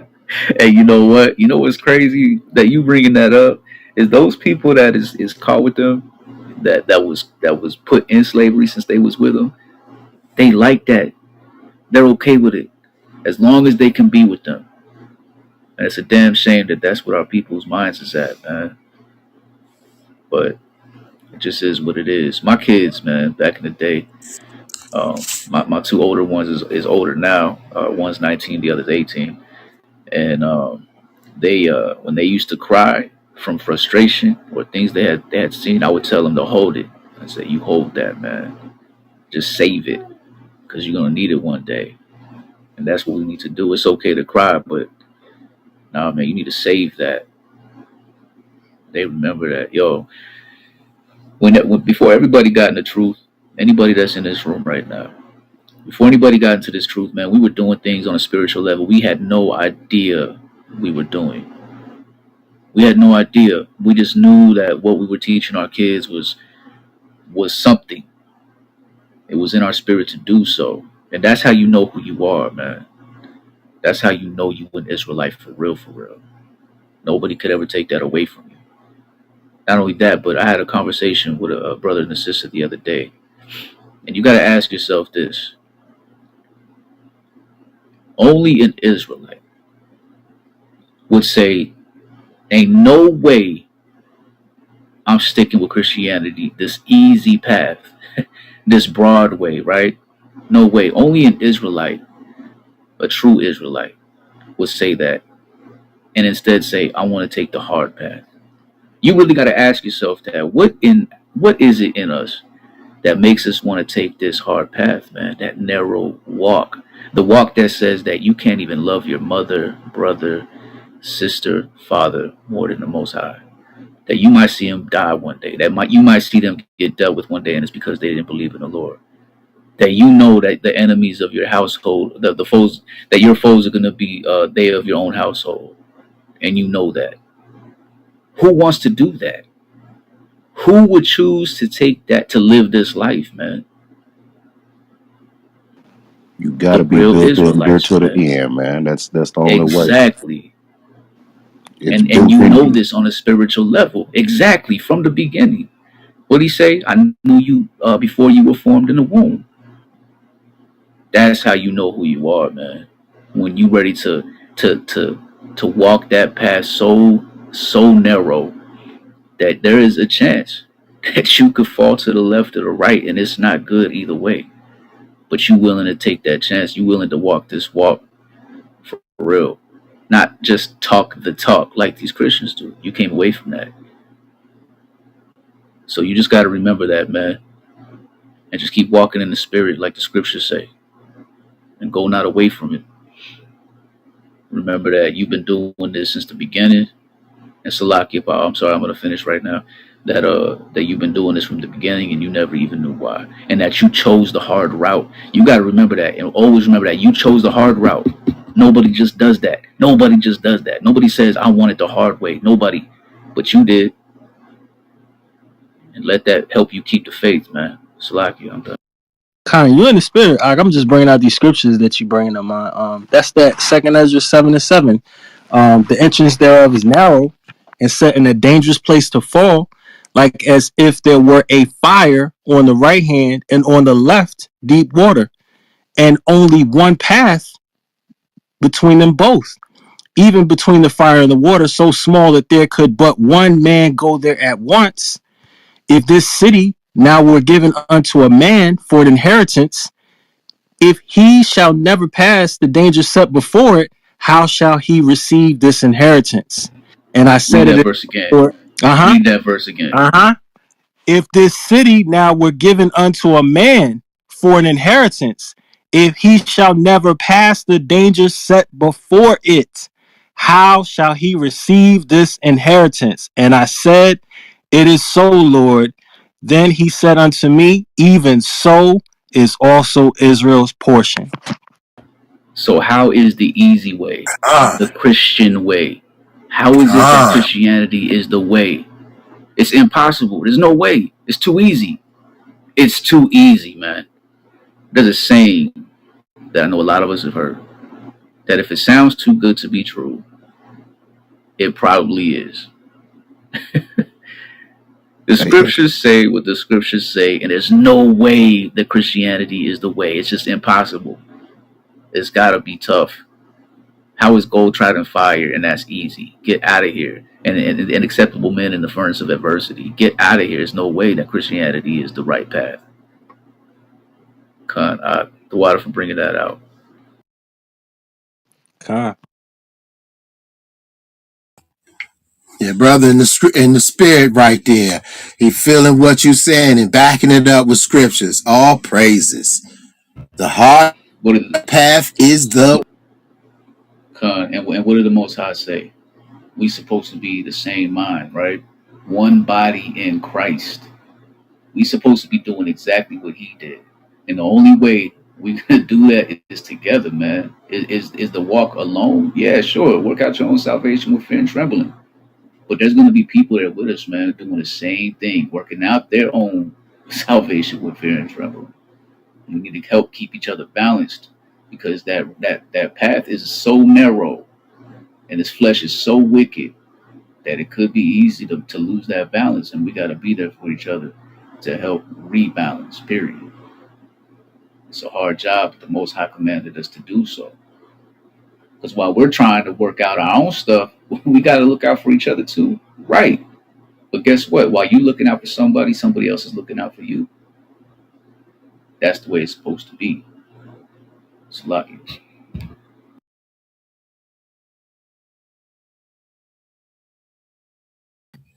The Water Brothers. I'm less angry now. That word is spirit. That's living water right there. So I'm a calm little my calmed spirit. down. The Water Brothers, the Water family. Because we was Hey, a you know wreck what this though? morning. Hey, Yes, you we know what was. though? Hey, but at the same time, we need that too, though. What y'all did when you came in here with that, man, you put a fire in everybody else too. That's how it's gonna be. A lot of people are gonna be in the struggle, but it's gonna take somebody to show that fire so that they can wake their ass up. So just like the word is the water that we need to quench that flame. Sometimes we also need that fire, man. That's why the God is the Most High, man. That's why what he say. He said that a false balance is an abomination to the Lord. He makes vessels unto honor and vessels unto destruction or dishonor. Like, come on, man. It just is what it is. So just like you needed that, we needed that too, man. We needed that too, especially what was going on. It needed to happen so the conversation can be had. So the water for that. Plus, man, y'all brought in that comic relief. That was great. Y'all had us dying, man, when you first came in here. That was hilarious. And y'all came in as a duo. Hear one voice and then a second voice come in. Yo, that was hilarious, man. The water, all praises to the Most they definitely my favorite Israelite couple now, man. Straight up. High.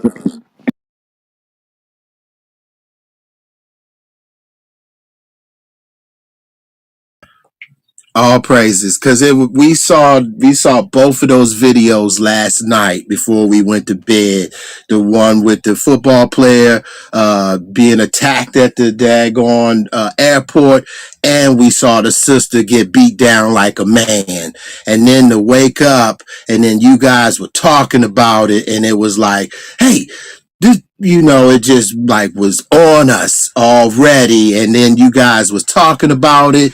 And so it was like, yo, we could voice, the feelings that we have been festering all night long. Tossing and turning in the All night long, and then I couldn't see in the video, but I could have swore it was a brother in the back watching this daggone cracker just beat the sister and did nothing.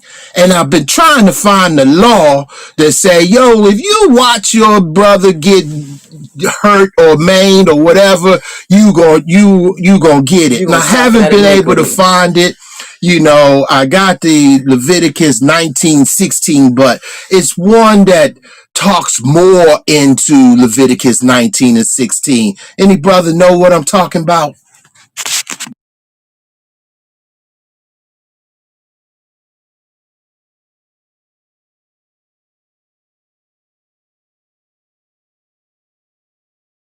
You know what? This Slacky, I'm trying to find. I got Leviticus Leviticus 19 to 16. 19:16. I could pull it. 19:16 says, "Thou shalt not go up and down as a talebearer among thy people. Now neither shalt thou stand against the blood of thy neighbor. I am Yahweh." Huh. And standing watching that sister get beat, or watching them kill George Floyd. You know what I'm saying? The brother standing with the video cameras just watching. When I was watching that video, I said, oh my goodness, he dead. And then to find out the next day, they killed him right there. We watched him take his last breath. Con. And he hollered for his mama. Ooh, that thing hurt. It still hurts to this day. Like, how did we not burn the city to the ground? And all those people standing around with their phones. Like, as a woman, like, I'm from DC. And before this truth, I know y'all know DC, like New York. We go, we go hard. Even the women, like, we don't play. There's no way that I'm going to stand there and watch them put that. You're going to have to tase me or shoot me. I couldn't have been standing around with my phone. I'm going to go over there, rush that officer and push that him. one guy would have saved that man's life. Would have saved his life. Like, come on now. All you y'all would have got some charges for interrupting the police investigation or whatever, but that brother would have been alive. And then what about where are your good white folk that was standing around? Which I do. Where they at? Oh, no, white people not bad. Where was they at? What they do? Nothing. Nothing. Every time we try to do something, here they come to tear down. And I know it's the way that the Most High designed it. But how are you going to be an eyewitness to something so atrocious and do nothing? Now, he didn't give us a spirit of fear for other people. There's a law to tell us not to fear other people or other nations, but fear him. And you just stand there and do nothing. That thing just irks. I was going to Slacky. 5. It says, "And if a soul sin and hear the voice of swearing and is a witness, whether he has seen or known of it, and he do not utter it, then he shall bear his iniquity." So we have to do something. Con, brother, con. And that brother, he gonna get it for not doing nothing. Judgment Day, he gonna say, "Didn't you stand there and watch that?" He gonna have to answer for that. Yeah, he gonna be spewed out of his mouth. That's what's gonna happen. That's even if he make it to judgment. That's if he make it con. Everybody not gonna make it. No, everybody getting judgment, that's for sure. But ain't nobody gonna. Not everybody make it. He said, no. If you an abomination, or if you if you abomination, or you what's the other one? You don't get to be judged for some things. You go straight on. You don't get a chance to plead your case if you are an abomination. And something else, I can't, it's slipping my mind, but to say everybody be judged, yeah, okay, you be judged, but to be judged is to plead your case. But some of these people won't even get to plead their case. Destruction is all to I you. meant being dealt with. Yeah, Con. Yeah. So watch this. I wanted to say something right quick. With the whole George Floyd incident. Now, one of the elders could stop me in my tracks if they think I'm wrong or going off, but you got to think about the mindset that has been beaten into every single Israelite since the inception of this country, man. Shit, since Egypt. What happened? If a slave master was whipping the back of somebody that you knew or loved, your brother, what happened? We had to sit there and watch it. Couldn't do nothing about it. It speaks volumes as to where our mind is today. You see a cop doing something wicked. What is somebody to do? What are they to do? They fear in their mind that if I do something, I'm attacking the master, man. I'm gonna get dealt with, even though he's wrong or I feel he's wrong. I'm about to get dealt with too. And they did a hell of a job putting that fear in us. Even though the spirit of fear, we're not supposed to have that. It's not supposed to be like that. But that's what they did. And it shows. And that's why everybody needs to understand and realize, whoever doesn't believe, who they really are, man. Con, you ain't going off, brother. You on point. Them beatings were detrimental to our living today. Was it the syndrome thing? Oh, the Stockholm syndrome is real, live in effect. And to even Right. a mockery in our face, as they said in Wisdom of Solomon 2, to even allow the Willie Lynch letters to be published work, like saying you black people ain't sugar honey iced tea, and you can't do sugar honey iced tea about it. You ain't gonna do nothing about it. That's what they saying. You ain't gonna do nothing. And you better not do nothing about it. Right. That's crazy. Right. I'm gonna get a scripture, and y'all use your own discernment. Exodus chapter verse 11. And it came to pass in those days when Moses was grown, that he went out unto his brethren and looked onto their burdens, and he spied an Egyptian smiting a Hebrew, one of his brethren, and he looked this way, and he looked that way, and he saw that there was no man, and he slew the Egyptian and hid him in the sand. And I yield. Straight up. Straight up, yo. And that was and Moses was Yahweh's friend. Stop playing with him. Yo, and check this out, man. And I know this has to do with, it's talking about livestock, but this just shows you the responsibility that we have for each other, man.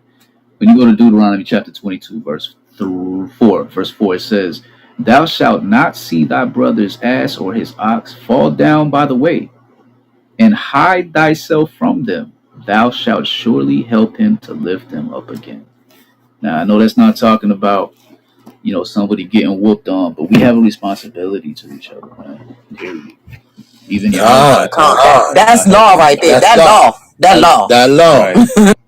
and even Yahushua taught us that, even on the Sabbath, if you're not gonna leave your brother's ass or ox in the ditch, we have a responsibility to each other, man. And just like that scripture Power brought out right now, oh man, he said he looked that way, he looked the other way, and he hit him. I'm down. Hey, I felt that when he was reading it too. I even looked that way, and I looked that way as he was reading it, because that's how it's supposed to be. And I just was like thinking, like, it's just like I know with my brothers, and I ain't anticipating my husband getting into no fight with my brothers. But I swear, you get into a fight with Esau, yeah, you gonna be wounded in the stones and everywhere else. I asked my husband, like, is it law? Like, does it apply for every man or just our brothers? Because can I hit him with a 2x4? I'm gonna defend my husband at all costs. But against my brothers, I know the law. But against them, I can whip their ass, right? Well, I mean, you can bust your brother in the head if he butts with you, but you ain't supposed to hit nobody in the stones. Yo, that's like, real with you. I've told my wife many times. I've always said, look, if you ever see me get into it with somebody, stay out the way, please, because I'm not trying to have to be worried about you and dealing with you getting hurt. I need you to let me handle this. Um, Now, say he's getting jumped, right? Now, I'm not sitting here trying to advocate for women fighting men at all, but and somebody can cut me off. But if you and your husband are out and about and he starts getting jumped by like two or three men, I mean, the only thing I see is that he needs to be helped. You know what I'm saying? Do what you got to do to help him. That's what I would say. It's unfortunate because that's a life or death situation. Because nobody wants to see their husband or their wife get into a position like that.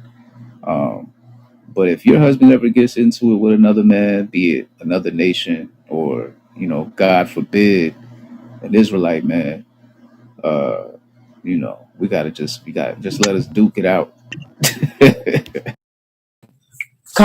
But I do have a oops, my little aluminum baseball bat for those things, and I got a little pocket knife that I use when I'm in the wilderness. I'm just letting you know I'm prepared for some things. I'm prepared for some Yo, things. it's a whole ride or die out here.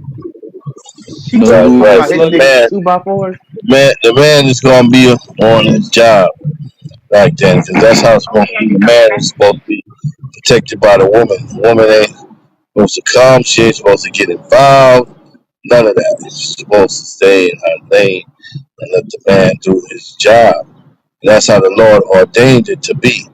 He's the protector. But a lot of cases, it's been turned upside down, just like the scripture said. Everything has been turned upside down. But just like the I brother said, there's an exception to every rule.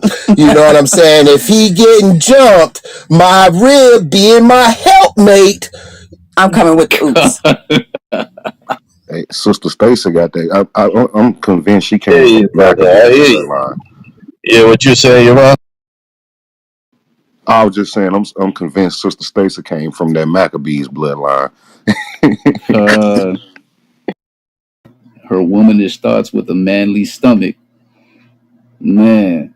Yo, that second Maccabees chapter 7 is powerful. And listen, because we got to shut it down in about 15 minutes, 20 minutes.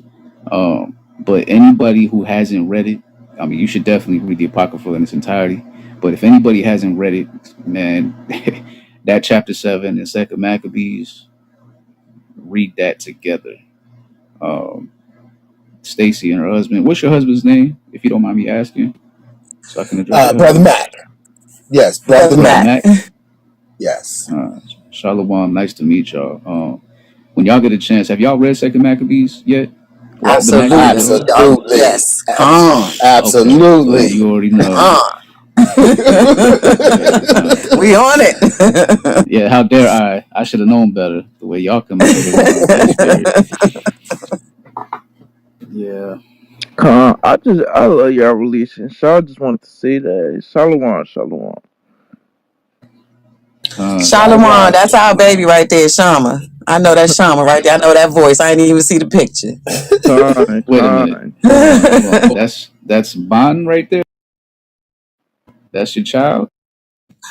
No, in spirit, always on. Okay. We met Con. him on the app, but when I hear his voice, I know it's him. Yeah, I that's just, a I very just, young I done brother, man. adopted him as my son. I know he's younger than me, so I just adopted him as our son. Con. Because What did I Yahweh don't Shah have a say? son. So we took him. Yeah. Con. Hey, Con, shalom. you know what? Sorry, just because you said that. I want to get the scripture real quick. Salakia, y'all. Yo, this is a powerful class today. Powerful lesson. Uh, and a revival of what we need to be doing and really lifting our spirits up. Let's see. Salakia, y'all. All right. Matthew chapter 12. I'm gonna start at 46.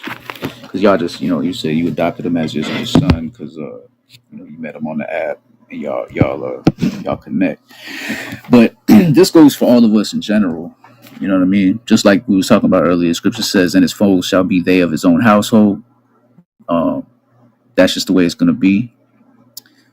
Matthew 12, verse 46, it says, "While he yet talked to the people, behold, his mother and his brethren stood without, desiring to speak with him. Then one said unto him, Behold, thy mother and thy brethren stand without, desiring to speak with thee. But he answered and said unto him that told him, Who is my mother, and who are my brethren? And he stretched forth his hand toward his disciples and said, Behold, my mother and my brethren.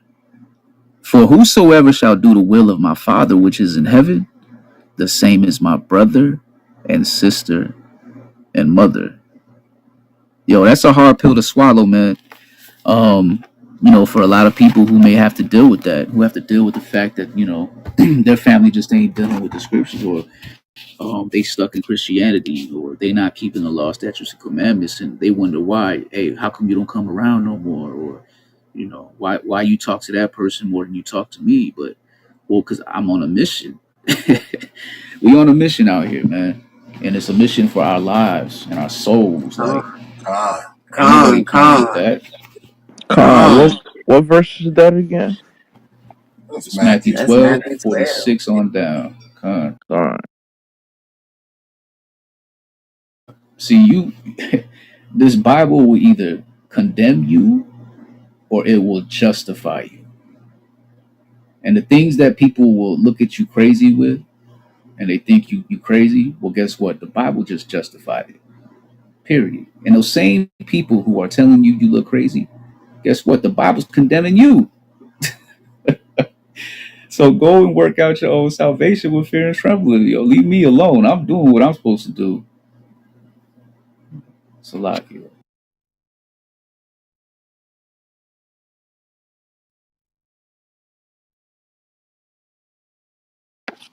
Hey, real quick, Salaki, Daniel, I know you about to close the room, man. I just want to say to everybody, man, endure to the end, man, and keep the fire. That's right.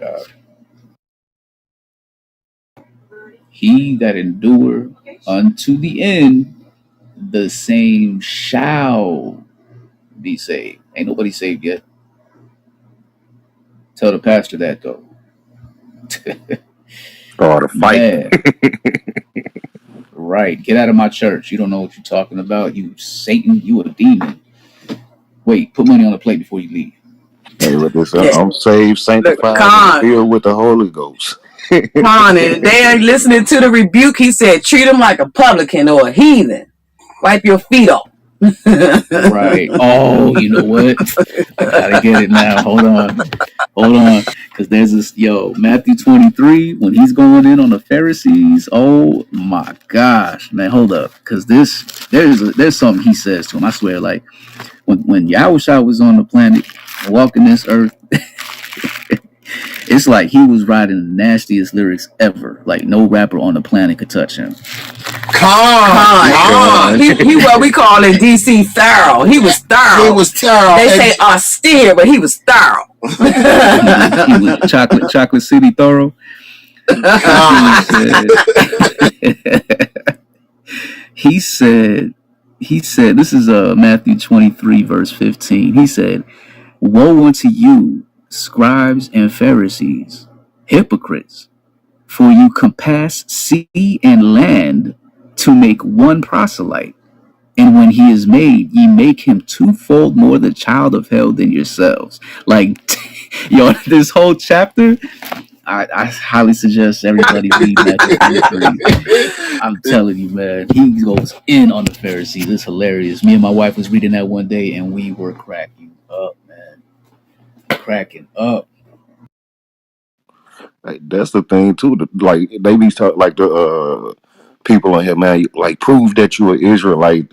Hell, our whole DNA is in the Bible. Is everything that they saying. Like you think about with Nehemiah. He was like, "I'm gonna put these hands on you if I catch you back around here." You know, Oh, you put the paws on. You put the paws. He was plucking people's head. just the word that they saying is the DNA test. All praises to the Most High. He was thorough too. Like he did not play. No, you ain't selling on the Sabbath. Get on out of here. And them kids, what they speaking? Oh no, you got to go. You got to go. You got to go. That's why I can't stand it, man. Like we was talking about earlier, they can't refute what the scriptures say, which is that you got to keep the law, statutes, and commandments. So they're going to attack your identity, and it's disgusting. It's disgusting. Prove you're an Israelite. Yo, I got fringes on. I got a beard. I keep the Sabbath, the feast days. I don't eat pork. I read my Bible. I understand the Bible. Do you know why? Because the scripture says, "He that keepeth his commandments." No, it says a good understanding to those that do his commandments. So how the hell you have an understanding if you don't even keep his commandments? Huh? If you don't keep the law, statutes, and commandments, and the Bible said that's the only way you're gonna understand this book. How the hell you right and I'm wrong? And not even I'm wrong. How is the Bible wrong and you right if you're not even keeping the laws? The Bible will condemn you or it will justify you. I'm sick of these people, man. Pastor at the store trying to get pork chops and catfish, man, for the Saturday fish fry and for after service, you know. Right. And then say, oh, just pray over it. You be all right. Gun What? in the pulpit, man, telling people to sin, man. Come on, man. The plate looking kind of light today.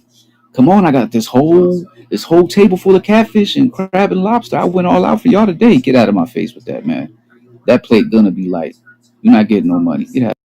Abominations. That's right. Might as well put some mouse on there.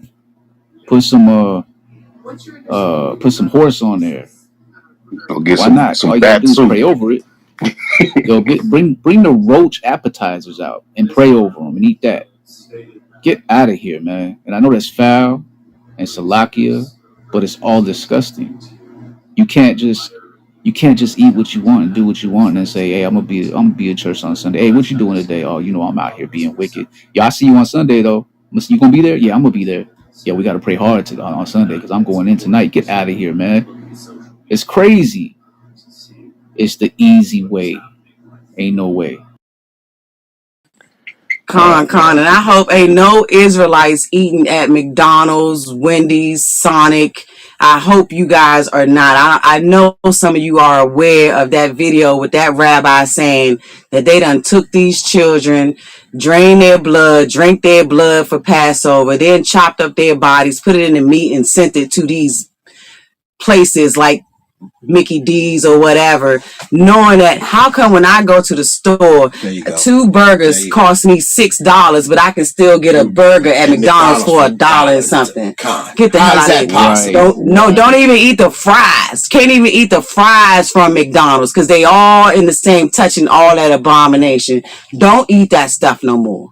Eat some lettuce. Like that's just common sense. If beef is expensive, but you can still go to these fast food restaurants and get it, then you know you're eating abominable things like camel, horse, and all of that madness. And don't even get started on Moab talking about some buffet. Why you still got a buffet in this city? What the hell? Yo, you know what? That is some sinister stuff right there. Like horror movie type stuff, man. Make you scared. That's crazy. And y'all was talking about y'all watched these videos before y'all went to sleep the other night. You guys live dangerously. You're not supposed to go to bed early. They just came up. Con, we listened to this guy on D Live. His name is Dabu7. This guy Edomite. But he a snitch for the Edomites. Con. He be like spilling all the beans on everybody. Him and this dude named Marfu, where they always talking about the stuff that they doing in space and Elon Musk and spilling all the beans. They don't never shut them down. Never. And this dude, Yo, Dabu, he's on some Tupac Biggie stuff. He's really angry at his people for what they have done to them. And he said that Tupac talked to some dude and told them that the day before Tupac died, he talked to somebody and he was saying that the issue is going to be in distribution, and that is in the Bible about how the merchants that see, you guys know what we're talking about, how there's not going to be anybody to buy your goods. Revelation 18. Revelation 18. There you There go. you go. man, yo, how do we know the Bible's real? Because you're seeing prophecy unfold in front of your eyes, man. And it's crazy because they got to see miracles right in front of their face back in the day. We didn't get that. Con. We We didn't don't get get that. that. Nope. Con. But guess We what? got history, We get the testimony. exactly. We got the history and we got the prophecies, man. And we get to watch it Exactly. happen. Watch So, it happen. you know, man, and hey, look, nobody's gonna sit here and say, yo, I'm not gonna be a little afraid on that day. You damn right, because the Most High coming back, I'm gonna be terrified. Like, damn, he's coming back. Oh, I've been waiting for this day, but damn, am I scared? Because that whooping is gonna be something serious. But it is what it is, man. All praises. It was storming last night. It was a thunder, man. Our RV was shaking at the thunder. It had no drop of rain even came yet, but the thunder, I was like, is he cracking the sky open yet? The RV was shaking. Like, oh snap. It's like that's the voice of many waters right there. Like, you better listen. You better understand what's going on. You having earthquakes in diverse places. It's just like, I know Power gonna bring it out. Howard Shah said, and they say, when will the end times be? It's like there'll be wars and rumors of wars and earthquakes and all of these things. These things are happening before our eyes. You better wake up, Jake. You better wake up. And get up out them churches. Anybody in this audience in them churches? After all we done said today, and you stay in them churches, yo, you got another place to go, and it's called the Lake of Fire. That's where you going. Hey, and Salakia, you know what? Read 2 Timothy chapter 3, verse 1 through 6 when y'all get a chance to. Because it talks about in those days, and these are the men that are running this earth right now, these men in these churches. When you read 2 Timothy chapter 3, that'll let you know who really about it and who's really out here lying to these people, man. It gives you the whole characteristics of these men. So, man, I'm so glad to have met a lot of y'all today. It was very nice meeting y'all. This was a great, great lesson today. All praises, family. You guys are our family. You guys are our family. We love y'all. Sight unseen, but the spirit speaks to the spirit. You are our family. We love you and support you 100%. Got your back, all my sisters. I got your back. All praises. Hey, when you All get a praises, chance, sis. Brother Mac. Oh, Salaki, I'm Con. sorry. Hey, when y'all get a chance, can you back channel me message me what y'all was talking about, what y'all listened to? I gotta hear this, man. I gotta see this man go in. No, I'm gonna do it right now. Cons water, man. That's all prophecy. You look at Psalm 64:8. It says, "So that they shall make their own tongue to fall upon themselves. All that see them shall flee away." So they're gonna tell on themselves all these things that they're doing. They're bringing it out. That's exactly what they doing, bruh. Exactly. And hey, yo, have y'all seen Esau running around saying, knowing who Israel is and putting themselves in chains? Have you seen that? It was a few years ago, but they got themselves and their kids in chains, begging for forgiveness. This was like 2018, 2019. I bugged out when I seen that, man. It's a lot of people, man. You got a lot of rabbis coming out too saying they ain't the real Jews and saying who is. So, yeah, man. Prophecy unfolding. Most High on the way. Con. Yeah, Khan, I saw that it was two, I don't know if they were rabbis, but it was two Amalek. And they were on the street and they had signs telling us that we are the real Jews and that they are fake. And they were trying to tell the black people that, well, so-called black people that were walking by. And then there was other Amalek, they were on the sidewalk too, and they were trying to beat them up and snatch their signs from them. I think I saw this like in 2017 on a video, and I can't find the video nowhere. Damn. You know it's Amalek, so they got rid of that. Every last copy. But you know what's crazy about that is that our people would listen and believe them before they believed any of these brothers that go out into these streets. They would go and believe them before. As long as it's them. If you had Joel Osteen in the church talking about, yo, we the devil, y'all the real Israelites, you know what that church, you would see a full conversion. But guess what? The church ain't for that. And not everybody gets to go. So let Uh, me Paul, real, can you Con. get Matthew? oh, go ahead. No, go ahead. Bring the No, go scripture ahead, out. Salaki, Bring the go ahead. scripture. No, I was Second going to say, Ezra's. Go ahead, Ak, you got it. Go ahead, say go. No, My I was bad. just gonna say no, you had brought out about how these heathens, if they were to step up to the plate and admit things and what have you, many people will come into the truth. There's actually a lot of these heathens that are on. As a matter of fact, that's what got me in the truth, because there's a guy called Seven Trumpets Prepper that did a video about who the true Israelites are. He actually broke down Deuteronomy 28. That was my first Deuteronomy 28 breakdown from an Edomite, and I was like, what? And immediately right after that, I was all over YouTube. So the Most High is going to have this word come out, no matter what. Right. Period. Gonna use the most unlikely source to do it too. I can't wait to see who does it next. Like I want to see. I can't wait to see who is the unlikely person or the one that we would have thought wouldn't do it. Do it. I can't wait to see that. Salaki though, can you get Second Ezra's chapter 2, or Salaki Second Ezra's chapter 8 verse 1? Second Ezra chapter 8 and verse 1, and he answered me saying, the Most High hath made this world for many, but the world to come for few. Con, bring out verse 2 and 3 too.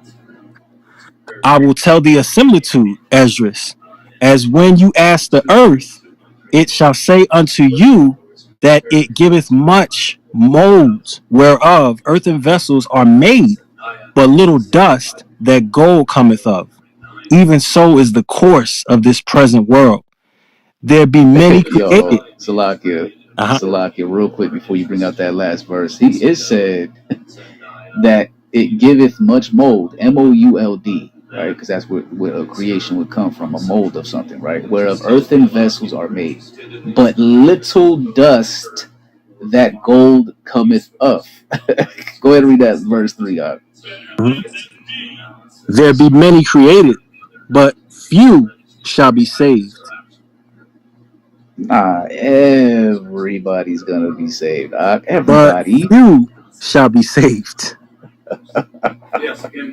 You can't argue with the Bible. Just stop.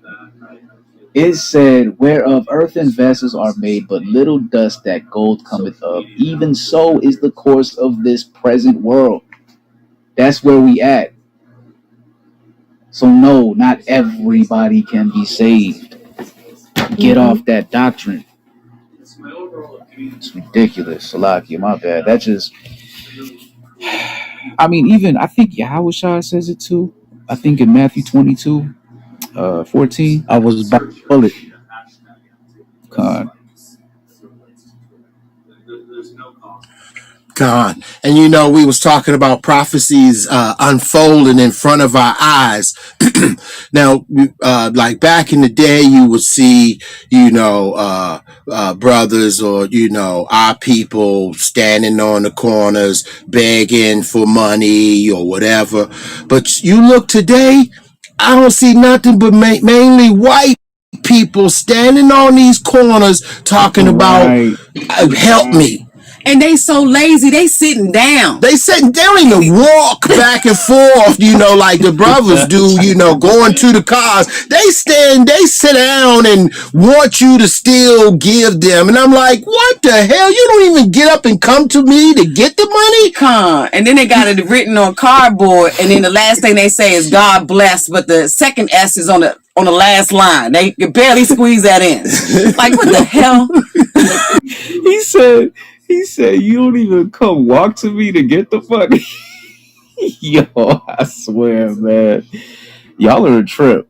Oh man, I know y'all love each other's company, man. Y'all are a trip. Just like day. you said, you and your wife was reading Matthew, and y'all was cracking up. We find joy in these scriptures every day. They bring us joy. We laugh and we make jokes of like seeing the prophecies and like, look, that's happening. Just it brings us joy. Because look, it's one of the curses. He said, because you serve him not with joy. This word is supposed to bring joy to you. Bring joy. Yahweh Shah, he is so sarcastic and so clever. Yes. In his wording. Like, you got to use wisdom and discernment, and only to us was the mysteries given to decipher this thing. Come on now. Kwam Yasharah. Kwam Rasha. Wow, Yasha, yo, y'all need a podcast. Y'all need a podcast, I swear. Oh my goodness. I got that. That's the truth. Actually, but I was going to put Shalom. 10 Well, Mark. that's prophecy though. When you read somebody give me Psalms 109 and 10. That's prophecy. What's going on? You see the Edomites begging. That's the Most High bringing their judgment on them. You ain't see that. That should show you how the society is falling. You ain't see them doing that. The 1920s, 30s, 40s. Now the Most High is dealing with them, man. Right? Start at the 7th verse, 109. Start at the 7th verse. Psalms 109 and verse 7. When he shall be judged, let him be condemned, and let his prayer become sin. See that? The Lord said, let his prayer become a sin. These are all these nations that went up against the children of Israel. Read on. Verse 8. Let his days be few, and let another take his office. Let his days be few and another take his office. Come on. Let his children be fatherless, and his wife a widow. Let his children be fatherless and his wife a widow. Here Read you go on. right here the point. Read the point. Let his children continually be vagabonds. Oh, praises to the Most High. Yeah. Let his children continually be vagabonds and beg. Let them And seek what? bread. Let And his beg. children and beg and let them seek their bread also out of their desolate places. Remember that? David said that he never seen the righteous seek their bread out of desolate places. And that shows you that curses is hitting the Edomites. That begging spirit. Because you're right. We were just in Tennessee. We've been on the road for a minute. Tennessee, Virginia, you know, all over now. And we see a lot of Edomites begging. That's what they do. They beg. You see? They beg a ride. They try to hitchhike. They're begging. They're vagabonds. And they stricken with madness, walking around talking to themselves. We was at a quick trip the other day by a hospital, stopped to get some gas. This dude had one arm, and the quick trip dude came outside, was telling all these homeless, begging, vagabond, he saws to get off the quick trip property. He got his one little half a arm waving and talking and going on, but he got his ass off that property,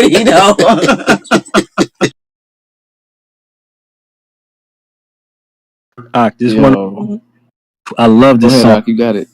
I read this on these Edomites and these nations that support them on their wickedness every morning. I love 109 Psalms.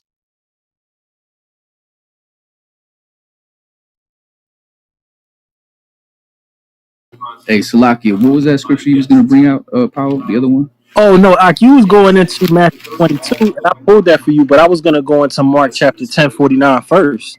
Because Yeah, we concrete. were talking about the many, right? And instead of in the few. So Mark chapter 10 and 45 says, "For even the Son of Man came not to be ministered unto, but to minister and to give his life a ransom for many, not all."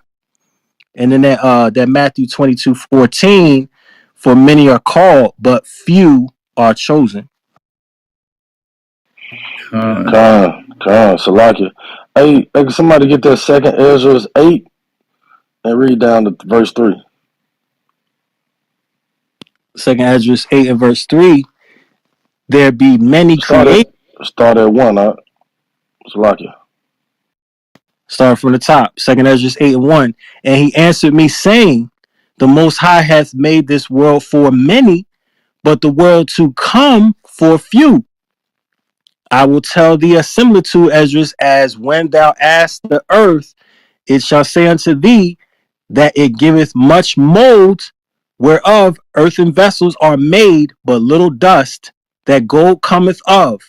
Even so is the course of this present world. There be many created, but few shall be saved." Con, that's playing upon tables right there.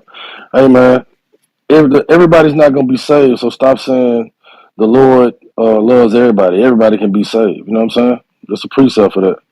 With that, I yield. Con.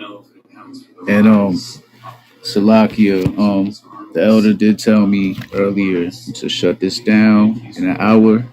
We over about 5 minutes, but if it's okay, with any of the elders, if before we head out and close this up, if we can, if it's okay to read that prayer in Matthew right quick, if that's okay with y'all before we shut it down. If not, that's cool. I just wanted to make sure. Con, yeah, go ahead,